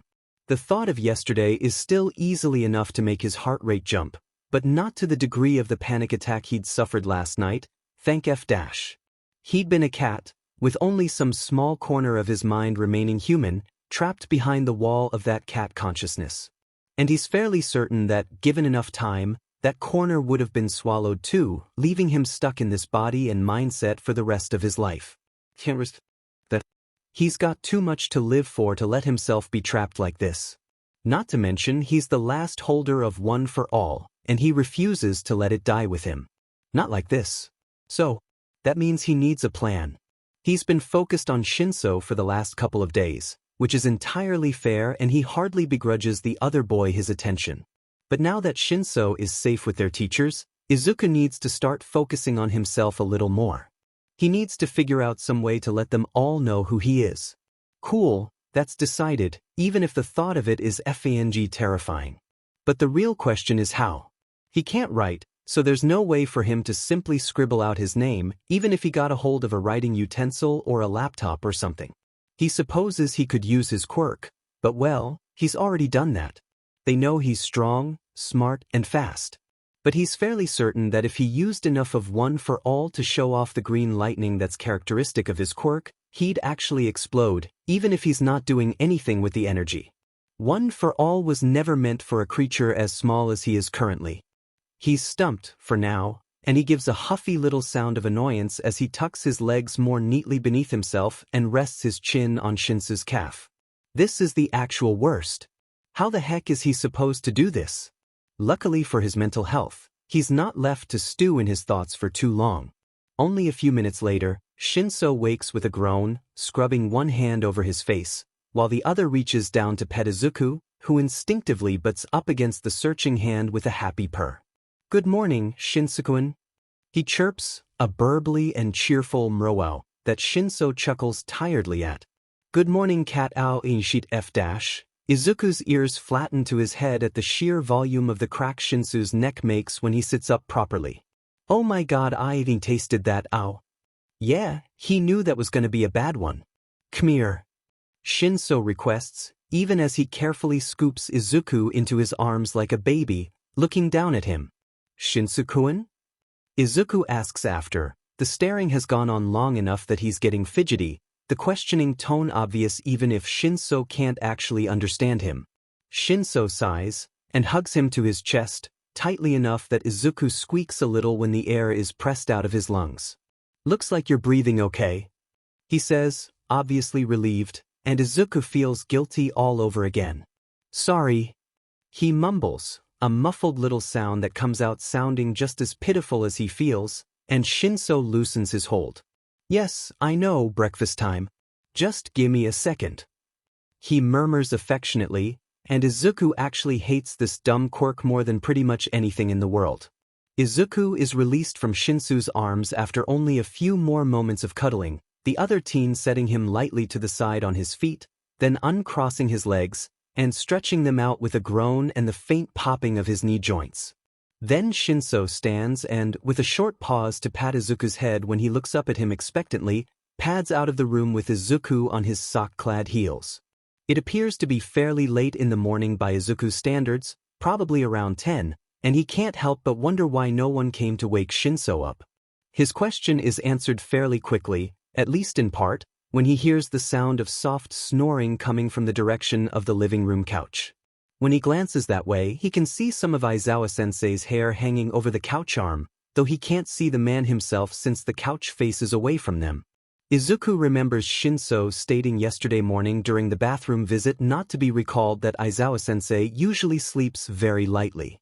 In his own experience, sensei usually only drops into a light doze in the classroom, still easily awake enough to shoot up at a moment's notice to give them a red-eyed glare when they get too rowdy or quirks start going off. So it's a little odd that the man's deeply asleep enough to snore. But hey, Izuku hardly knows what the Aizawa-sensei's been up to.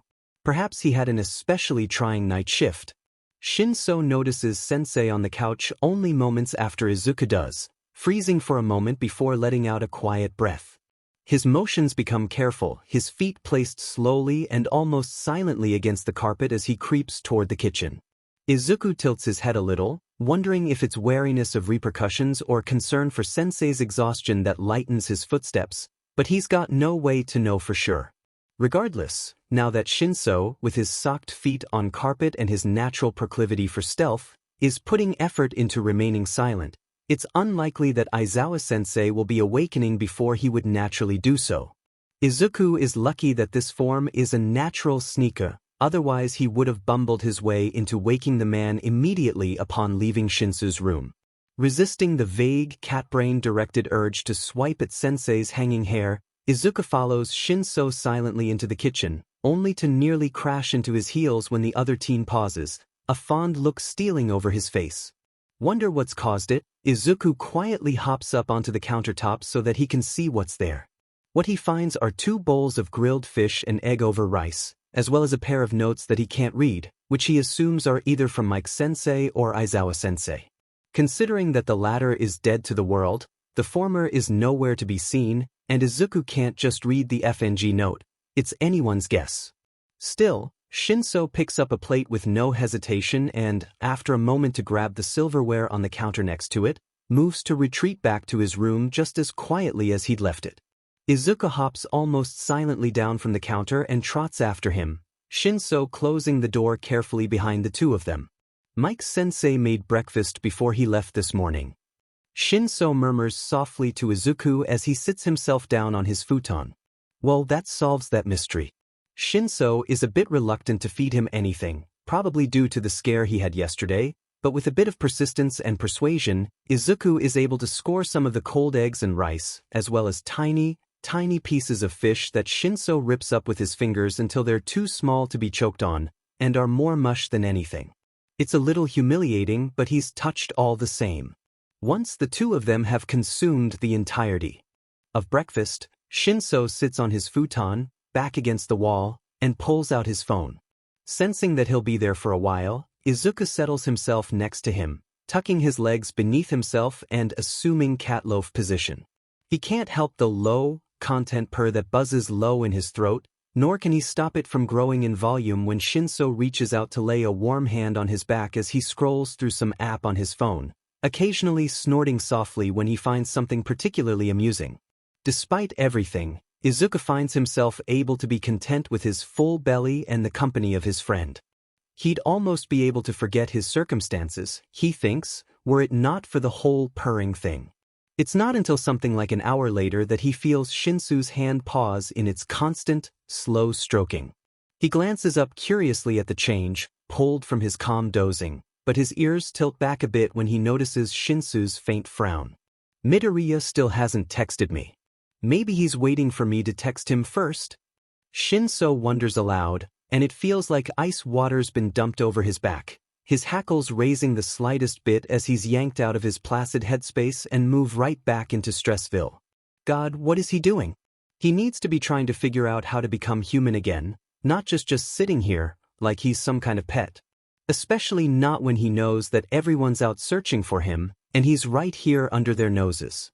A mixture of shame and budding panic has him squirming out from under Shinsou's hand and beginning to pace. He feels Shinsou's eyes on him, and for once it makes him feel worse. Cat, you need to use the bathroom or something?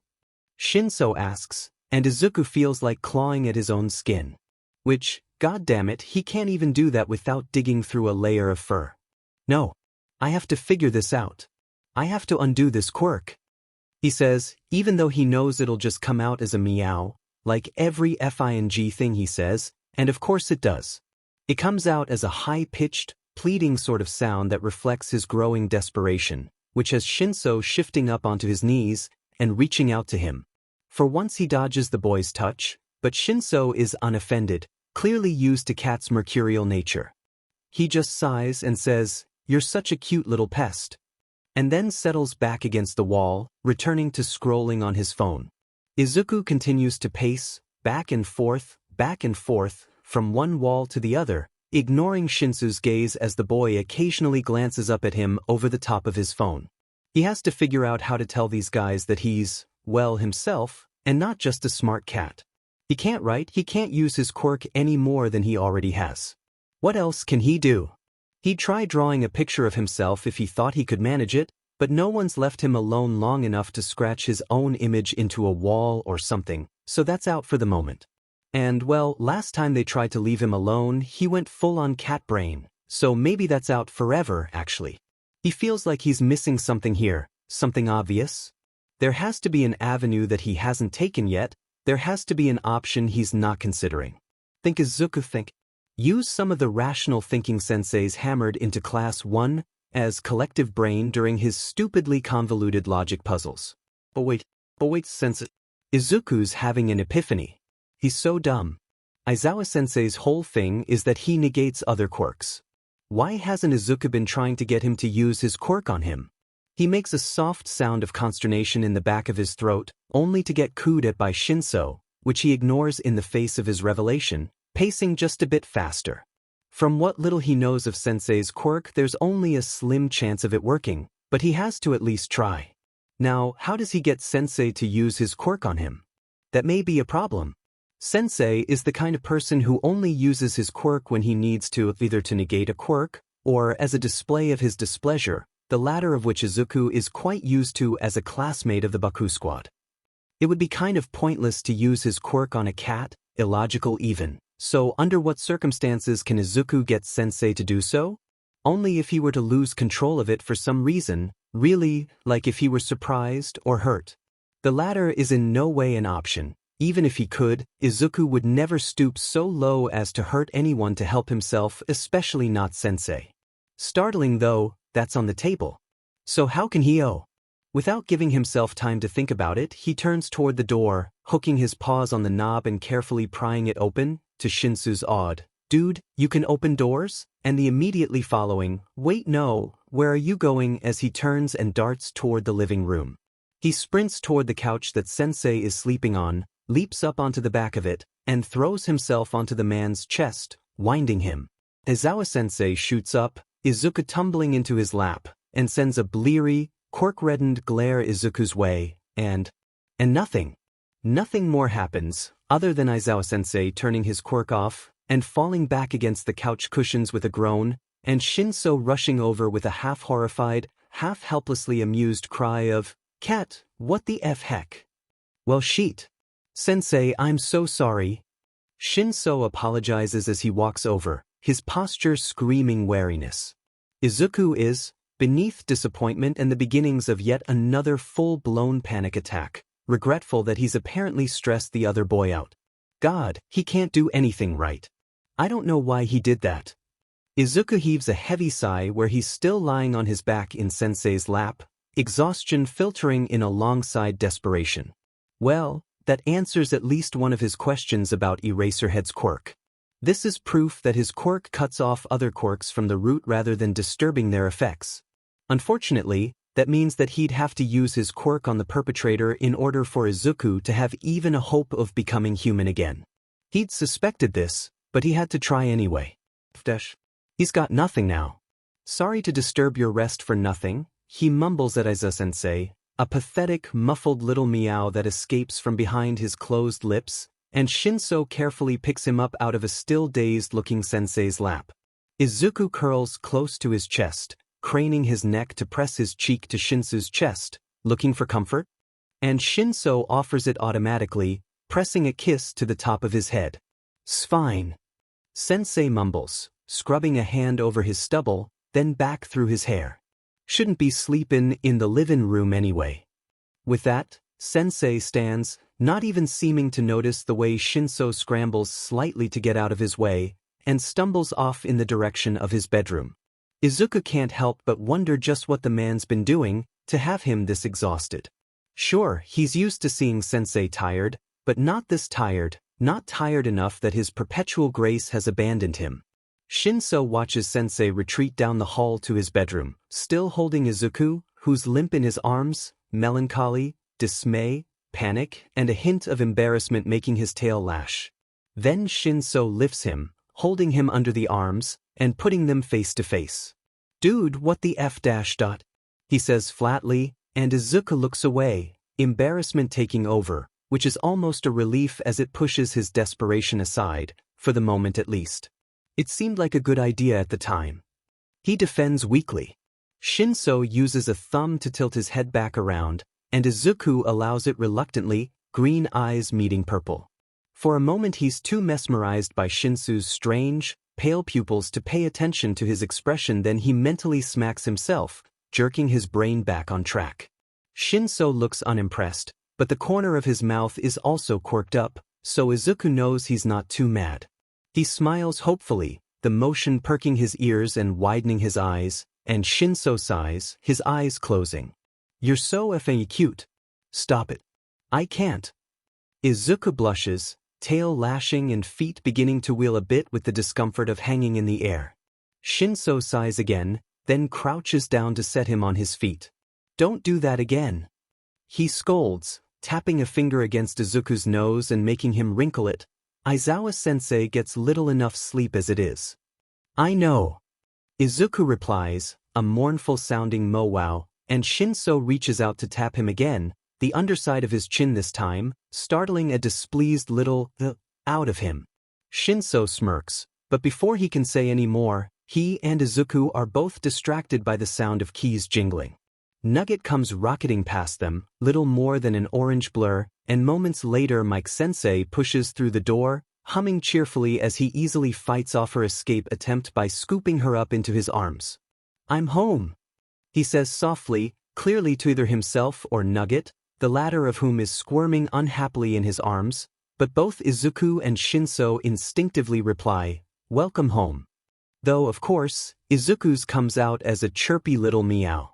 Mike-sensei startles a little as he pushes the door shut behind him, eyes flitting over the room until he spots the two of them at floor level. Then he grins, so brightly that Izuku feels almost blinded by it. "Hello, little listeners. How was breakfast? Have you seen Shoyuta yet?"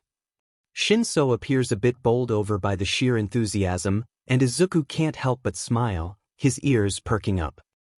Breakfast was good, thanks. And Aizawa-sensei was sleeping out here. He just went back to your bedroom a few minutes ago. He hadn't eaten breakfast yet, or well, at least not the stuff you made. He might have eaten out or something." Shinso reports awkwardly, and Izuku can't help but notice how carefully he avoids prescribing any blame to either himself or Izuku for Sensei's relocation.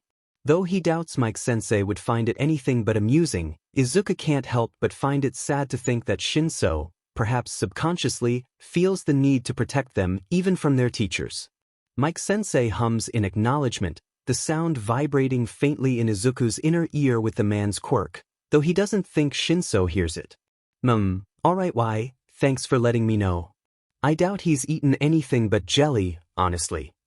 Mike-sensei bends down to tug off his shoes, setting an unhappy Nugget on the floor in the process. She glares at him for a moment, then flops dramatically on the ground. "Has he tried to feed you those things?" Mike-sense continues, pulling off his jacket and struggling out of his scarf, knocking his glasses askew. Shinsou's nose wrinkles cutely, clearly on instinct if the way he quickly blanks his expression is any indication, but Mike-sensei obviously catches it, snorting an inelegant laugh. "Yeah, they're gross, aren't they? I can't get past the texture myself." He steps over the clearly pouting Nugget, who swipes at his foot as it passes over her. Then he pads over to them, flopping gracelessly onto the floor a couple of steps away, and reaching out to offer a handout to Izuku, who wanders over to politely but his head against it.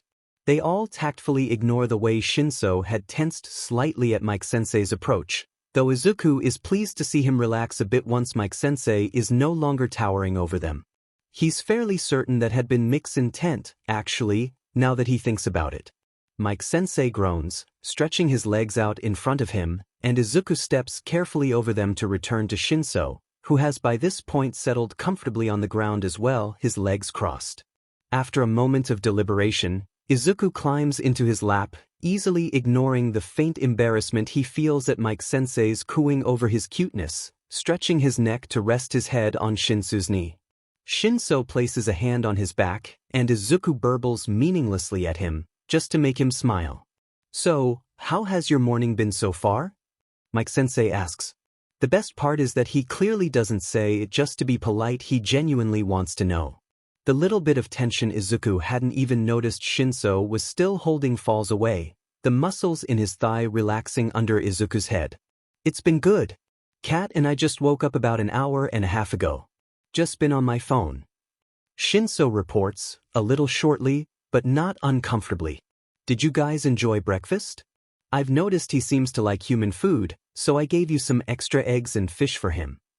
Mike-sensei says, and Izuku has the pleasure of seeing Shinsou's expression practically light up, his eyes brightening. Yeah, we did. Thanks for that, Yamada-sensei. Mike waves him off, though he's clearly pleased. It was no trouble at all, little listener. But let's not tell Shoyuta, yeah? He always whines when I feed the kitties human food, even when it's tailored for him. Mike-sensei says, pressing a finger over his lips and winking.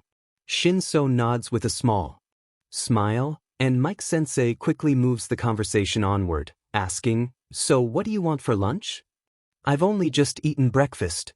Shinso points out, a mixture of amusement and confusion in his tone. It's never too early to consider food, Shinso-kun. Especially if I need to head back out for groceries to make whatever you want to eat. Mike-sensei says cheerfully. Izuku is under the impression that Mike-sensei the family's meal planner, which he supposes works well with a husband like Aizawa-sensei, who seems more like the type to roll out of bed directly into his shoes and eat the easiest thing that comes his way rather than plan. Shinso shakes his head and says, don't worry about it, I'll eat anything. There's no need to get anything fancy. I can eat leftovers, or whatever you're okay with me having from the fridge. Mike-sensei affects a thoughtful pose and says, so I should go get steak and lobster, then? Shinso gives him a flat look. No. He grins, leaning forward a little. Some salmon maybe? I could grill it. I can totally grill things. I mean, that sounds like a lot of effort, frankly. Shinso quirks a brow. Do you guys even have a grill? If we do, will you want herb-grilled salmon? I could even stuff it with creamy spinach or something fancy like that, if that floats your goat. Mike-sensei coaxes, and Izuku honestly isn't sure if he's kidding or not. Neither is Shinso, it seems, as he gives Mike-sensei a faintly suspicious look. Mike-sensei, however, is happy to try and convince him of increasingly fancy potential dishes. Izuku has a front-row seat to watching Mike-sensei's somewhat silly methods slowly draw Shinso out of his shell as they first discuss, then bicker over increasingly ridiculous suggestions of what they could have for lunch. Izuku admittedly zones out a little after a while, Shinsu's gentle strokes of his fur allowing his mind to withdraw bit by bit until he's all but asleep, occasional thoughts idly buzzing through his mind. He doesn't even register that he's a little envious until he has the thought, man, salmon actually sounds really good, and can't share it. The fact that he can't participate in this conversation bothers him. The fact that he's here, intruding on a relationship he doesn't belong in, bothers him more. He sighs silently, his tiny body heaving with the force of it. It's hard to believe that he's only been like this for a few days. It feels like it's been longer with everything that's happened since he was transformed. All this, and it's been less than a week. A long weekend. And he's no closer to figuring out a way out of this quirk than he was the day he was stupidly hit by it. He should have been stronger, faster. He should have been better at convincing people to leave. Should've, but wasn't, didn't, couldn't. God, he's useless. Nothing but a weak, worthless Deku. He's startled as fingers scrub under his chin, drawing a soft, involuntary emmer out of him, and pulling him out of his spiraling thoughts. He looks up at Shinso gratefully, somehow unbothered by the fact that Shinso isn't paying him any mind, most of his attention still on squabbling with Mike-sensei. If Izuku hadn't been transformed, he never would have been able to help his friend. Shinso would still be with his terrible foster parents, instead of content and warm in the Yamada Aizawa household.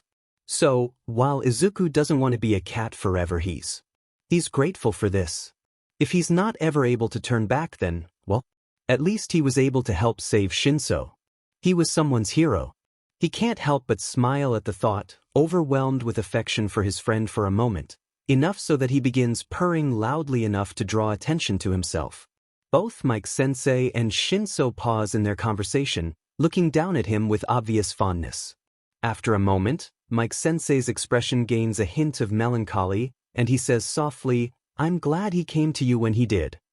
Izuku feels Shinsu's muscles tense a little under his head, and watches as his face gains a hint of tightness, though it doesn't close off completely. Mike-sensei leaves it at that, probably sensing Shinsou's discomfort. Izuku assumes, since the man is apparently far more people-conscious than Izuku ever gave him credit for. They sit in silence for a few moments, not quite comfortable, but hardly able to be tense with Izuku still purring faintly. Then Shinso sighs and forcibly relaxes his tensed muscles, running a hand from Izuku's head to his tail once, twice, a third time, making his purr swell. Mike-sensei smiles at the two of them, reaching out to give Izuku a few pats of his own, then standing with a groan. It's a credit to Mike-sensei's general aura of geniality that Shinso doesn't even flinch this time. So that's Kobe beef for lunch? He teases with a grin, and Shinso lets out a disbelieving laugh, which is clearly what Mike-sensei wanted, his grin softening to a gentle smile in the face of Shinso's amusement. No? Well, grilled cheese it is, then. Izuku climbs out of Shinso's lap to allow him to stand as well, and he does so, stretching until things are popped and cracked to his satisfaction. Grilled cheese sounds good. I'll just go work on homework then, I guess. He's got a bit of a bemused expression on his face, and Izuku can't help but wonder why. Oh, good idea, Shinso-kun. School should be starting back up by day after tomorrow, so it'd be best to have things all ready when it does. I'll bring you 2 lunch in a couple of hours, maybe less. Mike-sensei chivies the two of them off with a hair ruffle for Shinso, which he takes with an eye roll and barely stiffened shoulders, and a head pat for Izuku, which he instinctively butts up into with a faint, happy chirrup.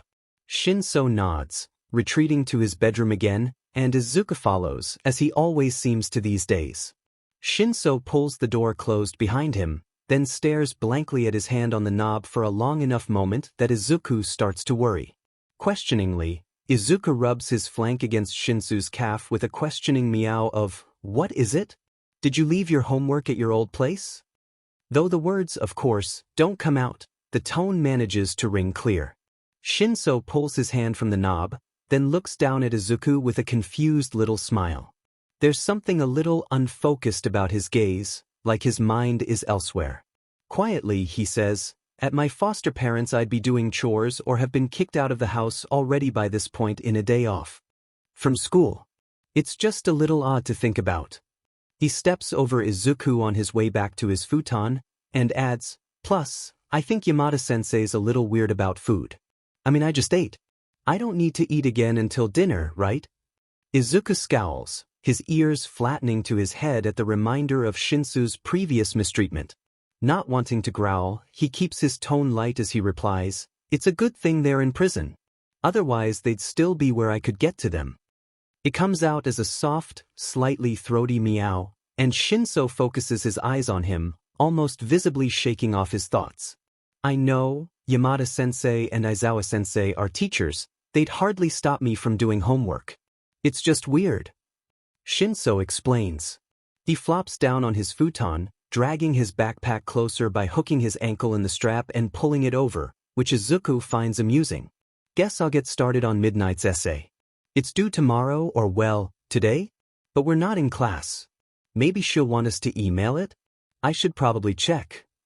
Shinso says conversationally as he pulls out, plugs in, and boots up his ancient laptop, then pulls out a book that Izuku recognizes by color as one of the textbooks for Midnight Sensei's class. Izuku sighs as he wonders whether or not his teachers will give him extra time to complete his assignments if he ever becomes human again. If he were still at Aldra, he'd guess a solid hell no, but UA's been pretty different from middle school so far. It counts as extenuating circumstances if he was a cat, right? Especially a cat that can't read. He opens his mouth to ask Shinso about it, realizes that it would be a little pointless to do so, and subsides with an unhappy huff and a wide tail flick. He supposes it doesn't really matter at the moment anyway. Shinso pulls a pair of battered earbuds from the front pocket of his backpack, the poor things so beaten up that Izuku can see the wires in more than a few places, and pops one bud into his left ear, looping the cord of the other over his right so that it hangs down by his cheek. What a weirdo. Then he hunches forward over his laptop, a position that can't possibly be good for his back, and begins typing away at something or other. Whether it's the essay he needs to do or something completely different, Izuku has no way of knowing, but he's fairly certain it's actually the essay, considering how often Shinso references his book. Pleased and oddly proud, Izuku settles down next to him, idly watching words scrawl themselves across the screen. It takes only a few minutes, however, for Izuku to realize that this is not a sustainable arrangement. Shinso is neither paying attention to him, nor speaking, and while this normally wouldn't bother him, the quirk is making it difficult. He can literally feel the madness of the quirk growing in the back of his mind, a faint and fuzzy feeling that's already threatening to overcome him. He stands, pacing for a moment, then freezes, not wanting to distract Shinso from his work. Before he can begin to panic too much, a faint sound of clattering reaches his ears, coming from the direction of the kitchen. Alright, there's, like, 3 people here, not including him. Shinso isn't the only source of human interaction available in this household. Aizawa-sensei may be asleep and Shinso may be busy, but Mike-sensei is still around to help, and easily talkative enough for the both of them. With a sigh of relief, Izuku creeps to the door, hooking his paws around the handle, and lets himself out, beelining for the kitchen, and the reassuring, chatty presence that is present Mike. Izuku takes a second to pull Shinsou's door shut behind him, hoping that the sound of the door latching won't disturb his friend, but assuming that the other boy would rather that than having to get up and close the door himself. If a door's shut when Izuku encounters it, it's shut when he leaves too, because people who leave doors open are the worst. He bets Mineta leaves doors open. He seems like the type, the rat. Is calling someone a rat as an insult offensive to Principal Nedzu? No, he's probably closer to a stoat than a rat. This also doesn't really matter, since Principal Nedzu can't read his mind from here. Or at all? Probably. Shaking off the random train of thoughts, Izuku backs away from Shinsou's door, turning to trot toward the kitchen. He can already feel himself relax a bit as the faint sound of some pop song on the radio, and the louder sound of Mike-sensei absolutely mangling it, wash over him. A little smile makes his ears perk up, both because the very human sounds allow his human mind easier dominance over the cat mentality of the quirk, and because it's funny to hear just how bad Mike-sensei is at singing. The quirk still struggles at the back of his mind, but it isn't so very strong that he feels he'll be overcome by it any second now, thank goodness. He pauses in the doorway of the kitchen, watching Mike-sensei for a moment as he considers his options. Should he curl up on the couch and allow the radio to do the work of keeping him sane? Or should he bother Mike-sensei? Usually the answer would be obvious. Keep himself tucked as much out of the way as possible, and bother as few people as he can manage. But in this case, well, honestly, he worries that the radio won't be enough. The quirk is definitely getting stronger, and it feels like if Izuku lets his guard down for even a moment, he'll slip back into the cat's instincts, and it's a slippery slope from there. So yes, it would help simply to hear words that he can understand, and he could just go and sit on the couch. But what if it doesn't help enough? Or worse, what if someone just turns off the radio, and he's left alone with his mind? He shudders a bit at the thought, feeling his tail flick. He thinks it would help far more to actually interact with someone, even if they can't actually understand him. It's more SDMLTNG, and keeps the cat mentality of the quirk pressed back into a mental corner. It feels so selfish for him to take up more of Mike-sensei's time, especially when he knows he's hardly anyone's favorite student with the way he's always muttering or breaking something, usually himself, and can't control his quirk, but he takes a step onto the kitchen tile, then another, each one easier than the previous as he manages to convince himself that, as both a pro hero and a good man, Mike-sensei wouldn't begrudge a bit of time wasted, even on him. Tilting his head up so that he can see more than the man's bare feet, he sees that Mike-sensei has his hair curled into a messy bun at the base of his neck, the sleeves of an overlarge sweater rolled up around his elbows. It's the most relaxed he's ever seen the man, and it very much feels like an invasion of privacy. Izuku forces himself to push that thought down and away for now, leaving yet another thing to deal with after he escapes this quirk, and hesitantly announces his presence by saying, "Mike-sensei, sorry to bother you, but could you talk to me?" It comes out as a faint, questioning meow. Mike spins around, holding a skillet, and grins down at him. "Well, hey there, lil dude. Does Hitoshi need something?"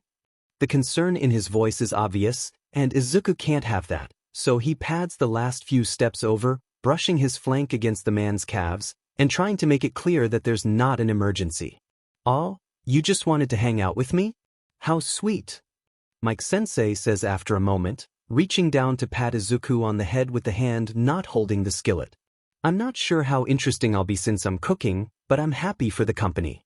Between you and me, I don't think Nugget's speaking to me right now, and Toothbrush and Ghost are probably back in our room with Shoyuta.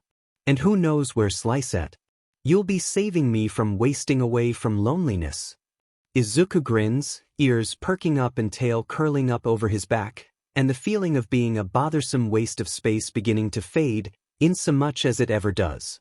Mike-sensei's dramatics are a constant source of amusement, and they disarm anxiety easily, at least so far as Izuku has observed and experienced. There's a reason that present Mike is considered one of the most personable heroes in Japan, after all.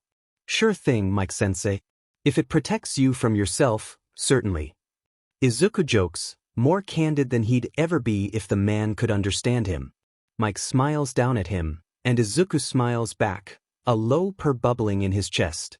He'd never really put much thought into the person behind the persona of present Mike, but he's pleased with what he's found. So many top heroes have another side. Endeavor is actually a terrible, burning trash heap. All Might, as much as Izuku hates to think even slightly badly of his mentor, hides behind his stronger form, and something is wrong with Hawks, even if Izuku can't quite pin it down. But Mike-sensei, at least, seems to hide only compassion and a heightened sense for people. Not that he hides that anyway. Izuku supposes people just don't really notice mental strengths as much as they do physical ones. If they did, Endeavor would never have made it to number 2 hero. He'll have to mention that to Todoroki, if he ever sees him again. The other boy would love to use it to revise their list of heroes who deserve to be higher than Endeavor on the hero rankings again. Izuku curls his tail neatly around his feet as he sits just to the side of Mike-sensei's feet, his thoughts beginning to wander. Todoroki. His friends and classmates. He wonders what they think, especially after having just lost and retrieved Kaken. There's nothing for them to go on this time, nothing for them to chase, to rescue. He wonders how helpless they feel. He wonders if they care at all. Intellectually he knows they probably do, but well. Years of being a quirkless Deku make him wonder all the same. He hears Mike-sensei put the skillet down, but he doesn't look up until the man crouches in front of him. What has you lookin' so sad, huh? What's going on in that fluffy little head? He asks, and Izuku realizes his ears have flattened to reflect his sinking mood. Mike-sensei, is it wrong for me to hope that my friends are missing me? I don't want them to hurt, but... He trails off, and his tail twitches. It's probably selfish, isn't it? He should hope that they don't care, for their sake. He should hope that they're realizing how much better things are with him gone. The fact that he doesn't probably makes him a bad friend, he would think. Mike-sensei hums and reaches out to pat his back. I dunno what you're going through, little dude, but I hope it gets better. Does the food smell too good? You hungry? Izuku can't help the way he laughs a little, even as his whiskers quiver a bit with the urge to cry. What is it with you guys and food? He says with what would be a crooked smile on his human face, trembling a little in lieu of tears. His meow sounds just as mournful as he feels, and he's almost embarrassed by his inability to control the sounds that come out of his mouth. Ah, don't worry, kitty. Here, do you like ham? Mike-sensei says cheerfully, reaching up onto the counter behind him and fumbling for a moment before offering Izuku a small piece of ham. Izuku sighs to himself, helplessly fond of the goofy, compassionate voice hero, and carefully takes the offered snack from the man's fingers. He is actually a bit hungry. Going from consuming somewhere around 4,000 calories a day in order to keep his body and quirk running to picking off of Shinsou's plate has left him peckish, even if this cat body doesn't need nearly as much food as his human one does. Izuku licks his chops as he finishes the offered food, and Mike-sensei smiles at him, reaching out to scratch under his chin, which Izuku enjoys for a moment before reaching up one paw to push away his hand, because, aren't you cooking? He asks, craning his neck to look up at the stove. Fire's still on it. Izuku watches as Mike-sensei follows his gaze, then shoots to his feet fast enough that Izuku startles and jerks back a few steps, looking over the food in the pan. He breathes a sigh of relief and says, "Great, not burnt." Wouldn't it be something if I f'd up Hitoshi's second meal here? Should'd never forgive me if my bad cooking chased him off. Mike says, and it's said just a little too softly for Izuku to take it as a joke. Izuku blinks, surprised. I really don't think he'd mind one way or another. He replies honestly because he's pretty sure that as long as it's even somewhat edible, Shinso would eat it. I guess you're right. Shoyuta might forgive me, but I'd never forgive myself. Mike-sensei says absent-mindedly, more of his focus on flipping a sandwich than on his reply to Izuku's comment. But there's no way that Izuku can't let that statement go without refuting it, even if Mike-sensei can't understand him. Mike-sensei, if Shinso-kun didn't decide to stay with you too, which is already very unlikely, it'd be his own insecurities preventing him from being happy. It'd have nothing to do with whether or not you burnt his food once.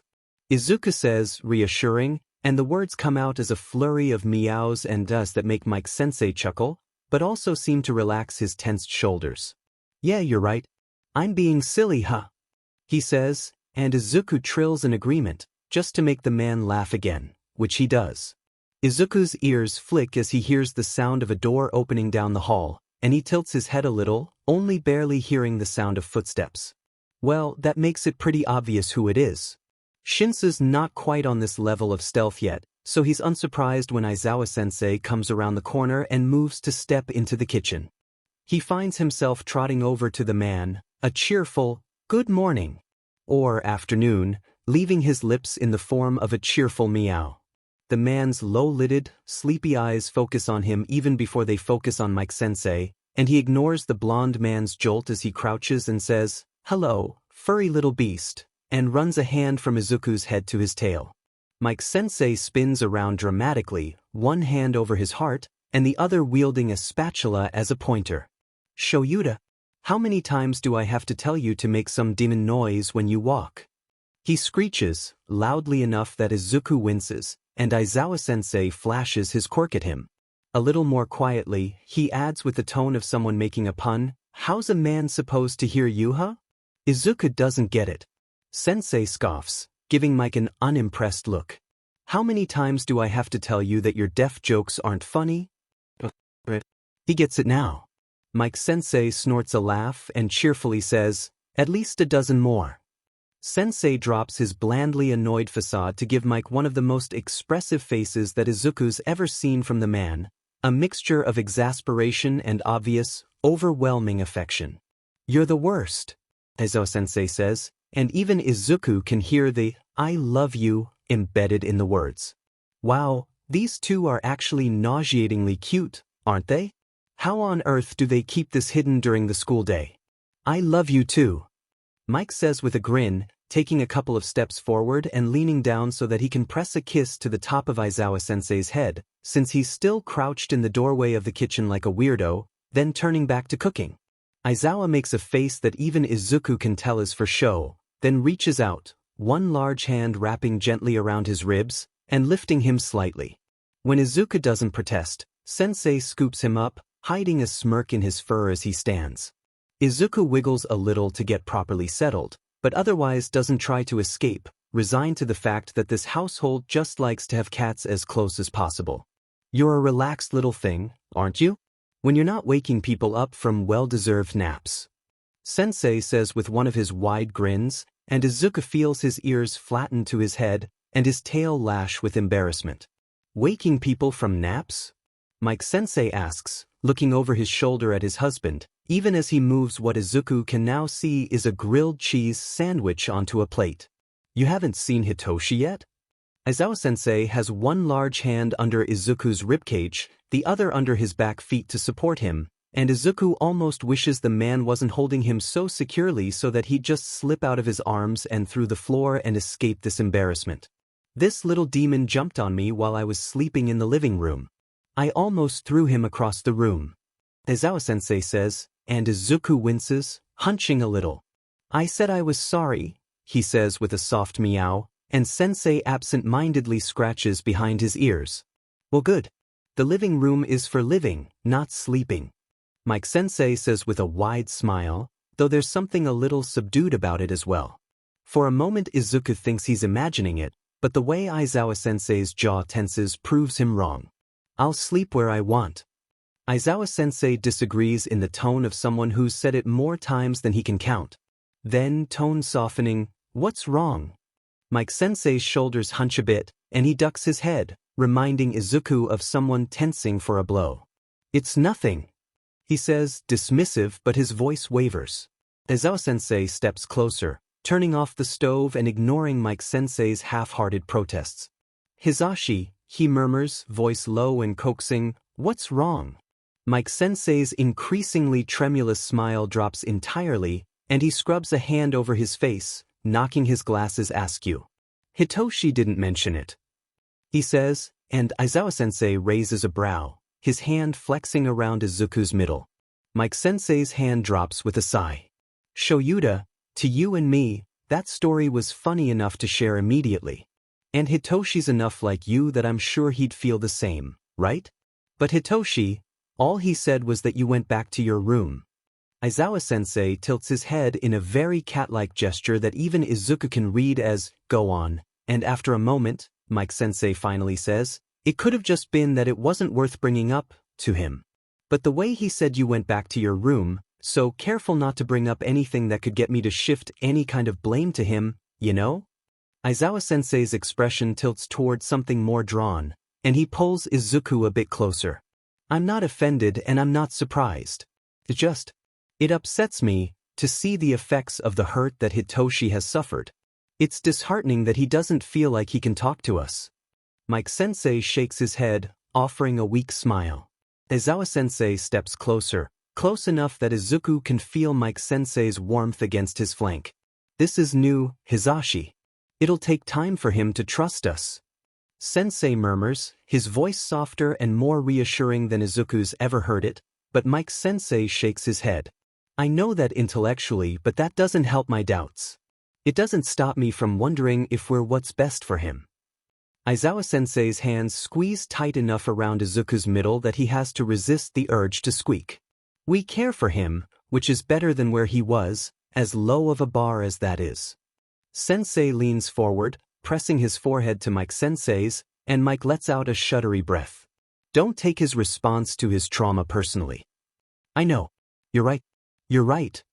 Mike-sensei takes a deep breath and offers a faint, but genuine smile. When did the love of my life get so smart, huh? I'll ask him if I see him. Aizawa-sensei snarks, and Mike-sensei gives an amused snort, his smile widening. Then he leans forward and tubby. Izuku's ears flatten to his head as he struggles in Aizawa-sensei's arms. Mike and Sensei pull back from their thankfully chaste kiss, looking down at him, and he gives the two of them as exasperated of an expression as he can manage. Can you not? I'm right here, he says, regardless of the fact that no one can understand him. Gosh, it's like watching his parents kiss or something. Though it's not like he has any memories of his parents kissing. He imagines that this faint sense of fondness, overshadowed by disgust, is what he would feel then too, though. Ah, does Kitty feel left out? Mike-sensei coos at him and kisses the top of his head, sending his tail lashing and making him struggle with a little more intent. That's enough of that, thank you very much. Aizawa-sensei leans down to set him lightly on his feet. No kisses, huh? Aizawa-sensei says, and Izuku glares up at the two of them, even as he feels his heart swell with affection. You guys are the worst. He pouts, turning on his heel to leave the kitchen. Before he can do so, Aizawa draws his attention with a sigh. All right, I'm heading out again, he says, squaring his shoulders. Tsukachi says he may have a lead on Midoriya. Izuku flinches a little, ducking his head at the reminder that Aizawa-sensei is running himself ragged looking for him, and he's lazing around snuggling with this budding family and getting head kisses. God, he really has to figure this out. He looks up when he hears an uncharacteristic yelp from his homeroom teacher, and can't help but smile as he sees Mike-sensei has turned and pulled Aizawa-sensei backwards into a tight hug. Don't run yourself into the ground. You won't be of help to anyone that way. Have you eaten anything yet? Here, Mike fumbles on the counter behind him for a moment with one hand. Aizawa-sensei rolls his eyes fondly, but one hand comes up to grasp the arm around his neck. I had a juice pouch, the man says flatly, and Mike makes a wounded sound. I know you told me that just to hurt me and it worked. I hate you here. Mike-sensei manages to grab a grilled cheese sandwich from the plate, stuffing it into Aizawa-sensei's already open mouth. No more words from you, hush. He rests his chin on sensei's shoulder and presses a kiss to his cheek, and Izuku can't help but laugh at the long-suffering expression on Aizawa's face, the sound coming out as a faint chirp that makes Aizawa-sensei glance down at him briefly. Go get ready, I'll pack up breakfast so you can have something to eat later. Aizawa-sensei nods, taking a bite out of his sandwich and patting Mike-sensei's cheek. Mike offers him another kiss, then releases him from their hug. Izuku stands, stepping out of Sensei's way, and gets a pat on the head for his trouble. He watches as the man retreats down the hall, then turns his attention back to Mike-sensei as the man begins packing up Aizawa-sensei's food, humming softly. Mike-sensei, how can I tell you guys where I am? Izuku asks, his tail flicking lightly against the tile. I hate seeing Sensei having to work so hard, and I think I'm running out of time. Mike-sensei hums at him, the sound vibrating in his inner ear, and says, Did you enjoy breakfast by the way? I made the fish just for you. Izuku sighs, patting a few steps forward to rub his cheek against Mike-sensei's calf. I never thought communication would be a problem for me. Usually it's too much communication, you know? Freaking people out with analysis, things like that. Kaken could tell you, I don't think I've shut up since I learned how to talk. Mike-sensei makes a pleased sound, reaching down to pat the top of his head, and commenting, I figure you must like it, if Shinsou's to be believed. Which I'd imagine he is, when it comes to things other than his own health and safety. Izuku snorts faintly, amused despite the morbidity of the statement. That's true. Gosh, I wish I knew Morse code. I bet I could use Morse code even with this quirk. Do you know Morse code, Mike-sensei? Mike-sensei seems to have finished packing, and is doing something on the countertop, though Izuku can't quite see it from all the way down on the floor. Curious, he takes a moment to orient himself, then hops lightly onto the countertop. He has only a moment to notice that Mike-sensei appears to be writing a note before he's scooped up, giving a startled yelp. No kitties on the countertop while the stove is on, tiny demon. Mike-sensei says cheerfully, and Izuku is mostly just impressed that the man managed to scoop him up so easily with only one hand. He shifts only a little, finding himself preferring being held like some hybrid between a baby and a football to sitting on the floor, even if the former is kind of humiliating, and says, I really hope no one makes fun of me for this if I ever get to be human again. But even if they do, he feels almost as content here as he had in the bowl of Shinsou's crossed legs, and he thinks that with everything he's going through he deserves to treat himself to a bit of that safe feeling. Mike-sensei hums at him, keeping him held securely in the crook of his arm, and turning his body so that he's between Izuku and the hot pan. Izuku finds himself purring, softly at first, but then loudly enough that it vibrates his whole body. Mike-sensei looks down at him with a soft smile and says, Oh, you're happy? You like cuddles but not kisses, huh? It's weird to have my teachers kiss my head. Izuku defends lazily, shifting a little to stretch out one paw, then retracting it. His words come out as a low, content, that completely fits his current mood. We'll keep that in mind. Mike-sensei says, and the weirdest thing is that he sounds entirely genuine, like it's normal to really take into account the opinions of a cat, even one with the minor intelligence quirk they think he has. Izuku knows he's not actually a part of it, but he could really get used to this weird little family, but that thought settles badly, like a fresh bruise. Maybe it feels wrong because he's here as a cat, here in disguise, here under a premise of deception, as unintentional as it may be, and he knows they'd never accept him if he were here as himself. Or maybe it feels wrong because his mother is the only family he's ever had, and the very thought of preferring the company of two men he's known for less than a year, and a boy he's known for less, makes him want to dig his nails into his skin and pull his ungrateful self. Up bit by bit. He decides to leave it be for the moment. Now is probably an even worse time than usual to poke at his psyche, given the circumstances. So he, in a rare bout of self-preservation, decides to be somewhat kind to himself and put the introspection off for later, assuming there will be a later, and just hope this mental sore doesn't get infected with resentment like so many of the others when left to fester. He just rests his head against Mike-sensei's chest, and tries to find a balance between not thinking too hard and not thinking too little. He remains in Mike-sensei's arms as Aizawa-sensei reappears from the direction of their bedroom, grabs his food, gives his husband a quick kiss goodbye, and climbs out the window. He also remains in the man's arms as Mike-sensei finishes cooking, cleans up from said cooking, and tidies up the living room, all with a constant stream of idle chatter that Izuku occasionally responds to with a comment or question. Honestly, Izuku is just impressed at how much Mike-sensei can do one-handed, and wonders if the voice hero has spent a lot of time with one arm broken. He asks but, of course, doesn't get an answer. After a good couple of hours of talking with Mike-sensei, Izuku can barely feel cat brain prodding at the back of his mind. Where before he could barely even think without feeling like prey, crouched beneath the gimlet eyes of the predator that his own mind has become, now he can only slightly feel the overwhelming presence. Frankly, the relief of not having that lurking over his shoulder has him suddenly exhausted, like he was carrying a heavy weight and it's only just lifted. He yawns, a faint sound of annoyance leaving him at the tail end of it. How is he supposed to solve this quirk issue if the moment he gets any relief from it, he feels like he needs to go take a nap? To his annoyance, Mike-sensei notices his yawn, tapping his nose with one finger. Is being carried around too tiring for you, Your Majesty? He mocks lightly, and Izuku pouts at him, ears flicking back. I'm in a life-or-death battle against a mental/physical quirk. It's well within my rights to be a little tired. He protests with a sniff, somehow slightly offended, even though he knows that Mike-sensei is unaware of his circumstances.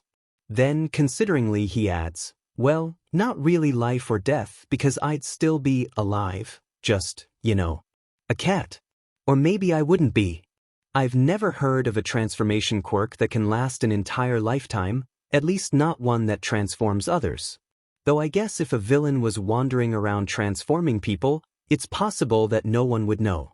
I know there's at least one rescue hero who can turn people into small dolls and uses that to transport them out of dangerous areas, but even that supposedly only lasts a couple of hours before they turn back on their own. Izuku is startled out of his own rambling thoughts when Mike-sensei chuckles and says, wow, I get it, little dude, it's real tiring being the cutest kitty in the world. He pauses for a second before adding with a little wink, don't tell the others, okay? Don't want to hurt their feelings. Izuku gives a little sigh and says, I won't promise, because what else can he do really? Screaming is more Kaken's thing, and entirely useless at the moment to boot, though how often is it really useful for Kaken to scream anyway? Not nearly as often as he does it, that's for sure. Frankly though, he's too tired to bother with such a futile action. He stretches in Mike-sensei's arms, the man leaning his head back a little to avoid a foot to the face, and says, I think I should take advantage of the time I have to rest before this quirk starts coming for me in my sleep, Mike-sensei. And wow, that's a horrifying thought. The man coos and tilts his head to kiss his paw, which Izuku promptly retracts. Yeah, if kisses are starting again, he's leaving. Oh whoops. Mike-sensei says at the same time Izuku wiggles a little in his arms, indicating that he wants down. The man is surprisingly prompt in kneeling down and releasing him, and Izuku glances up at him with a tilted head. Thank you for being so patient with me carrying you around, little dude. It helped. Mike-sensei says with a smile, and Izuku takes a step closer so that he can press his flank against the man's knee. Thank you for being willing to hold me for that long. Izuku replies, though he yawns in the middle of a meow, a strange sound leaving his lips. Mike-sensei chuckles at him, or maybe at whatever expression he's making, reaching into his pocket for his phone and snapping a quick picture before Izuku even has a chance to process. Rude. He meows up at the man with no real heat, but of course there's no actual response, the man just humming distractedly. I should probably send him one of Hitoshi too, Mike-sensei murmurs to himself, then looks at Izuku again. Right? It's not weird, Shoyuta could always use a picture of the best purple boy. Izuku snorts a laugh, the sound coming out as a weird sort of half sneeze, half meow that's probably the most embarrassing sound he's managed to make so far, but come on. The only other purple boy Izuku knows of is Mineta, and the very thought of Mike-sensei thoughtlessly dunking on Mineta in the same way that the entirety of Class 1A does is hilarious. I can't tell if that was a ringing endorsement or a big fat no. Mike-sensei says after a pause, and Izuku sighs to himself, pressing his cheek to Mike-sensei's knee again, then pulling away and beginning to pad off toward Shinsou's room again. Whatever. He's gonna take a FING nap, now that the quirk has retreated enough that he feels safe doing so. Izuku hears Mike-sensei chuckle behind him, then the man's steps retreat in the direction of the kitchen. Izuku waits patiently as he does something in there, grabbing Shinsou's food probably, then continues walking as Mike-sensei begins to follow him, presumably with lunch in tow. Izuku pauses when they reach Shinsou's door, waiting for Mike-sensei to open it, and leaning lightly against the man's calf. He feels more than hears the man take a deep breath, then he knocks lightly on the door. After a long pause, during which Mike-sensei readjusts his glasses and Izuku absent-mindedly rubs his cheek against Mike-sensei's pant leg, Shinso softly calls, come in, and Mike-sensei pushes the door open with a cheerful, lunchtime, listener. Shinso is still seated where Izuku left him, his textbook open on his knee, though he's not hunched over his computer at the moment, looking up at Mike-sensei attentively. Oh, thanks, Mike-sensei. Shinso says with a faintly nonplussed expression, which shifts into something soft and fond as Izuku pads into the room, and says, I'm so tired, Shinsou, which comes out as a faint, but throaty meow. Hello to you too. Shinso says as he sets the textbook aside, reaching out a hand in Izuku's direction. Izuku walks forward, ducking a little to press the top of his head against Shinsou's palm. Then, after a moment of thought, he unceremoniously climbs into Shinsou's lap, pillowing his head against Shinsou's thigh with a heavy sigh. God, why is he so tired all of a sudden? Mike-sensei and Shinso both chuckle, Shinso stroking a hand lightly over Izuku's flank. I think I'm trapped, Mike-sensei. Would it be okay if I ate lunch later? Shinso asks, intentionally casual, though Izuku can feel the muscles in his thigh tensing beneath his cheek, and he blinks his eyes open to look up at the other boy, concerned. Sure thing, Shinso-kun. I'll put it in the microwave, and you can just warm it up whenever you get hungry, okay? Mike-sensei offers, and Izuku feels Shinso relax. He yawns, feeling himself relax too, and Shinso reaches out to tap him lightly on the nose, making him sneeze. He gives the other boy a frown, his tail flicking lightly, and huffs, rude, but is far too comfortable to do anything about it. Yeah, that'd be awesome. Thanks, sensei. Shinso says, and Mike-sensei waves him off. No worries. I'll get out of your hair, then call for me if you need anything. I'll probably be in the living room for a while. Mike-sensei says with a friendly grin, backing out of the room and pulling the door shut behind him. Shinso blinks, staring at the door for a long moment, then huffs a faint laugh and shakes his head. What? Izuku asks curiously, and Shinso looks down at him with a helpless smile. It's weird to say, but I'm just not used to this much, like, politeness? It's not necessary, but it's kind of nice. I'm just trying not to get used to it. Like, it's his house, he doesn't need to knock, he murmurs, eyes unfocused as he strokes his fingers over Izuku's forehead, and Izuku's eyes slit with pleasure even as he gives a faint, unhappy hum, which comes out as a sound somewhere between a purr and a growl. I hate everyone who's taught you that you don't deserve common courtesy. I wonder how hard it would be to find all your former foster parents and ruin their lives.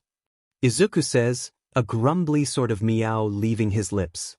The life ruining would be easy enough, but the finding would be the more difficult part, at least if he doesn't want to involve Shinso in it, which he wouldn't. When he makes it out of this, he'll have to look into the possibility whether Shinso ever speaks to him again or not. And Shinso agrees, it's not something I'd expect someone to keep up for very long either. Izuku sighs to himself and mumbles uselessly, that's pretty much the opposite of what I said, but okay, Shinso. At least I can be pretty sure that Mike-sensei doesn't mind when I ask questions. I can't think of a single foster in the past who wasn't worried about being snared in my quirk whenever I asked anything, but Mike-sensei didn't even hesitate. It's probably because he's a hero. Shinso adds distractedly, holding his textbook above Izuku for a moment as he flips through it. I think it's more a statement of his character than his profession. Izuku comments, stretching lazily, then curling up in a slightly tighter ball. Like this he can see Shinsou's screen, not that he can read anything on it, of course, but watching the words scrawl themselves across the screen as Shinso types is oddly hypnotizing. Shinso hums in idle response, but clearly his focus is more on his work, now. He lifts his textbook and rests it on his thigh, the spine pushed against Izuku's side, and the pages propped on his flank, and hunching forward again to look at his laptop closer. Izuku idly wonders if the other boy needs glasses. There's only a couple of inches between his torso and Izuku, but instead of feeling trapped, he feels like he's in a safe little cavern. It's kind of the safest he's ever felt, if he's being honest. A faint purr rumbles to life in his chest, and between that and the sound of Shinso typing away on his old, click-Y keyboard, Izuku finds himself falling asleep almost before he realizes it. Izuku becomes aware of himself slowly, from the extremities inward. Fingers and toes, arms and legs, he rubs his cheek against warm fabric, and settles again after a faint huff. It's dark, so he supposes he slept the day away. Shinso really should have woken him up to get lunch, but he's glad for the reprieve from the stress of consciousness. There's a light laugh, a feminine one, and a woman's voice says near inaudibly from somewhere above him, "It seems blasphemous to say, but you're so much cuter than Toshinori was as a kid." What? Between one breath and the next, Izuku jackknifes into a sitting position, throwing himself away from where he was apparently resting his head in the woman's lap. He goes tumbling for a moment as he scrambles to get away, his limbs not where he expects them, and his body not responding the way he expects it to, but after a moment he's got his feet under him and is standing well out of reach. Who are you? He demands, hands clenching into fists. Huh? He looks down at himself, realizing for the first time that he's not currently a cat. Then he looks around himself, at the dark, endless plain that's somehow soothing rather than frightening, and frowns in confusion. Where is he? What's going on? Did someone else use their quirk on him? But how would they have gotten past the pro-heroes in the Aizawa household, or Shinso? And without waking Izuku? The woman is holding her hands up slightly in a motion that's either meant to calm him, or how she activates her quirk, and Izuku tenses a bit since he doesn't know which. Please calm down, 9. I don't know if Toshinori has mentioned me, but I'm Nana.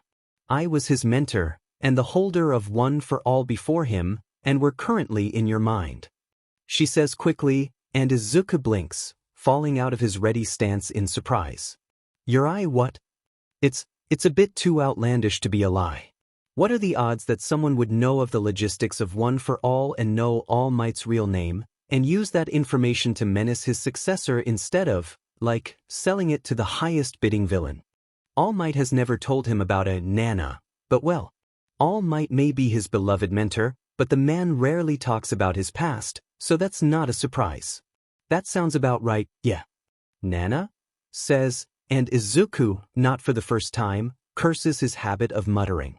It's really gonna get him in trouble one day, though hopefully that day isn't today.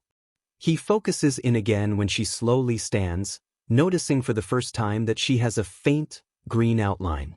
Is she? A ghost? What the hell is going on here? He opens his mouth to ask, and she holds up one hand, smiling faintly, though it's a bit strained.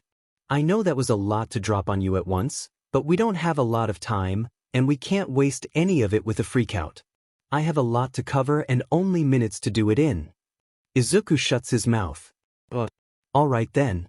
There's a brief pause where Nana seems to be waiting to see if he'll protest, and when he doesn't, her shoulders droop a bit with relief. Okay, great. She takes a deep breath, and Izuku idly wonders if she actually needs to, then she begins to speak. I'm sure you know that One for All is a stockpile quirk by now. Izuku nods silently and she continues. The quirk stockpiled not only the energy of the previous users, but also a sort of imprint of their mind, or something. We don't actually know exactly what we are, to be entirely honest. Izuku opens his mouth. That's not super important at the moment. Sorry, ask me later. Izuku closes his mouth again. Our quirks were stockpiled along with us, though we didn't know, and it hasn't mattered in the past, because One for All wasn't powerful enough to manifest them. The dark of the world flickers around them, flashing blinding green for a moment, and Nana curses. I thought we'd have more time f-. She reaches up to run a hand through her hair, thinking for a moment, then shakes her head. I'll make it quick. The quirk that transformed you has mental and physical aspects. From what we understand, normally you would have turned into a cat, a completely normal cat, for a little under 2 days, then turned back.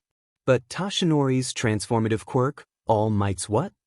Manifested in you at the worst possible time and f'd you over, setting your default form as a cat, rather than a human. So I'm not really trapped? I just need to figure out how to use All Might's quirk. Izuku asks, but before he can even begin to feel relieved, she shakes her head. You're technically right, but we're on a time crunch. She says, even as the world flashes around them again, longer this time. The problem is the mental aspect of the quirk affecting you, and the fact that it's latched onto One for All's energy to power itself. Since you're still in cat form, the quirk is still active, and attempting to give you the animal's instincts.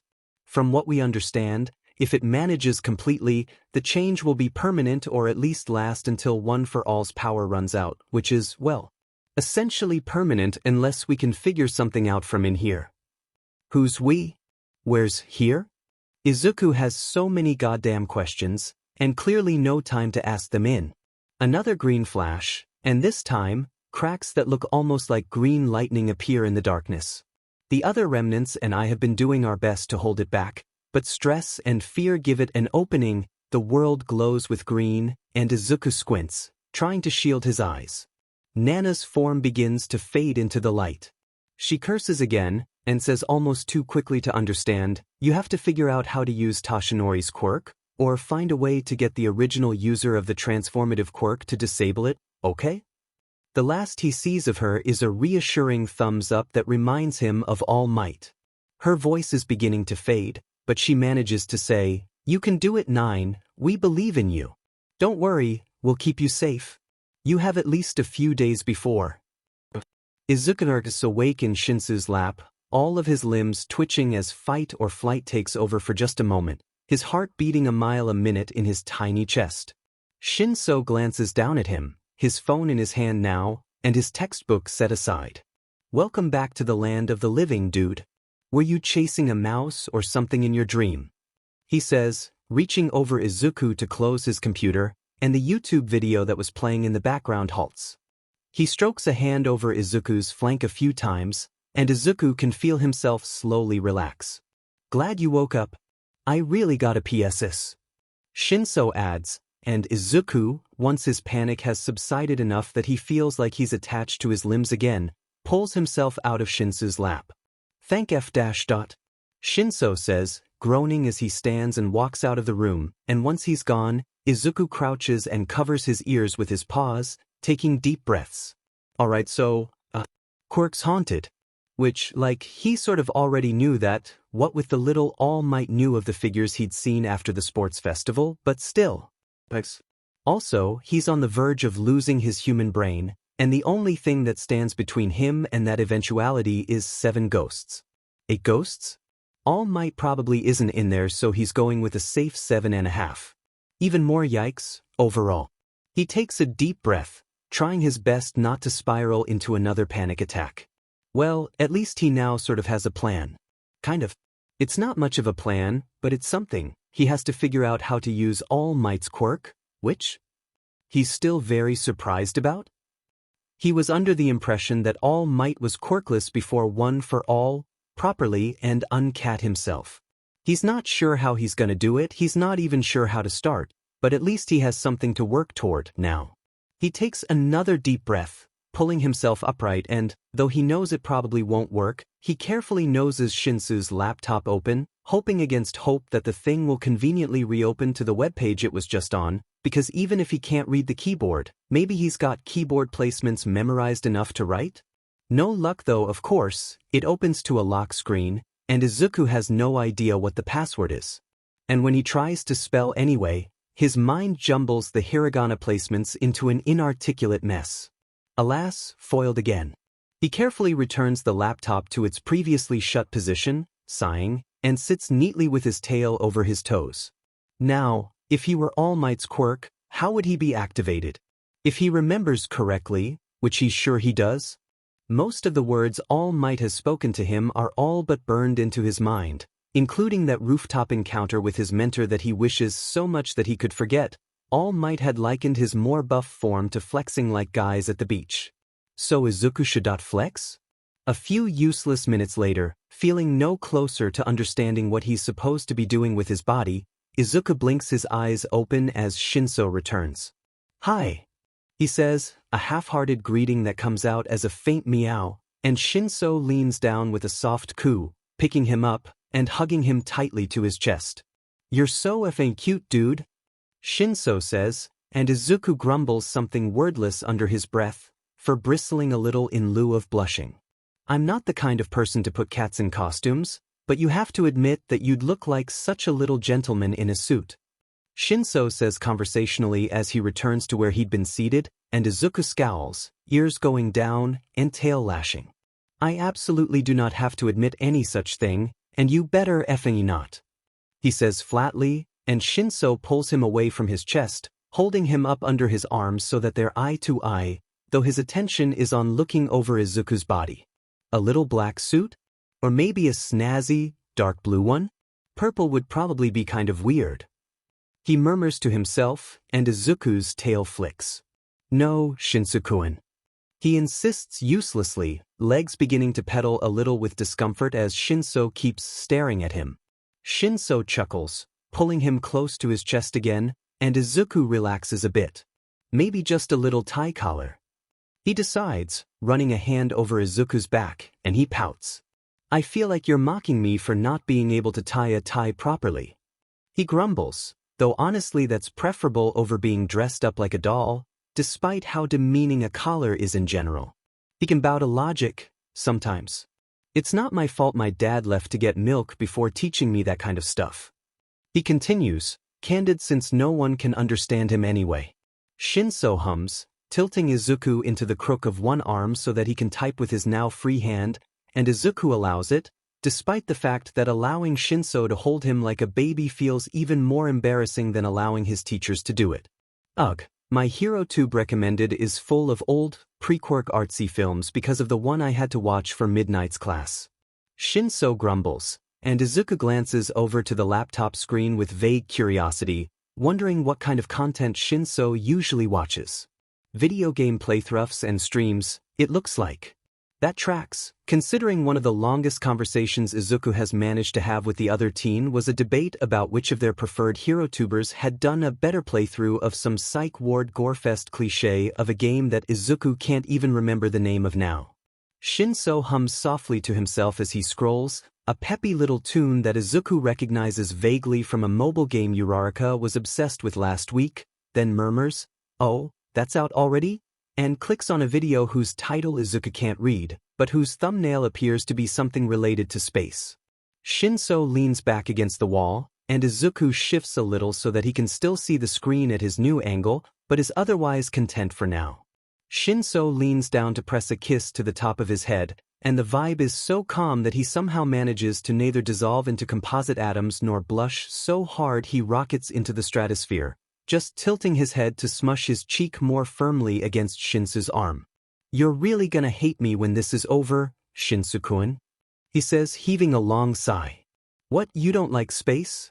Shinso asks absently, shifting a little as though he's going to sit back up, then sighing and using his foot to put the video in full screen, and Izuku wrinkles his nose at that, even as intro music for an unfamiliar HeroTuber begins playing. "Weirdo. I like space just fine, I guess, even if I'm not that interested in it personally. I do think that it's a shame that because of quirks people stopped looking outside of the planet though, like, just because there have been quirks that have assisted us in reducing pollution doesn't mean that space isn't still interesting. Even if we don't want to move off the planet, it's fascinating to think that there could be other life out there." Shinso jostles him a little, cutting off the rant he was gearing up to. "Sure, I'm sorry I questioned your love of space, please let me watch this." Shinso hushes him absently, and he settles down with a huff and a little grumble of, "Rude." You asked.